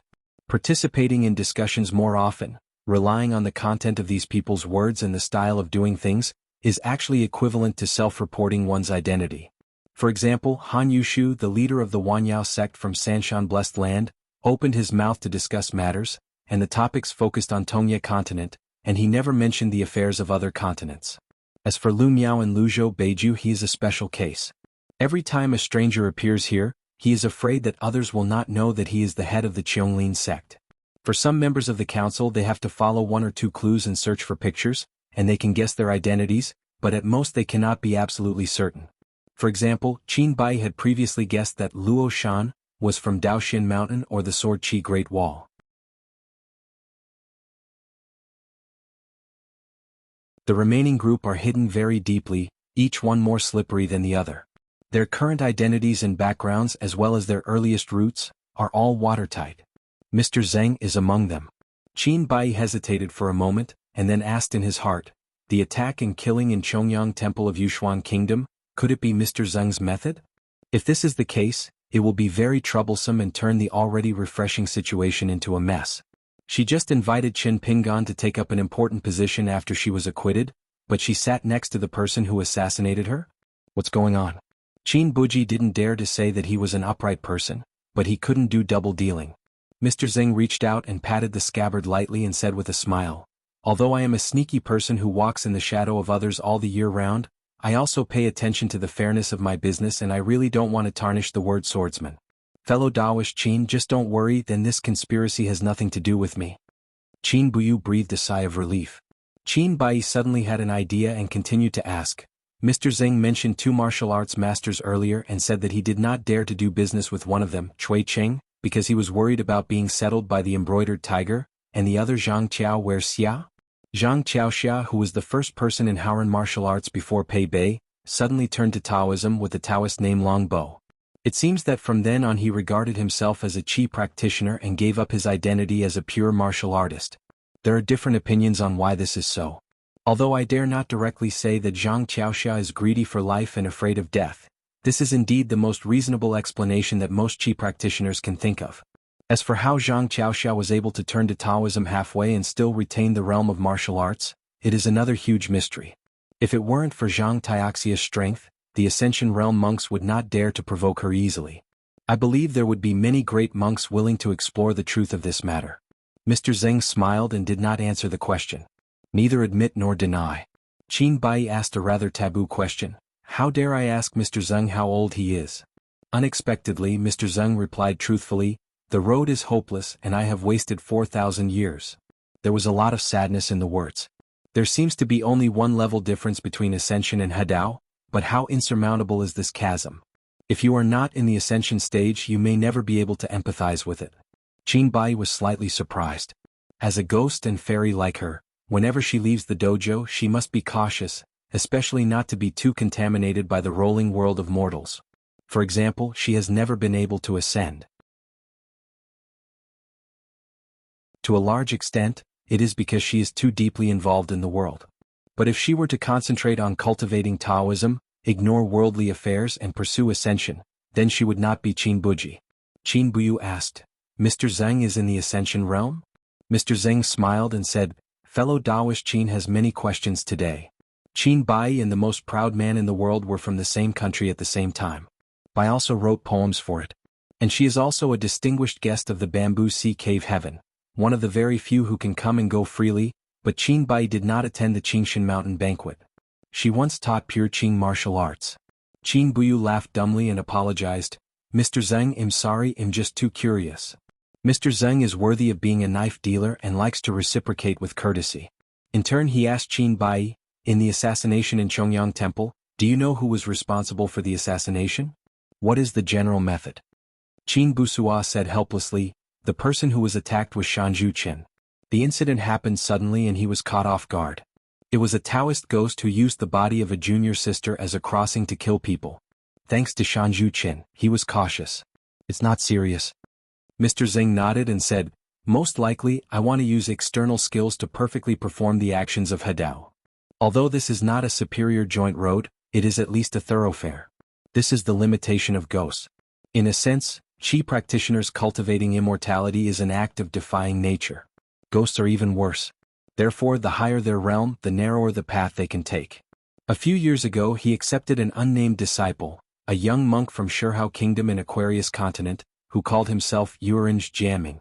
It was under the instruction of Mr. Zeng that Jianming returned the stolen magic sword Mingquan to the Quan Yao family. The young man thought this was like taking off his pants to fart, and was puzzled as to what the purpose was. Mr. Zeng said that between theft and return, it belongs to the interest between heaven and earth, and there is great knowledge in it. The people who lend knives the most to do business with are pure martial artists. After all, those who learn martial arts have a limited lifespan. The longevity of a martial artist is as long as Pei Bei, the female marshal of the Daduan dynasty, but it is difficult to compare with the immortality of a middle 5-level Qi practitioner. But as long as the martial arts achievement is high enough, the person who borrows the sword can make a huge profit. There is no need to put a long line to catch big fish. For example, Han Guanghu, the #1 martial artist in Jinjiazu and a man who had dominated the world for hundreds of years, served as the national advisor of the Daquan dynasty for a period of 30 years. It is also the handiwork of Mr. Zeng. It was clear that they had bet on the Yao Empress that she would not return the national surname to the Lu royal family. If it hadn't been for the emergence of Master Lin from Ruzhou in Qingming World, Pei Bei would have been a well-deserved #1 in martial arts in the world. Xianxia is still a bit young after all.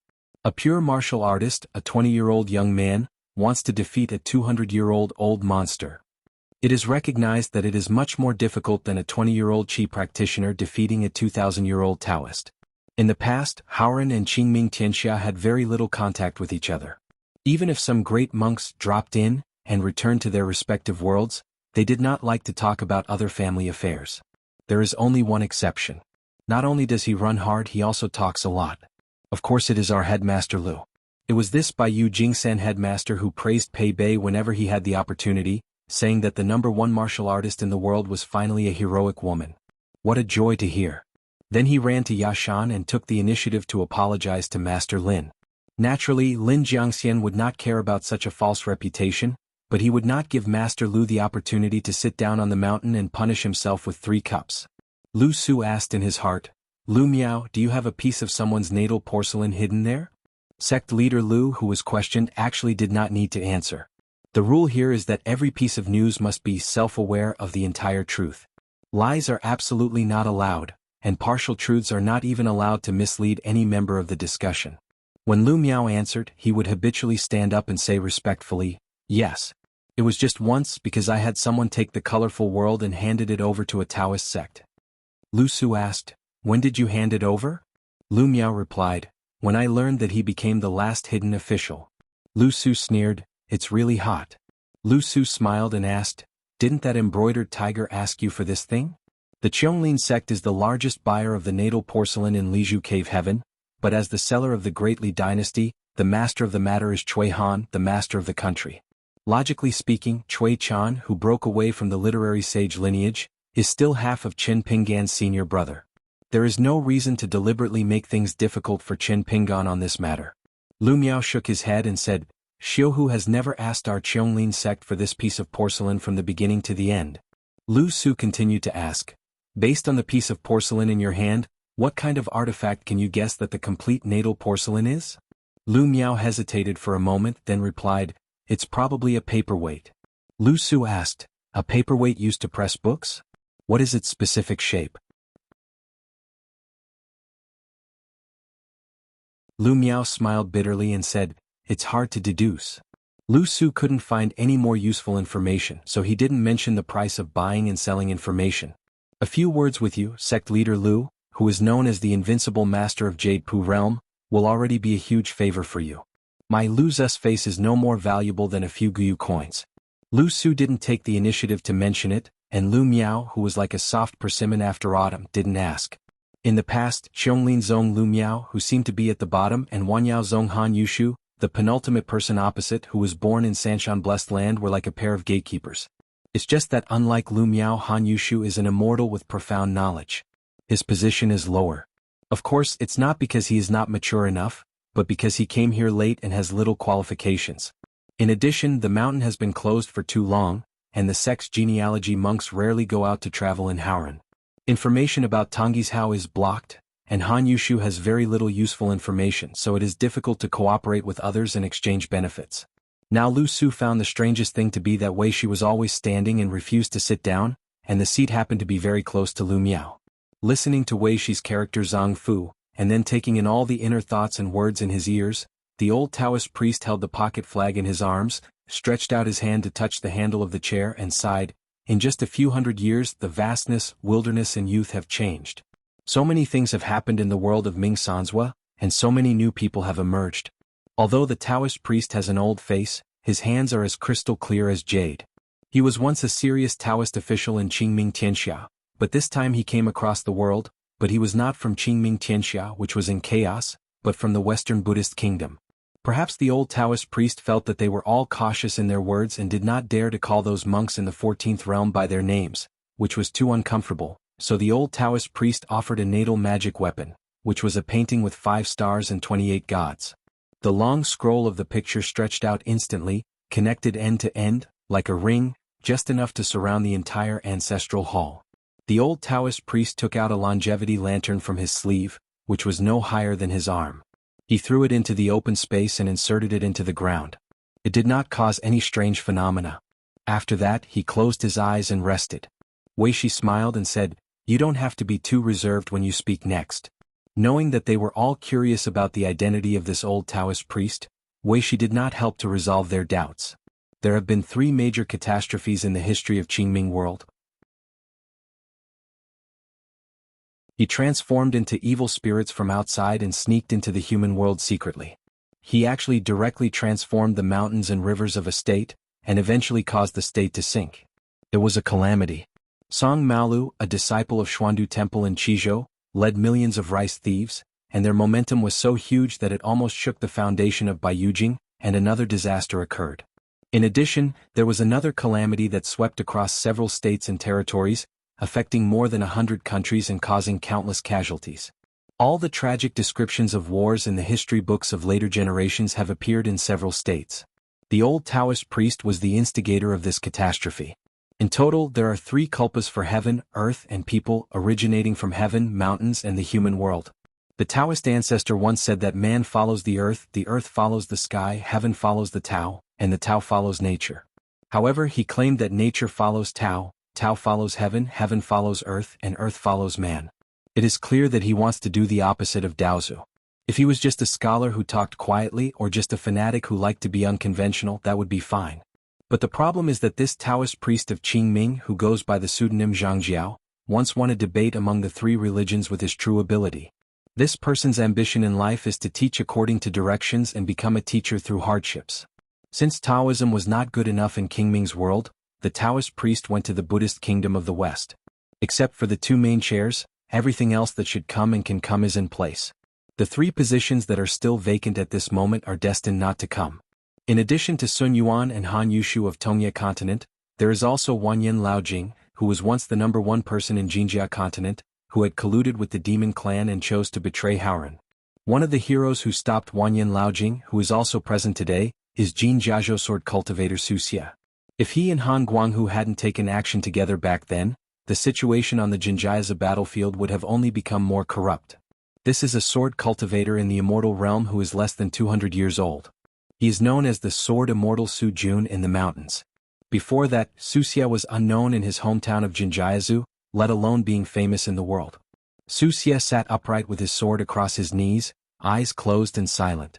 He is now a guest of the Liu family in Azu. He is driving Shandu in Yuzhou, south of Tonggishao, and is responsible for picking up Liu's cross-continent ferry. Su Xia had a good impression of Luopa Mountain and had attended the opening ceremony of the Qingping sword sect. He especially admired Pei Qian, who had once punched and killed monsters in his hometown.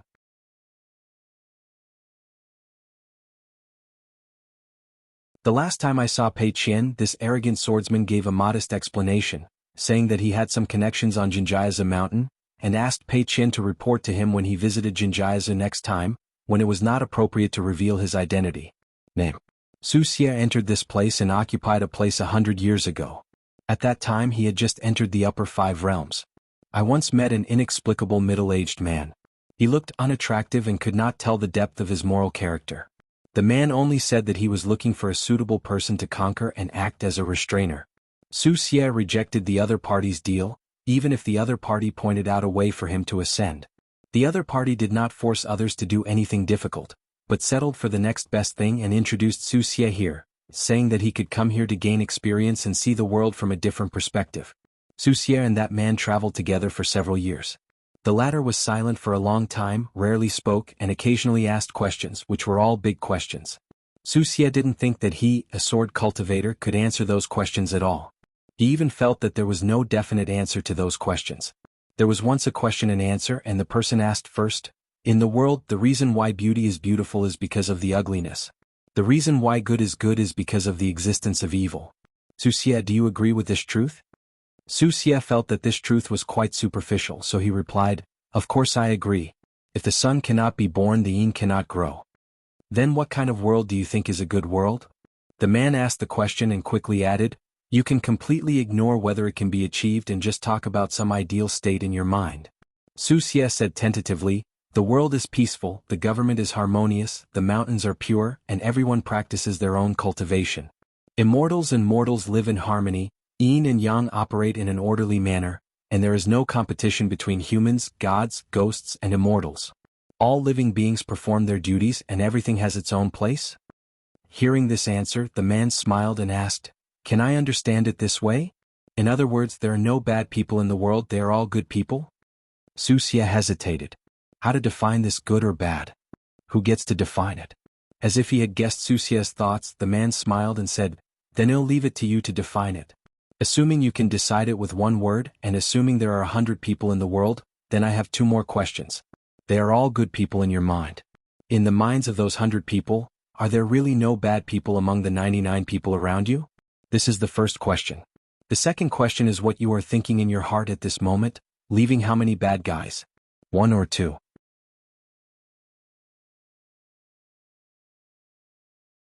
Weishi seemed to be used to it and asked with a smile, "When and where?" The old man said, "It's at the Yulong sect's ascension platform." Weishi nodded. It turns out that the old man is Tiansu, the Yuanying realm worshipper who covets the beauty of Yunju. With his superb acting skills, he deceived Nayland Xuanhuan, who is cautious by nature. But he was still fished ashore by an outsider. The founder of the Yulong sect, whose pseudonym was Tiansu, couldn't help but remind him, "There is such a big commotion in Xuanjiao Mountain, and now it is occupied by Gu Kan. With Chen Pinggan's character, he will definitely dig deep and dig deep. You must be careful to leave clues to the secrets here. The one who stays in Xuanjiao Mountain to practice Taoism is, after all, just your ghost." He and Dalong Qiu and Song Hong are both veteran members here. Although their seniority and qualifications are not as good as those of Wei Shi, they still know more inside information than several old faces including Lu Su. Wei Shi smiled and said, "It's nothing. I took the initiative to go to Lualu Mountain not long ago, but I didn't go up the mountain. I sat at the foot of the mountain for a while and didn't see Master Qin, who was in retreat. I didn't see Qin Pinggan, but I drank tea at the same table with a Taoist priest who was blind but not blind, and had a pleasant conversation." Tiansu had a strange look on his face.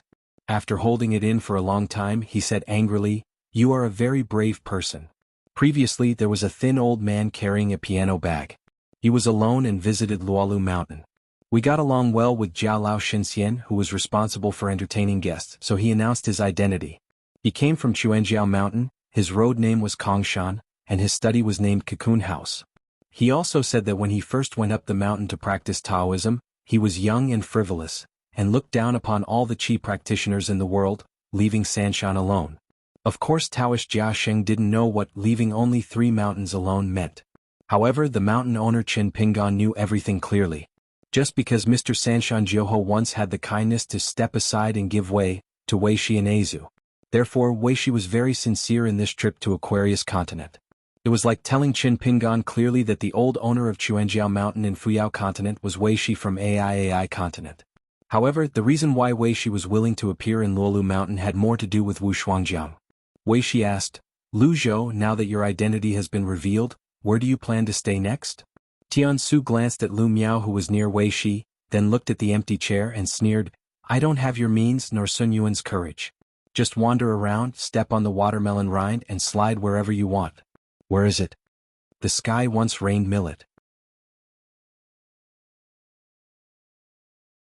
In the Yulong sect that he founded, he had to change his name to Tiansu.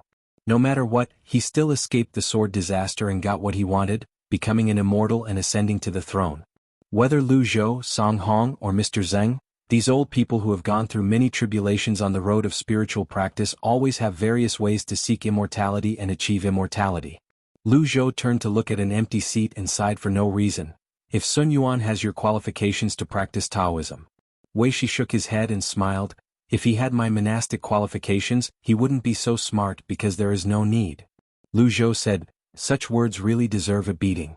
Wei Shi smiled and said, "There used to be many people who felt this way. Sun Yuan and Wanyan Laojing were Taoists of about the same generation. When the latter first came here, he was submissive and a bit cowardly. As his level gradually increased, his character changed. On the other hand, Sun Yuan was high-spirited and a very proud man at first. As his realm got higher, he restrained his sharpness and finally became a man with almost no edges. Just like one becomes younger as one lives, and one becomes more pessimistic as one gets older." The old Taoist priest opened his eyes and introduced himself. "My poor Taoist name is Zhang Jiao and my Taoist name is Huang Tian. I am lucky enough to be in the 14th realm. My past experience is not worth mentioning. I am just a lost dog." Perhaps except for Wei Shi, who has been practicing Taoism for more than 100 years, and Tianhuan, who is well informed, None of the dozen or so people here know the true origin of this old Taoist priest. Xuanhuan knew his senior brother Zhou Zi and highly respected him. To say that this Taoist priest's skills are at least at the level of a different realm. In the three-religion debate held every century, the number of times Confucian Temple and Baiyujing won together was less than half that of Western Buddhist countries. Therefore, future generations of scholars will inevitably wonder why there are so many abbots in Buddhist temples and so few in Taoist temples. The only person in history who has won 2 debates in a row is Wen Sheng. Note, in chapter 961, young people are in a hurry, but before the debate between the 3 religions, Qingming Xianxia and the Western Buddhist kingdom actually began to debate. However, Qingming Xianxia lost miserably, especially in one of the debates. Baiyujing and the 7 great Tao lineages of the world at that time sent a total of 17 Taoist officials, and lost all 17 debates. These 17 Taoist priests had to take off their Taoist temples, remove their Taoist robes, and shave their heads to become monks. They became the later 17 monks of Wu. Note, Chapter 734, Staying at Furong Mountain during the snow. Later, Confucian scholars from the Confucian Temple joined the debate, and it turned into a dispute between the 3 religions. Zhang Jiao came out of nowhere, and although it was very difficult to win, it was at least a win for Qingming Qianxia. Later, Lu Chen won beautifully and easily. Just because of Lu Chen's appearance, the debate among the 3 religions had to establish a new rule, which began to restrict the identity and realm of those participating in the debate. For this reason, Lu Chen went to Lotus Cave Heaven to complain to his master, saying that this rule was too personal to him, and he begged his master to help him. As a result, Daozu came and said that this rule was made by him. So last time the old scholar was at the village school where he was a student, he happened to meet the headmaster Lu, who was wandering around all day long. Over the wine table, he had a heart-to-heart talk with the latter, saying that he should have been given the unprecedented honor of being a villager. Headmaster Lu kept talking about it, but he didn't dare. The old scholar's eyes were sincere and he said, "If you dare, here." Later, perhaps because he was having fun, an old scholar asked Master Lu to have a quarrel and practice his skills. If it doesn't work out, you can admit defeat and lose half of it. Each member of the council has his own territory. Except for the Middle-earth divine continent, generally speaking, there are at most 2 people per continent. For example, Beiju Luzhou and Dong Beipingshao have only Lu Miao and Tianwan respectively. When everyone showed their true identities, there were still a few with unfamiliar faces. For example, as the ostensible host of this ancestral hall, the identity of the immortal from Delankyu, who is responsible for burning incense and discussing matters with the abbot every time, makes people confused. Xiaolongqiu, who was the master of Lin Huizhi, the master of the mountain, once played a game of chess with Han Yushu of Wanyao clan under the ancient pine on the top of the mountain. Later generations of monks were never able to break the game by placing stones on the chessboard. This is a famous interesting thing on the mountain in Tonggishao. Until the young Yin Guan who visited Xiaolongqiu made a move and replaced the old with the new, it was finally a foregone conclusion. You are indeed good at chess, worthy of junior brother Xiuhu. Song Hong, are you afraid of being followed? It is said that the hidden official is very suspicious. We must not be blamed. Even if we don't come up to the mountain just complaining to the Confucian temple, is it enough for us to eat a pot? We are not traitors and traitors who seek to usurp the throne. Even if our identities are revealed, let alone rebels and traitors, we are heroes, right? Song Hong finally said, with Situ Mingjing here, it is unlikely that he will suspect our Dalong Qiu. To say the least, even if he has a guess without any evidence, what can he do to me? Tianwan said coldly, unless someone comes to cooperate with Chen Pingan. Luo Shan bent his fingers and rubbed his bright red nails. Without looking at Tianwan, he made a sarcastic remark, don't let the thief shout to catch the thief. Tianwan's face suddenly turned as cold as ice. Song Hong smiled and said, besides, what if there is evidence? Can it prove anything? Lu Su patted the handle of the chair and laughed heartily, that's right. By chance, the thing that suddenly became famous has stretched its hand long enough. Aquarius Continent, Sword Chi Great Wall, and now Tongya and Zhozhou, those who govern heaven and earth are either doing everything they can to support themselves in the mountains, or they are asking for credit wherever they go. Who do you think you are? Luo Shan smiled and said, why don't you say that Sherwa's hero made Juzi famous? Lu Su snorted coldly. A reckless man who is not a sword cultivator has ordinary knowledge. The great dragon Qiu of the Middle Earth has been popular for 3,000 years since the founding of the mountain by the founder. Delankyu Yunxiu Mansion is the location of the mountain monastery of Longbeard immortal Lord Situ Mengjing. On the surface, there are 2 immortals and 1 Yupu realm, but Shangzong, Xiaoshan, and Xiaolongqiu have not seen a new Yupu realm in more than 200 years. The only one in the Jade Pu realm, the Dalong Qiu Zhanglu patriarch with the Taoist name Xuanzhong, is the junior disciple of the sect leader and Situ Mengjing. At the same time, almost all nascent souls are people who have little hope of reaching the upper 5 realms in this life, and they are trapped in a situation of no success.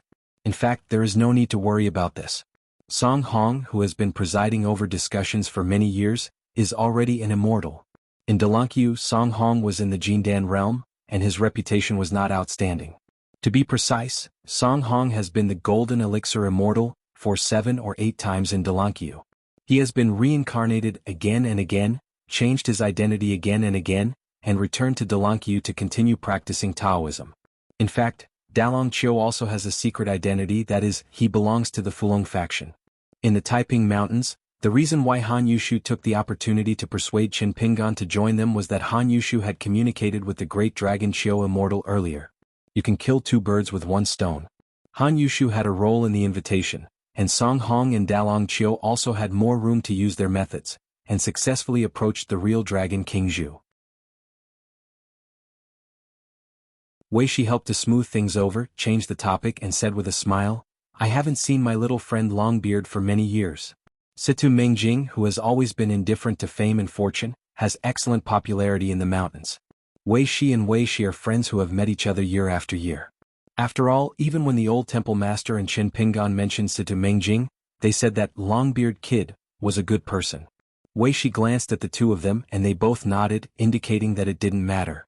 Wei Shi then began to introduce the true identities of the 2 of them: Lu Zhou, the founder of Yulong's sect; Song Hong, the first-generation master of Delankyu Mountain. The obscene deity in Fuyao Island is not well known and has few followers, but he is actually a man of great powers. He calls himself the Red-Pink Taoist Master. He laughed loudly and said, "As expected, those who can secure a position here are not unknown people." Yun Gao is very worried and wants to tell these people that the young hidden official you are wary of and try to win over but dare not act rashly is actually Mr. Zheng from Baidi City, Zheng Juzhong. But Yun Jie didn't dare to tell this big secret. All forces are now quietly collecting gold and copper coins, and the price has skyrocketed. Everyone here who has extra money? I heard that the cave master of Shu is determined to win the Changyu cave. Even the thorns are gone. Just because Jing Dan, a female ghost with a lineage of Yu women's swordsmanship, appeared and disturbed him? Does this count? 2 dogs fight playoff? Shu Nanyuan laughed and said, "Temporary gains and losses are nothing. Then Gao Yi will always be short of money and encounter difficulties." Lu Su joked that after Yun Jie had passed, he finished the business with Lu Miao, who had the breeze in his sleeves, and then he started to look at the ant with the red string on her wrist. She was Tianhuan in the Jade Pu realm. Her position could be close to Song Hong, of course, because I have a good senior brother. Lu Su clicked his tongue and said, "You and Bai Shang have been planning for thousands of years together, but they fell short of success and made one wrong step at a time. He just missed the opportunity to attack the 14th realm. It's pitiful, it's really pitiful. All the efforts were made in vain." Tianhuan sneered and said, "A pure sword cultivator in the Ascension realm will not be a hero in any world. What's going on with Bai Shang? Why don't you just kill He Xiaoyang?" She came to his door, obviously to destroy his seclusion. This is a life-and-death hatred in the mountains, whether it's public or private. Bai Shang can hurt. How can you bear to kill someone? If I remember correctly, Chao Rong was not in the Ascension realm at that time. Even with the help of Tianjun Xiashi and Gu Qingsong, could he really stop Bai Chang from leaving the seclusion and handing over the sword? Tianhuan could only pretend to be deaf and dumb. Just because that Chunyang Luyen was involved. Someone looked at Luo Shan and asked, "Can you tell me a little bit about the new throne in the wild world?" Luo Shan suddenly looked awkward. Just because of the previous barbaric mountain discussion held by Mr. Bai Zhe, someone actually saw through this layer of her identity. Instead of asking her to accuse her, she asked her if she could recommend him. Zhou Qinggao even personally promised that he could take the initiative to leak some information about the wild military accounts, and use his military exploits equivalent to the mountains and rivers of Howran's half-continent territory in exchange for this secret identity.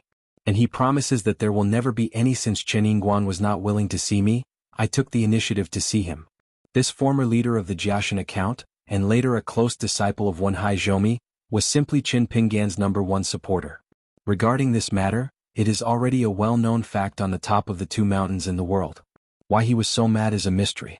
The old Taoist priest suddenly said, "Fellow Taoists, you should pay more attention to the recent changes in martial arts. Don't always pretend to be gods on the mountain, and strive to select more people from each sect who have the qualifications to learn martial arts, especially those who have certain hope to gather together within 100 years. I dare not say how much profit there will be for a child who is blessed with martial arts, but at least it is a business that is guaranteed to make a profit, regardless of drought or flood." Regarding this matter, some people were immediately interested, or their minds suddenly changed, and they began to consider cultivating puppets, or they had already made plans and finalized a partner. There are also people who, after weighing the pros and cons, don't take it seriously. Weishi also gave a suggestion. In addition, fellow Taoists can pay attention to those small and medium-sized sects with more military monks. If possible, you can buy a few.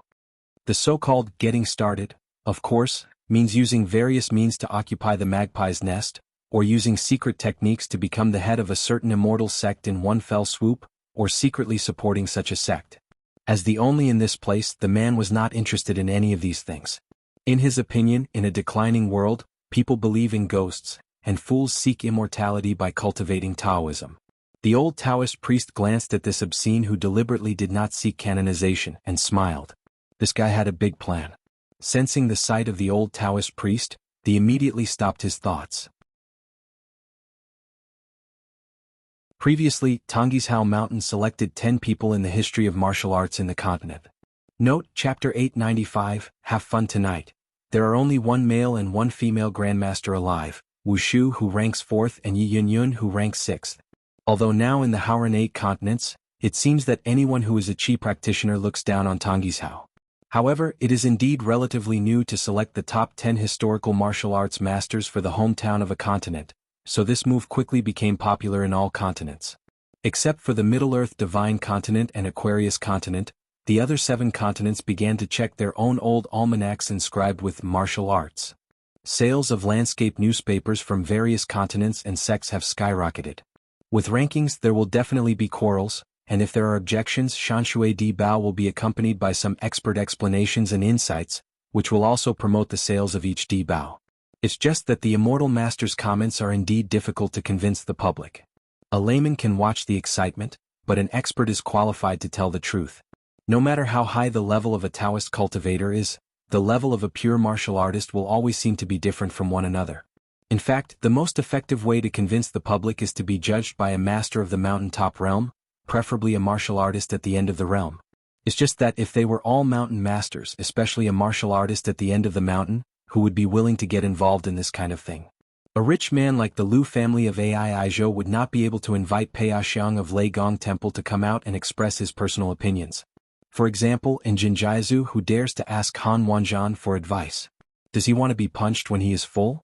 But there is really a master who is willing to speak up and express his opinions publicly through the Shanshui Di newspaper of Shizi Peak. He is Wang Fusu of Luzhou Beiju. It explains in detail the 8 masters of the end of the world who are no longer alive, the strengths and weaknesses of their respective martial arts, and the pros and cons of boxing techniques. These are of course serious words.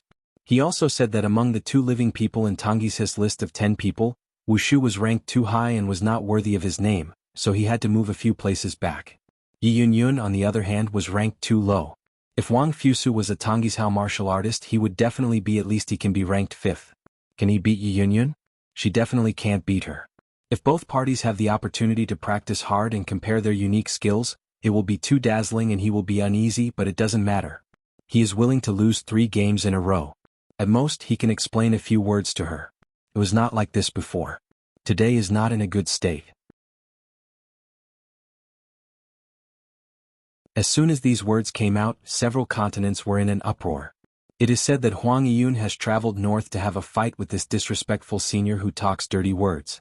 Wang Fusu continued to ask Di Bao to help spread the news, while she, Huang Yiyun, just came across the continent to ask about boxing with me. That being said, Wang Fusu had actually gone to Leigong Temple in Azu to have a drink with that girl Xiang. After all, Yi Yunyun had just reached the final level, which was when her fist power was at its strongest and her sharp edge was revealed. Yiyugu, the founder of Pushen in Tongyishao, is ranked 5th. He is said to be able to defeat 3 continents with 1 person and 2 armors, and is invincible in Tongyishao, Beipingzu and Beiju Luzhou in the east. Although this immortal ancestor of the Yi family was magnificent and had begun traveling to various continents long ago, he still stopped at the level of returning to his true nature and never reached the level of the divine. Yiyugu is indeed a genius. With the help of 6 immortal pictures, he understood the principles of boxing and helped the Yi family create a xuanhuan avenue that combines immortality and martial arts.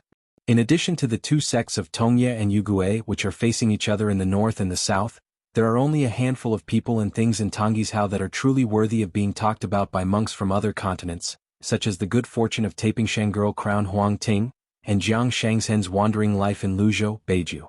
In addition, most of them will also know about the Pushen Yunkatang. Pushen is a sect that can both cultivate immortality and martial arts. Wang Yiyun is a female master. When Yiyugu was at a bottleneck, he had to turn around and pick up the practice again. He wanted to extend his life by reaching the Jade Pu realm. He hoped to use this path to prioritize martial arts and immortality, and continue slowly beat the martial artist to strengthen his body and continue to increase his boxing spirit. It was indeed done by Yiyugu. After entering the Yupu realm, the first thing he did when he came out of seclusion was not to report to the academy and the Zhongtu Confucian temple and ask for promotion to the sect, but to reminisce with a close friend on the mountain, probably to talk to him. Join forces to fight against the domineering Tongye sect. To put it simply, Yiyugu actually planned to fight with Xuanhuan, a close friend of the Jade Guizhong in the immortal realm, against Du Mao, the only ascension realm in Tongye continent. But he still thought of things too simply. In other words, I think of people's minds too clearly. When Yiyugu came down the mountain, he was so full of ambition. He never thought that when he returned to the mountain, his life was already hanging by a thread and he was dying. After that, for so many years, especially before and after the mountain master Yi Yunyun ascended to the Jade Pu realm, the warriors and monks of Pushen Yunkatang felt that this might be God's will. Everyone thinks that Pushen is not destined to become the sect with the title of Shan Zone. So Pushen has no idea of becoming a sect so far.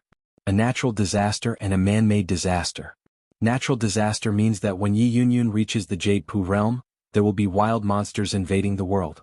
The man-made disaster is that when the founder Yiyugu went down the mountain to visit friends, he was seriously injured by Du Mao in an ambush on the way, and his level fell back to 2 gold, resulting in his death not long after returning to the mountain. Yiyugu never told anyone who the attacker was until his death. Reminiscing about old times? It is indeed a reminiscence. It's just murderous. Including Yi Yunyun, to this day, the entire Tongyishao takes it for granted that it was Du Mao who seriously injured Yiyugu back then. Kill them painfully, lest there be another Shao Tong Yi sect, or Yugui sect number 2, in the middle of the continent and take an extra piece of the pie. Who could have imagined that the real culprit would be Xuanhuan? This is also the reason why Yiyugu did not dare to mention the murderer to anyone until his death. Instead, he told Yi Yunyun not to pursue the matter. Yiyugu knew that Xuanhuan deliberately let him return to Pushen alive. He knew even more clearly that when he was lying on the hospital bed, Xuanhuan must have been in Pushen. As for why Xuanhuan made such unnecessary moves without worrying about complications, Yiyugu still couldn't figure it out. It was not until the moment before Yiyugu was about to surrender that Xuanhuan quietly appeared and told the truth, saying that someone would personally take him into the Yugui sect to practice Taoism in the future, and a path had been paved for him. And this person is either him or Xuanhuan. Nowadays there are experts in this ancestral hall who know about this matter. They once gave a final conclusion: a true hero is nothing more than this. Compared with Du Mao, the ancestor of Zhongxing of Tongye sect, in terms of scheming and means, he is really not worthy of carrying shoes for Xuanhuan of Jade Guizhong. In the early years, Xuanhuan had estimated that the total qi of Tongye continent could only support the emergence of 1/14th realm monk in this continent. Of course, Xuanhuan hopes that the flowers will fall into his own family. It doesn't have to be me, it can be Jiang Shangzhen, it can be Wei Ying, or it can be someone with a lower seniority, but it must be in the Jade Guizhong. If Yi Yugi's immortal skills and martial arts can one day improve each other, he will be promoted from Yupu to an immortal, especially from Guizhen to Shindao. Going forward, will Yi Yu have the chance to accomplish this? There's quite a chance. At least the chance is far greater than that of Du Mao. Of course, Xuanhuan knew about the attack and death of Yiyugu. This move harmed the harmony of heaven and earth and even hindered Taoism. Coupled with being too burdened by sect affairs, Xuanhuan was unable to break through and achieve enlightenment. The wild demon clan invaded Tongya continent, and all the old situations in the continent were destroyed. When the war came to an end, although the Yugui sect's vitality was severely damaged, it was better than the Taipingshan and Fuji sects, which had only a single seedling left, and they were far unable to win. The Tongya sect that is not close to the mountains. According to the general development of the situation, if the Wanyao sect hiding in Sanshan Blessed Land wants to establish a sect in Tonggishao, the ambitious Han Yushu must join forces with the Yugui sect. Azhong is responsible for constraining everything and suppressing the people in the north. Tongya sect will make the latter unable to raise its head in the next 1,000 years. Before Xuanhuan died generously, he resigned as head of the clan and gave way to Jiang Shangzhen, leaving this lazy guy to take the lead. But the candidate for Tonggishao 14th realm, that Xuanhuan really placed his greatest hope on was Wei Ying, or Qiu Ji, who was the reincarnation of Yi Yugu. In short, every posthumous incident was arranged neatly by the old man, and there was no need to tell Jiang Shangzhen, Wei Ying and others the truth. As the old saying goes, the predecessors planted trees for the shade, and this is probably what happened. You don't need to know the person who dug the well to drink water. Sun Yuan's biggest emotion in his life, or a knot in his heart, can be expressed in 3 words. The Yu family is poor. Note, Chapter 631, The light wind melts with the moon. Sun Yuan suffered greatly on his way to practice. It was a bitter experience, and only Jiang Shangzhen probably knew some unknown inside stories. Therefore, Sun Yuan had to insist on making money, but the old man was not doing it for his own enjoyment, but for the sake of our descendants. Therefore, with Sun Yuan's mind and qualifications in order to help Yu Guizhong continue his incense, he still had to force his way through the sidelines and rise to the top. Sun Yuan once had a frank and heart-to-heart talk with Jiang Shangzhen, who failed to become the master of Jiaifeng.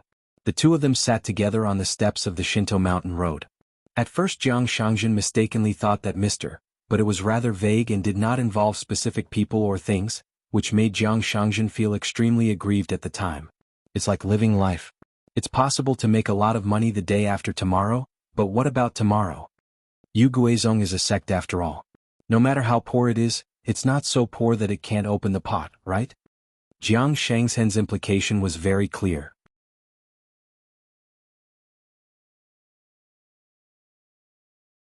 His ancestor was Huayin, one of the 10 people from the Middle Earth Divine Continent in the past. At that time, relying on his own qualifications and prominent family background, he traveled alone to Luzhou, Beiju. In name he was escaping from a baby's marriage, but in fact he was secretly gathering his sword energy and increasing his power. But the end of Huai Qian's trip was the lighting of a natal lamp in the family ancestral hall. Just because I met a master son, who disliked Huayin's small arms and thin legs. Note, in chapter 544 all the people in the boat were defeated by the enemy. There is also Liao Qingmai. Her master is Pei Bei. There is also a junior brother who is almost as famous as their master, Chao Ci. Lu Miao was the first to speak. I proposed to make up for Lin Su. Tianhuan originally had several potential candidates, but none of them came through. Gao Jinfu from Xingaozong was once a golden boy and girl with He Xiaoliang. There is also a young swordsman who used to be from Xingyang Mountain, Wu Tijing, who is known as the Little Wei in Jin Dynasty, in Aquarius Island and the second Li Tuanjing. She even almost put her plan on the head of Longquan sword sects, Xie Jiabeishu Changmeier. Just because Su Jia had been recommended, and because she was entangled with Cui Dongshan and Jiang Shangzhen and had too much time to take care of herself, Tianhuan no longer had the intention. Lu Miao explained, the reason why I chose Lin Su is because his previous practice was too smooth, but it became an obstacle. Lin Su can't break through the bottleneck of Yuaning realm. Now that he has failed 2 retreats, he has inner demons. There are signs. Betting on him now will definitely bring huge benefits in the future. In the early years, Cheong Linzong selected the top 10 young people, and Lin Su topped the list. The second-ranked Su Xian has now reached the Jade Pu realm, and he is already on the waiting list. Qi Jinglong even became the head of the Taihui sword sect. The direct descendant of Lion Peak, Li Lu. She's not on the list either. Yeshio Huangxi and the female martial artist Xionyang, this young man and woman who once fought to the death in the ring of Pailai Mountain, actually got married and each of them broke through. In addition, there is Yang Ningxin, who has changed his identity to the warrior Yang Jinshan, and his younger brother Yang Ningxing, the little Tianjun of Chongshin department, also has his own future. As for Shuingshingshin fairy Lu Sui, she got a sword-raising gourd of excellent quality. It seems that among the highly anticipated talents of Beiju Luzhou, on the road of cultivation, only Lin Su, the most favored one, unexpectedly remained stagnant. On the other hand, the other 9 people each had their own merits. One by one they overtook Lin Su. Xuanhuan frowned and said, "You have already recommended Su Xian." Lu Su smiled and joked, "If Sect Master Lu is really capable, he would bring Bai Shang over to fill the vacancy of Sun Yuan or Wan Yen Lao Jing. I have no objection." The person who answered was not Lu Miao, but Wei Shi, who smiled and said, "I don't have the ability." While Wei Shi was speaking, Lu Miao stood up and walked towards Wei Shi. His outer body, like a yang god, returned to its original position and became one with his true body. Cui Qingxian of Quanzhou Mountain in Fuyazu and Lu Miao of Qianglin sect of Luzhou and Beiju are the yin and yang gods of Wei Shi and Azu. Most of the discussion members looked at each other in shock when they saw this scene. At that time, Master Huolong was a guest of Qianglin sect and stopped at Exoshu Pavilion. The old master certainly didn't want to see how rich Qianglin Zone was. Immortal Qin Zhao looked straight at Luo Shan and asked, "I want to ask you a question. What was the result of the formation and ambush in the wild world where no news was spread?" Luo Shan raised his hand, narrowed his eyes with a smile and rubbed his fingers together. Qin Zhao smiled and said, "Make any price you want." Luo Shan said, "The mountaintop monks that could be called upon in the wild world at that time almost all came out, finally trapping a Liang and Zuozua." Qin Zhao asked, "What happens next?"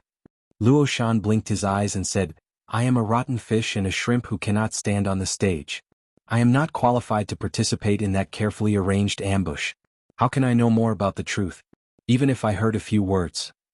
She rubbed her fingers together again. "I have to mention the price. Qin Zhao is angry everywhere." At this time, some people sneered and disapproved.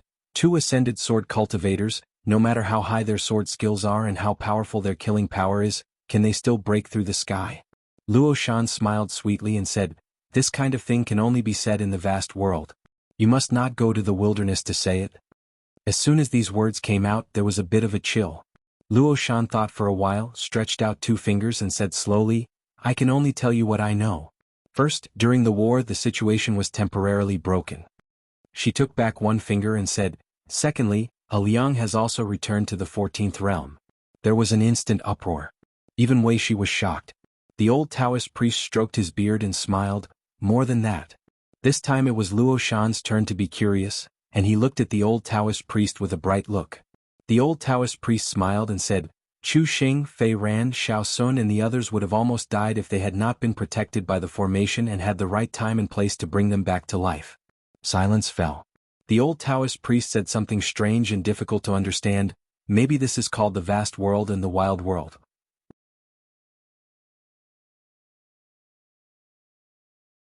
Except for the vertical and horizontal sword energy on the left and right, it is invincible and spreads all over the world." And the swordsman named Liang finally used his natal flying sword, named Drinker. The magical power of this flying sword is just 3 words. Everyone will die. Only Wei Shi instantly understood the meaning of this sentence. The Taoist words of spreading one's feet are actually not obscure. Barbarian world is an ordinary noun, Hauran is an adjective, used to describe a Liang and his sword energy, and world is a verb. The old Taoist priest stood up and said with a smile, "It's time for us to discuss matters."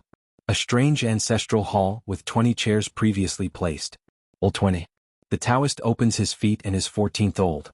The Great Wall of Sword Qi, the criminal officer Hao Su. Now he has given up his position to his disciple Du Shanin, a sword cultivator in the Golden Core realm. Luo Shan, a female swordsman from the old Summer Palace's hidden official lineage. The divine continent of Middle Earth, the ancestor of the Lu family of the Yin and Yang family, Lu Su, the immortal realm. The person who lends the knife on credit is Mr. Zheng. Ascension realm ghost. To clean up the wrong people, Yingyin Qingyi took over as the leader, Qin Bai the female ghost fairy. In the territory of the Great Yong dynasty in the divine continent of Middle Earth, there is the Jiozhen Immortal Pavilion, the immortal Yunjie, and the Taoist name is Luxia. The founder of Dalanqiu Mountain is the immortal Song Hong. The Taoist priest opened his feet and the Taoist name was Huang Tian. Old 14. Luxiazu Tianyu Cave Tianshu Southern Kite newly ascended.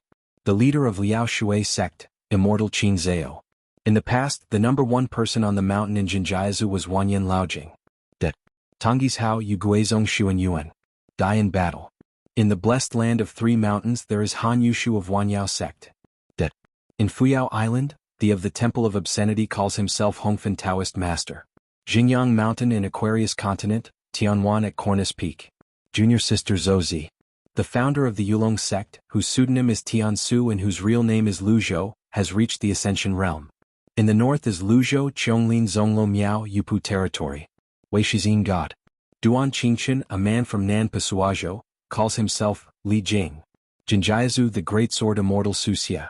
The great monk of the new 14th realm, Wei Shi of Azu Mountain, finally took his seat. As for the seat vacated by Lu Miao, it doesn't matter who takes it.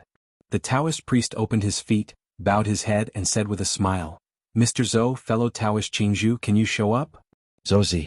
The man who killed the dragon was Qin Qinglu, whose Taoist name was Qingzhu. Tianhuan was stunned. She really had no idea. But one of the arrivals made people feel like they were in a cloud. It's not Qin Qinglu, but an extremely tall woman with dark skin. She and the Taoist priest came here in their true form. Different from the old Taoist priest's way of appearing like quietly climbing over the wall, this strange woman almost forced her way in without caring about the owner's attitude. The woman looked blank and said, My young master has something to do, so he asked me to come here and take a seat. Except for those early discussions 3,000 years ago, Qin Qinglu had not actually participated in the discussions for many years. Wei Shi nodded and said, Your junior brother is also one of the initiators. Since all the old rules were established by the few of us, today is nothing more than adding a new rule, allowing fellow Daoists yet to do the work for fellow Daoist Qingzhu. Upon hearing the words junior brother, the woman named Xia frowned, but still didn't say anything. Zhouzi came here from Qingming Tian. He has a middle-aged appearance and wears civilian clothes and straw sandals. At first glance he looks like a roadside vendor. He said calmly, According to my deduction, it can be as short as 300 years or as long as 500 years. A new 15th realm will appear in the world.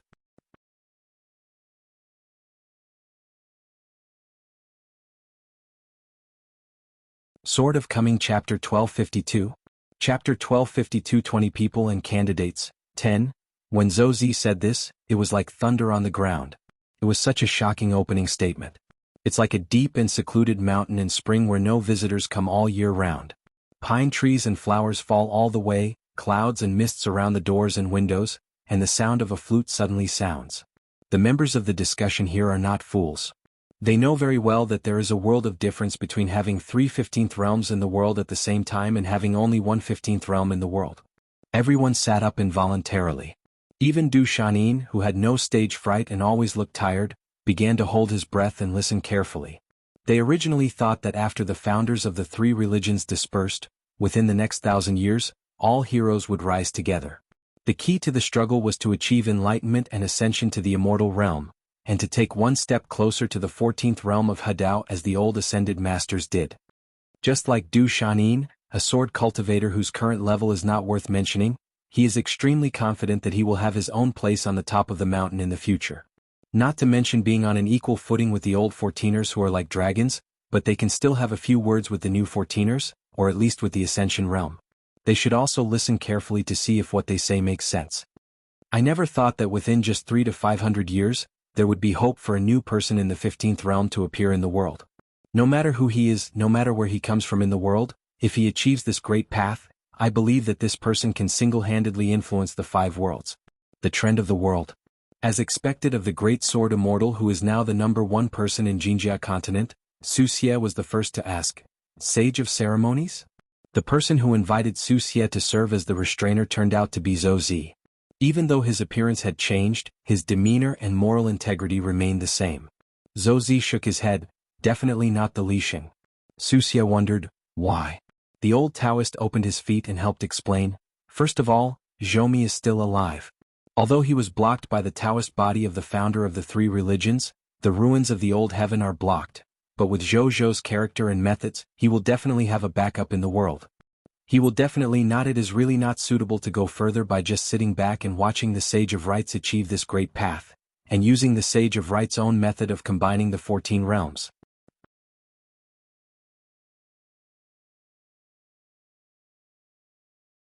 Zhou Zi added, even so, whether the ceremonial saint reaches the 15th realm does not depend on whether he can do it, whether his merits are sufficient, whether careful obstruction is not a hindrance, but whether he is willing or not. For this reason, Zhou Zi even rushed to the outer world and had a frank and heart-to-heart talk with the Li Sheng. At that time, Zhou Zi showed his derivation of the future world to the Li Sheng. Just out there. At most, the world knows that several sages, including the great celestial master of the Longhu Mountain, died in the outer world and made great merits in the world. However, few people know that Zhou Zi and Mr. Sanshan Jiuho can be said to be assisting the sage in that journey. The main force behind the hunt for the remnants of ancient gods. Once the Sage of Rites takes the place of the Sage Master and moves to a higher level within the Confucian Taoist tradition, becoming the Taoist master of the entire world, then the rules of the Sage of Rites will be transformed into Taoism and Jiuzhou at an extremely fast speed. Everywhere it becomes seamless and watertight. It seems that the cycle of the Great Road is becoming more and more flawless, but in Zhou Zi's eyes, the world will become stagnant, rotten and rigid in the future. This is a paradox. Zhou Zi described this situation as, the road has stopped, and all possibilities have been lost. Luo Shan was not as surprised by this as others, because he once accompanied Xiao Sun on a tour of the city, met the boss sword immortal, and overheard them chatting about a few off-topic topics. At first, Xiaomin wanted to ask the boss about the character of the child. In the current world, there are some old and relatively young ones who can fight, such as Bai Yujing, the second Taoist who claims to be invincible, and the one who is famous in Haoran. Zheng is in the center of the huge Baidi city. Anyway, Xiao Sun reported a series of names. Probably the list she gave was more valuable than the selections of various landscape newspapers. The eldest swordsman didn't follow Xiao Sun's words in any way. In Qin Kingdis' opinion, that's all about fighting ability and killing power. As the Sword Qi Great Wall where the borderline of the vast wilderness is located, and as the backbone of this 10,000-year-old city, Qin Qingdu only had two final comments. The presence of Bai Zhe in the wilderness is a misfortune for the demon clan and a great blessing for the human world. The emergence of ceremonial saints in the world is the luck of Confucianism and the misfortune of remaining guests. At that time, Xiao Sun was sitting on the top of the city, holding two braids in his hands, staring blankly at the boss swordsman and asked, "What about you?" Luo Shan felt that the atmosphere was not right at that time. The boss swordsman smiled and touched Xiao Sun's head. "Don't be so insignificant. Whether you are right or wrong, we will wait until I die and you are still alive." The implication of Qin Kingdis' words is quite simple. It is indeed not difficult to guess. There are only two meanings. This is in line with Luo Shan's impression of the boss swordsman. He always speaks straightforwardly and does not need the swordsman to speculate. When he was still in charge of the Sword Qi Great Wall, you Xiao Sun could just hold back your grievances. After he died, you had no one to control and you could scold him as much as you wanted. But there is a premise here. You Xiao Sun, a contemporary hidden official of the Sword Qi Great Wall, must stay alive and you cannot die before me. Or to put it more directly, it was to remind Xiao Sun not to die in the hands of Qin Qingdu, nor to do anything out of the ordinary as a hidden official. Beat, threaten, admonish? In fact, it doesn't matter. Anyway, Xiao Sun just grinned. She gently stretched out her hand to push the hand away, but she couldn't push it away at that time. The boss Jianxian, who had always raised his hand to hold the braided girl's head, looked at the old neighbor in Xuanhuan from a distance. Perhaps in the eyes of the boss swordsman who has a higher eye than the top, the real things that can be fought in the world are far away and right in front of you. The young people in the world today just think they know that the old blind man is very good at fighting. During the battle to ascend to heaven 10,000 years ago, many accidents occurred that were not recorded in writing at the time and are unknown to later generations. One of them was that the temple actually broke countless golden bodies of gods and opened a single path to ascend to heaven. Now the second seat of Lolu Mountain is dedicated to Xiego or Beijing. Why was it that the last time we went to Shirwanda Mountain, the old blind man behaved more politely and behaved like a local? Beijing, who is arrogant, is certainly not just because her fellow Taoist priest has lived long enough. Beijing would not be so restrained towards the master of Bixiao Cave who had not participated in the battle to ascend to the sky. He would not be able to defeat him, but the veteran cave master would not make Beijing feel admired and awed in his heart. She is polite, mostly because the old viewer has a good relationship with Xiao Moha. Her husband is one of the few close friends, so she has to show respect. Now that she and Bixiao Cave Master are on good terms, if she gets into trouble with Xiao Mo one day and Xiao Mo finds someone to drink with, will Bixiao Cave Master not be able to put in a good word for her? Wahaha, what a good plan. Serving as a second seat is indeed more than enough. Luo Shan smiled and said from the bottom of his heart, Du Shanin, our Yinguan invites your master to go to the wilderness to have a drink with her when he is free. Don't worry, it's just a drink. Du Shanin had a general impression of the new summer palace where foreigners gathered, and he never denied or concealed his dislike of Chen Pingan. However, he respected the sword cultivators of the old Yinguan lineage very much, and explained helplessly, Master, before leaving Howran, there was no method left on the mountain that could allow master and disciple to speak temporarily. Luo Shan nodded and did not embarrass Du Shanin. He said regretfully, Yinguan has been thinking about by using xianxia liquor all these years. It seems that this little plan will come to nothing. In his early years at the Jianghu Great Wall, Xiao Sun did often secretly go to the prison where the old deaf boy was in charge, mainly to drink with Hao Su, the most indifferent prison officer. Du Shanin said, Mr. Luo, whenever I have the opportunity to meet Master in the future, I will definitely help deliver the message. Luo Shan smiled and said, Mr. Luo? Is it strange? Anyway, it sounds awkward to me. Who did you learn it from? What a bad habit. Du Shanin laughed dumbly. Luo Shan was naturally willing to get closer to Du Shanin, who was born as a junior in her hometown. What's more, Du Shanin is one of the few people who stayed in the old summer palace. It can even be said that Du Shanin was able to enter the prison together with his peers, Youyu, under the instruction of the boss sword immortal, and serve as the personal disciples of Hao Su and Gantang respectively. This was all foreshadowed, and it was largely due to the previous generation the selective vision of a swordsman from the Yinguan lineage. For example, among the youngest generation of sword cultivators, Luo Shan chose Youyu, while sword immortal Zhu fell in love with Du Shanin. The same is true for the previous generations, all of which are inseparable from the secret support and resource allocation of the Summer Palace. Often when Xiaomin sees a suitable candidate, he will wave his hand on the booklet and write 2 words, cultivate. Occasionally the word key points will be added. It's just that there are only a few people who have this honor and treatment, such as Chou Miao. Generally speaking, there is only one person in a generation, at most one person or even none. Almost all of these sword cultivators were from bad backgrounds. In Xiao Sun's words, those who have made a good fortune and landed in a wealthy family, since they don't need money to practice swordsmanship, they don't need to go to a summer palace to add icing on the cake, and they can only do good deeds to provide help in times of need. However, there are exceptions such as Guizhuzhou, who comes from a good family. Du Shanin hesitated for a moment and asked curiously, Is there any conclusion on the whereabouts of a Liang and Zuozua? There was a silver-woven bag hanging around his waist, with strands of golden light shining through. Everyone present could tell at a glance that it was a fragment of a golden body that was now priceless. Luo Shan shook his head and said, My whereabouts are unknown and my life and death are unpredictable. It seems difficult to tell clearly. Du Shanin is a swordsman who will envy a Liang and respect him sincerely. One of them is a descendant of a saint, and the other is a disciple of a saint, but they have 2 completely different styles of life. The other always boasts that he is a scholar, but everything he does on the Sword Chi Great Wall has nothing to do with being a scholar. He is a taciturn person who avoids strangers, but he values his academic career more than his sword practice. Du Shanin was born in poverty and was poor when he was young. He was not the same type of person as them. Moreover, there is a gap in seniority and age between the 2 parties. Besides, they are all singles. Therefore, Du Shanin was even more entangled in dealing with Chen Pingan. Maybe this was due to jealousy. Since they are of the same age, it is inevitable to have a tendency to compare. They all seem to have struggled to get up from the bottom of their lives in a stinky ditch or quagmire with no one to rely on. From then on, their fortunes were not bad and each had good luck. Why can Chen Pingan win Ning Yao's favor? Why can he be the master of the Summer Palace even though he is not a swordsman? Why can he go to the city every now and then to get swordsmanship instruction from the left and right, and still be able to talk to the boss swordsman? Why should all of us local swordsmen have to obey his formation and decide our life and death? Du Shanin has been to the battlefield to kill demons many times and he almost died there. So he has always been unable to let go of a certain conclusion.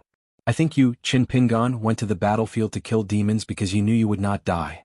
As a New Yin official, the boss sword fairy would save you. So when you are on the battlefield, you never have to worry about anything. You are different from all our local sword cultivators who are ready to die, as well as your fellow sword cultivators from Howran. What? The old Taoist priest took out a white wine gourd with shiny pulp from his sleeve and looked at Zhou Zi. The latter nodded, which seemed to agree with the old Taoist priest's guess. He opened his feet and pulled out the wine cork, raised his head and took a sip of home-brewed water. He recalled that before going to the Buddhist country in the West, he and a fellow traveler from other places traveled to the islands of a certain state together. They also achieved 2 feats. Third, the Taoist hearts of both parties are in harmony, and the real person surnamed Lu is playing in the world, drunkenly stroking his black beard and drawing his frost sword angrily.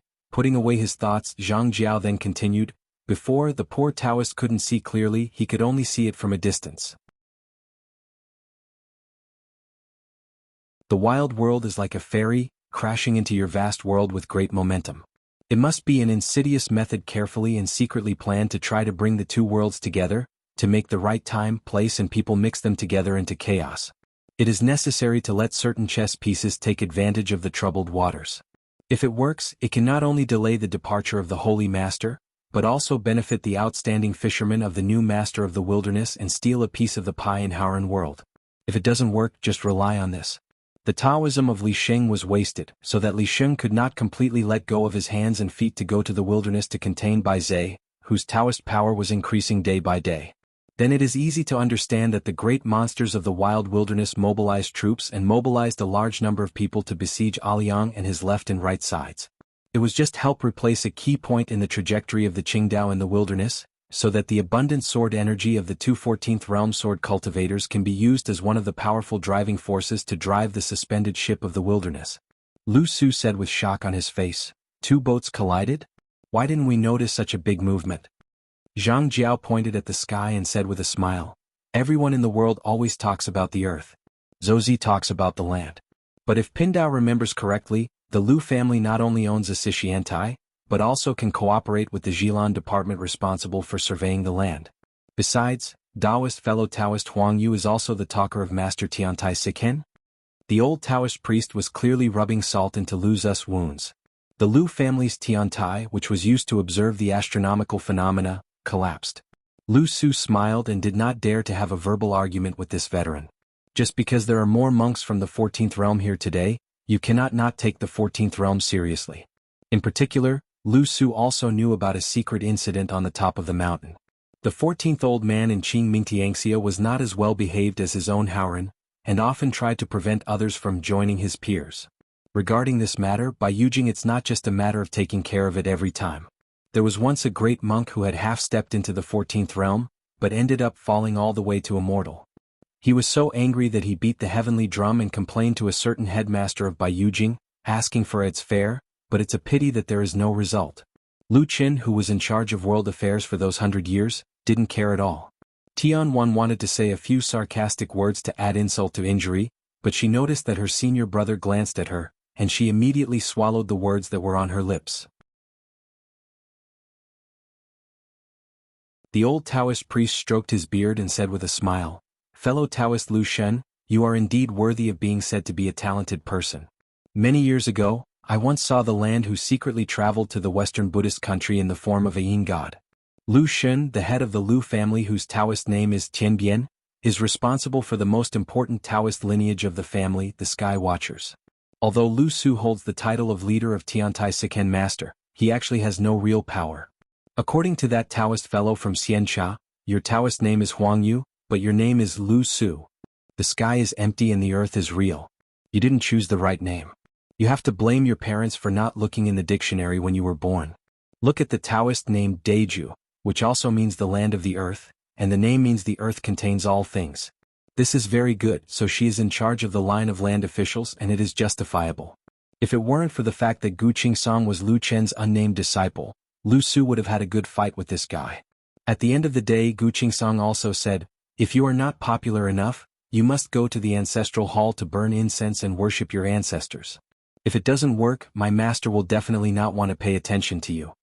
The ancestor of their Lu family was Tai Bu, one of the 6 officials of the Confucian Temple, who was responsible for preserving the Taoist book known as the ancestor of all scriptures. This book is said to be the practice experience of a Taoist priest in ancient times. 2 auxiliary scriptures were derived from this, and 1 heavenly book is hidden in the lintai of the merit forest of the Confucian Temple. It is said that the scriptures were born in Shiping, which was the manifestation of this book. The so-called guardianship is just a cover. The other book of the earth was under the care of the Zhilan department of the Lu family. Over the years, relying on the painstaking deductions of generations of Lu family ancestors, it was transformed into the Earth Mirror chapter. It is said that Lu Qin once read it when he was young. When he closed the book, his face was filled with tears and he sighed that there is no limit to it. Just like a Taoist priest spreading his feet under the lotus world, I once saw an ordinary old monk who was not familiar with practicing qi. He traveled thousands of miles in the mountains and rivers for 50 years, benefiting all sentient beings along the way. Before he died, he returned to the small temple, and with only 7 or 8 other monks he ascended to the throne. At the end of the sermon the old monk looked compassionate, looked around, burst into tears, choked with sobs and uttered the words, "All living beings suffer," then closed his eyes and sat down. I think the 3 of them have something in common with a crazy person crying at the end of the road. It is difficult for ordinary people to understand such feelings. If each level of breakthrough by a cultivator is compared to a petal of a flower blooming, then countless flowers are destined to bloom in the next 10,000 years in the world. Only in the latest 15th realm, no one can get around this flower, but the monks on the mountain and the ordinary masters, all living beings without exception, can get around it. After all, this being's personal likes and dislikes determine the order of the world. What is good at the top must be good at the bottom. Lu Zhou, the originator of Yulong sect, asked, "Is it possible that it is by Yujing's great master who has been missing for many years?" Song Hong, the founder of Dalanqiu Mountain, smiled and said, "It can't be counted as many years." Zhang Jiao nodded and said, "Everything goes well, it's not more than 200 years. As Wei Shi said, the current 14th realm is not much different from the previous Ascension realm. The founder of the 3 religions chose to spread Taoism, and opportunities for Taoism came raining down. Just before the rain, tea tastes better." Zhou Zi nodded and said, "It can only be said that the possibility is very high, but the variables are not small. This trip to Qingming World is an attempt to trace the origins." Before going to the small town of Lizidongshan to set up a stall, Zhou Zi was just waiting to see what happened. Xia Shiji finally spoke and asked, "Is it Master Nephew Zheng?" I am afraid that except for herself, most of the discussion members will feel weird when they hear this title. Just like Lu Daochun, who swaggers around in a pink Taoist robe and always attracts criticism, how can he recognize Qin Qinglu as his master and call Zheng Juzhong his senior brother? What's more, Zheng Juzhong is also Xia Shiji's nephew. Zhou Zi said, "It's hard to say. Since both the Holy Master and Taoist Patriarch have been to Baidi City, do they agree with a certain path chosen by Zheng Juzhong?" Zhang Jiao asked from the bottom of his heart, "Can that Lu Xun join the Tao?" Zhou Zi replied, "As long as I walk on the ground with my feet for a few days in a year, he is destined to be unable to follow the Tao. With Lu Xun's qualifications, no matter how outstanding he is, success in seclusion is still not something that can be achieved in a year or two. After finally seizing the opportunity, Lu Xun will immediately retreat into seclusion when Zhou Zi doesn't touch the ground while chatting. But when Zhou Zi lands, he will be forced to leave the seclusion. After trying several times, Lu Xun had to give up. It's like accepting your fate and not fighting against the sky. In short, Zhou Zi refused to give way, and Lu Xun, who had already reached the Ascension realm, was fetching water from a bamboo basket. Lu Xun was just blocked outside the door, stopped in his tracks, and his realm was stagnant. It took nearly 1,000 years. Zhang Jiao asked, "Is it because there is a dispute between the great ways and you are deliberately disgusting him?" Zhou Zi said, "No, I'm just waiting for him to take the initiative to come and chat with me." The term chatting is a pun. Zhang Jiao asked tentatively, "Mr. Zhou, are you coveting the first edition of the scripture?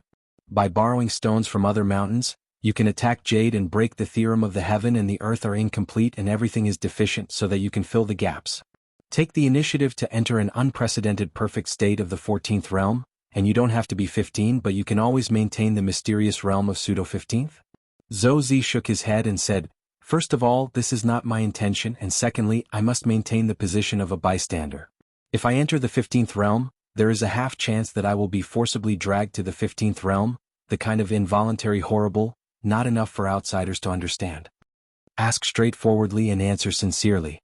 Zhang Jiao then changed the topic to a more relaxed topic and asked with a smile, "How many times have you seen that talkative guy?" Zhou Zi said, "There are only 2 times. Haran Qingming has 1 each." Zhang Jiao said, "The situation in this place under the cover of the Pindao formation began to call him by his name. He can hide it from some of the 14th realm, but he may not be able to hide it from the sharp-sighted Master Lu. Those who taught Lu Qin and Master Lu were obviously tricked by this old Taoist priest who was still very old.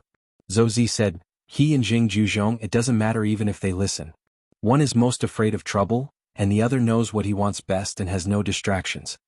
Who wouldn't envy Lu Chen's unique leisure travel? If I don't cause trouble to the world won't trouble me either. He never looks for trouble, behaves appropriately, has a moderate diet and daily life, and has acquired the Dharma, so he is the most unrestrained among the Taoist monks. Pindao is particular about what he does and is not accommodating. As long as you don't scold Pindao in person, Pindao will fall on deaf ears. If you dare to scold someone in person, don't blame the poor man for scolding you back. As for Jing Zhuzhong, just don't provoke him. He doesn't bother to target anyone anyway. But if he deliberately targets someone, even Zhou Zi will find it very difficult. For example, Zheng Zhuzhong emptied Baidi City and walked quietly along the long river of time to block the road and prevent Lu Qin from returning to Baiyujing. The chaos in Qingming's world is no longer a sign of trouble, but it is obvious that chaos is happening. The Taoist officials inside and outside Baiyujing are very clear that troubled times are coming.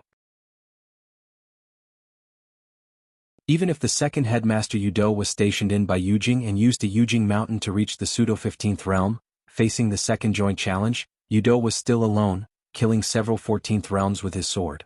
This kind of feat is indeed unprecedented.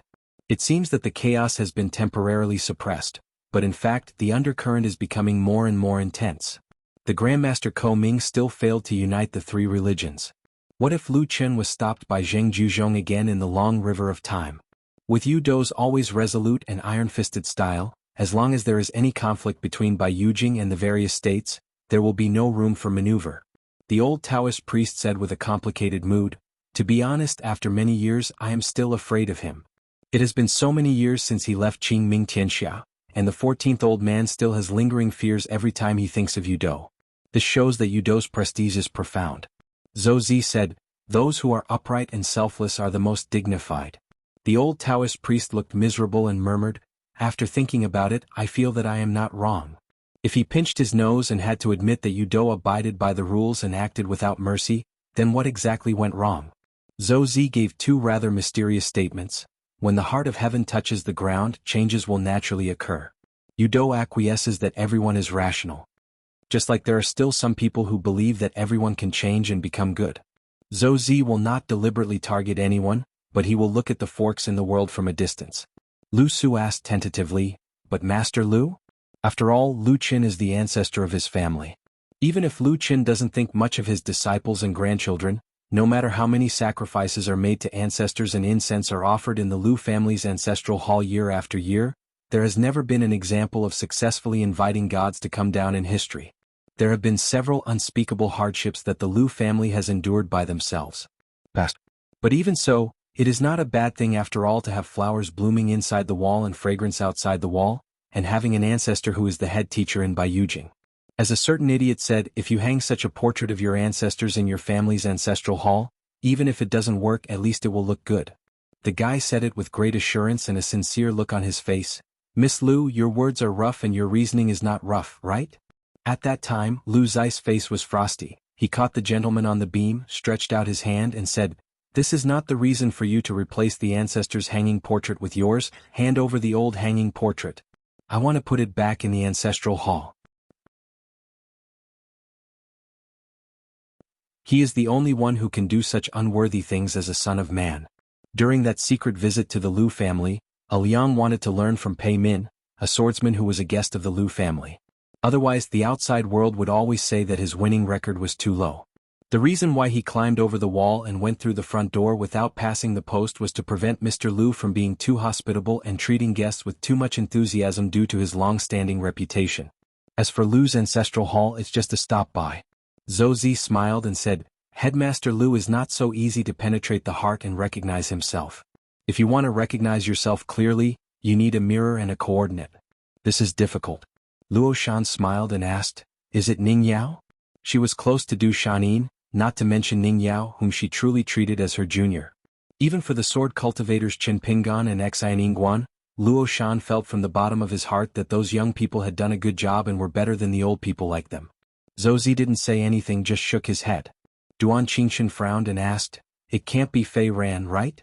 Ning Yao and Fei Ran, these two young swordsmen, are both the best in the world in name and in reality. Logically speaking, they do have a good chance and have an inherent advantage over anyone else. Immortal Cong Qian asked in a deep voice, "Is it a sign that the sword cultivator Fei Fei has become the co-master of the wilderness?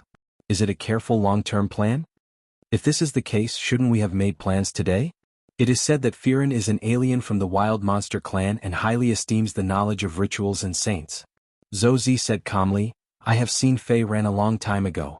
He has no intention of changing the world. At most, he only has the idea of mending and improving."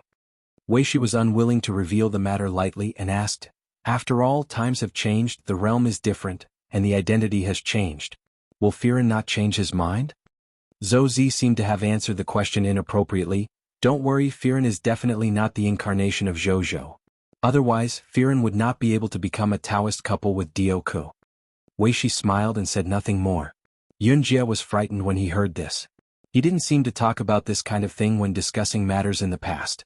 Why do Zhou and the others seem to sound like as long as Firen has this intention, they will give out a plan today and take action against Firen tomorrow? Wei Shi said, "Be careful of that unknown person in the wilderness." Zhou nodded. He is indeed hiding his secrets. Bai Zhe was probably hesitant before whether to wake this person up.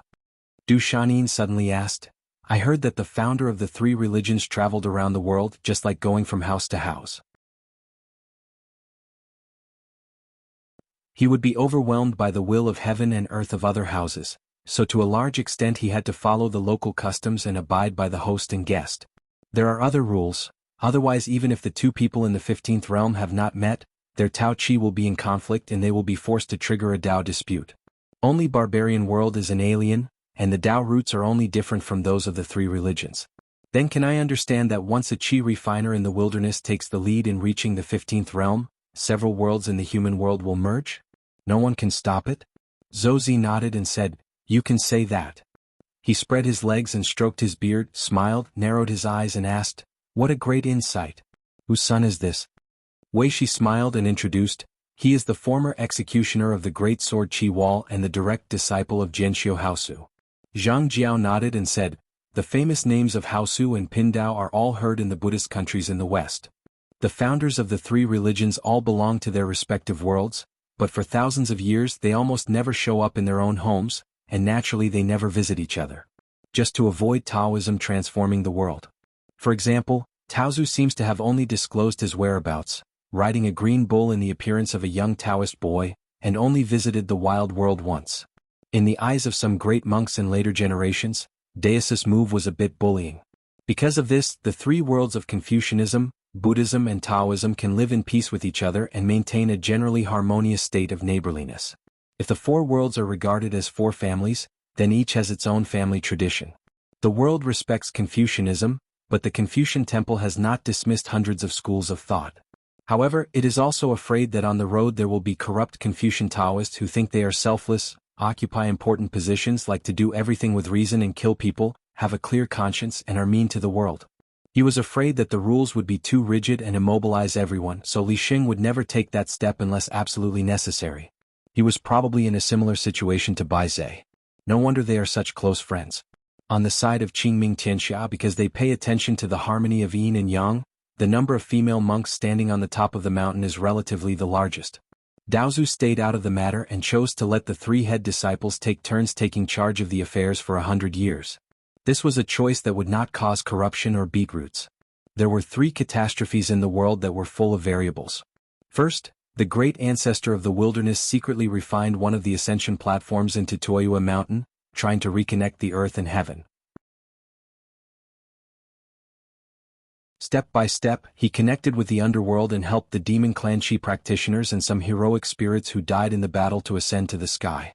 Take them under your command, recreate gods and reshape heaven. The second is the rise of the great demon to create the Hall of Heroes, pointing out a more extreme and feasible path for the wild world, weakening all living beings in the world and strengthening a handful of great demons. The last disaster was, of course, the extremely disappointed Haoran Jia Sheng, who became a well-known scholar in the wild world. He secretly ate a bunch of great monsters, making the world thin and fattening himself. Since he failed to annex Howran in one go, Zhou Zhou took advantage of the opportunity to eat again and again, so he had no choice but to leave in the sky and change the battlefield. This has brought a huge hidden danger to the wild world. If Bai Zhe hadn't returned to the wild world and awakened the ancient demons who had been sleeping for thousands of years, coupled with Bai Zhe's own weird way of joining the Tao, any 10 the monks in all 4 realms felt extremely fearful. Then in the new wilderness, the lack of top combat power will make Howran Xianxia's counterattack on the wilderness become overwhelming, and there will be no suspense about victory or defeat. The first calamity was settled by 3 sword cultivators. In the second game, Daozu appeared in person and suppressed it with one hand. Therefore, it is inevitable that future generations will not feel deeply about the mountain.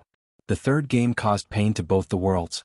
Thinking back to that year, 3 sword cultivators left the Sword Chi Great Wall and rushed to Toyua Mountain. Someone asked, "If the resentment is so great, why are you still willing to follow me?" Someone replied, "I'm not helping those Confucian scholars or even Qin Xingdu. I think those old friends who are dead will definitely not be willing to be forced to work as thugs."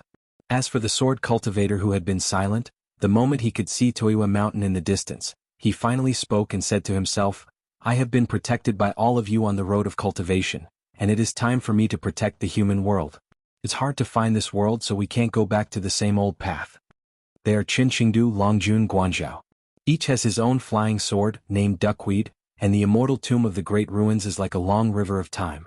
Mr. Zheng asked with a smile, "Mr. Zhou, did you miss someone?" Everyone present suddenly understood and the atmosphere suddenly became weird. Zhou Zi smiled and said, "Me?" He shook his head to himself and laughed at himself.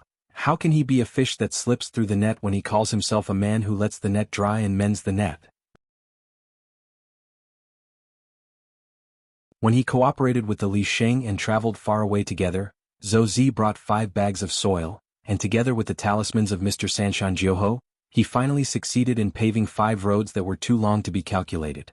Therefore, when Zhou Zi's 5-color soil is used up, the road to the chase ends, and Li Sheng and the others must turn around and return. It's just that there are people here who have a slight thought, and if the net leaks, the fish swallows the boat. Wouldn't it be better if Zhou Zi is the one? Just next door, there is a separate ancestral hall. The people present are all candidates, and the number of people is less than 15 for now. Among them are Xiao Benshu from Liuxia Continent, Su Xian from Beiju Luzhou, Su Jia from Xinjiang Dogwood Peak, Huai Qian from Zhongtu Shenzhou, and Na Dumiao from Fuji Sect in Tongya Continent and others. There was a young monk named Su Jia who used to work as a waiter at Daixuanshan Huangliang liquor shop. There are still a few people from other worlds, such as a middle-aged man wearing a large frost armor, holding a knife in both hands, dozing off. His hometown is Fuyazu, but now his true body is in the colorful world, and he continues to be the emperor. There was a wandering Taoist priest with an official Taoist name, chatting with a Nanpajuo monk who liked fishing. At first everyone was talking about their own things, but soon everyone got involved and expressed their opinions because of a certain topic. Some people say that just 2 sword cultivators can go deep into the hinterland of the wilderness and cut the world apart. The demon clan is so helpless. How can we fight this battle now? We should surrender as soon as possible. When Su Jia heard this statement, he immediately became unhappy, saying that they were not ordinary ascended realm sword cultivators. Although Liang still owed a lot of money to his own shop and let down his young lattice infatuation, Su Jia still had to say something fair for the guy in this matter. Someone soon agreed with Su Jia's point of view, and added that someone who had returned to the wilderness, neither he nor the group of ancient demons seemed to have participated in the siege. The young Taoist priest named Wang Wu then joked and said that if Xiaodao's calculations were correct, they would have all reached the 14th realm during the siege. The man holding a knife in both hands and wearing a large frost armor opened his eyes and asked, "In this case, how can we fight those wild beasts? Are they seriously injured? How many people have died?" Taoist Wang Wu sighed and said, "For some reason, none of the wild demon tribes who participated in the encirclement and suppression, including Zhang Lu, the sword immortal who rebelled against the Sword Chi Great Wall, died." On the other side, Zhang Jiao said, "Let's talk about the second thing now. Is there anyone willing to intervene in Qing Ming's mess?" Wei Shi seemed not surprised by this and said with a smile, "You have to let someone choose a side, right?" Zhou Zi said, "Of course you can choose both sides. Tongis Hao Yilindu Suyuel Yoguang." On top of the ferry boat there is a wine table. People from different hometowns are gathered together. Chen Pingon was just a little drunk, but Feng Shuatao was constantly persuaded by Cui Dongshan to drink. It was obvious that he was a little drunk and he started to talk without restraint, saying that Lu Jubao and Wei Shi were two losers, and they couldn't compete with each other. Qin Pingan smiled and refused to talk. Pei Qian looked strange. After all, this personal grudge between the two continents involved a certain black and white master of Beiju Luzhou, and this old man happened to be closely related to his Luolu mountain. Cui Dongshan didn't care about this. Hiccups of wine, full of righteous indignation, he said yes, it was the bold senior Qingmi who was a master of arts who should take the lead in pulling strings, especially to get an explanation from the lying peak in Luzhou, Beiju. At this moment, Feng Shuatao felt a little chill on his back and soon a palm pressed down on his head and he said with a smile, "You can say some stupid things and you can't steal anything. These words are hurtful." At the end of the journey, people speak softly. I saw Lu Kaishan and Wei Shi while walking. I have never dared to let out a fart. Come on, I will apologize to you and make up for it. I will punish myself with a few drinks. Feng Shuatao shrank his neck and remained silent. Seeing that the opportunity was bad, Cui Dongshan was about to run away, but he stood up and froze in place. The old man twisted his beard and smiled and said, "Want to run away? Do you without wiping your butt?" In addition to the real Hualong who held down Feng Zuido's head and then used the immobilization technique on Cui Dongshan, there was also a dashing Taoist priest with a long beard and a sword on his back who appeared on the ferry. It was Chunyang Luyen. Chen Pingan immediately understood, stood up, and walked away with Taoist Lu Yen. The latter laughed in his heart and said, "I have chosen a place to sharpen my Taoist heart, and I will leave soon. Don't worry, wait until one day you are really free. Go over there to help protect the road, it's time to worry about it." Qin Pingan asked curiously, "Where?" Lu Yen said, "One of the only two in the world, the cave, heaven and blessed land are connected. Nowadays, among the 5 worlds, in addition to the Lotus Cave Heaven and the Lotus Flower Blessed Land, which are connected by the Cave Heaven Blessed Land, there is actually another place." Note, Chapter 320, The Old Taoist at the Wellhead. Qin Pingan nodded. This choice was indeed unexpected and reasonable. Lu Yen hesitated for a moment and reminded, "There are strict rules there. Master Qin may need to be like a poor man and temporarily forget his past." Qin Pingan smiled and said, "There's nothing to be embarrassed about. Just do as the Romans do." You're tuning in to the Sword Dance in the Vast Sky YouTube channel. Don't forget to subscribe and join us on this journey to catch the most captivating stories.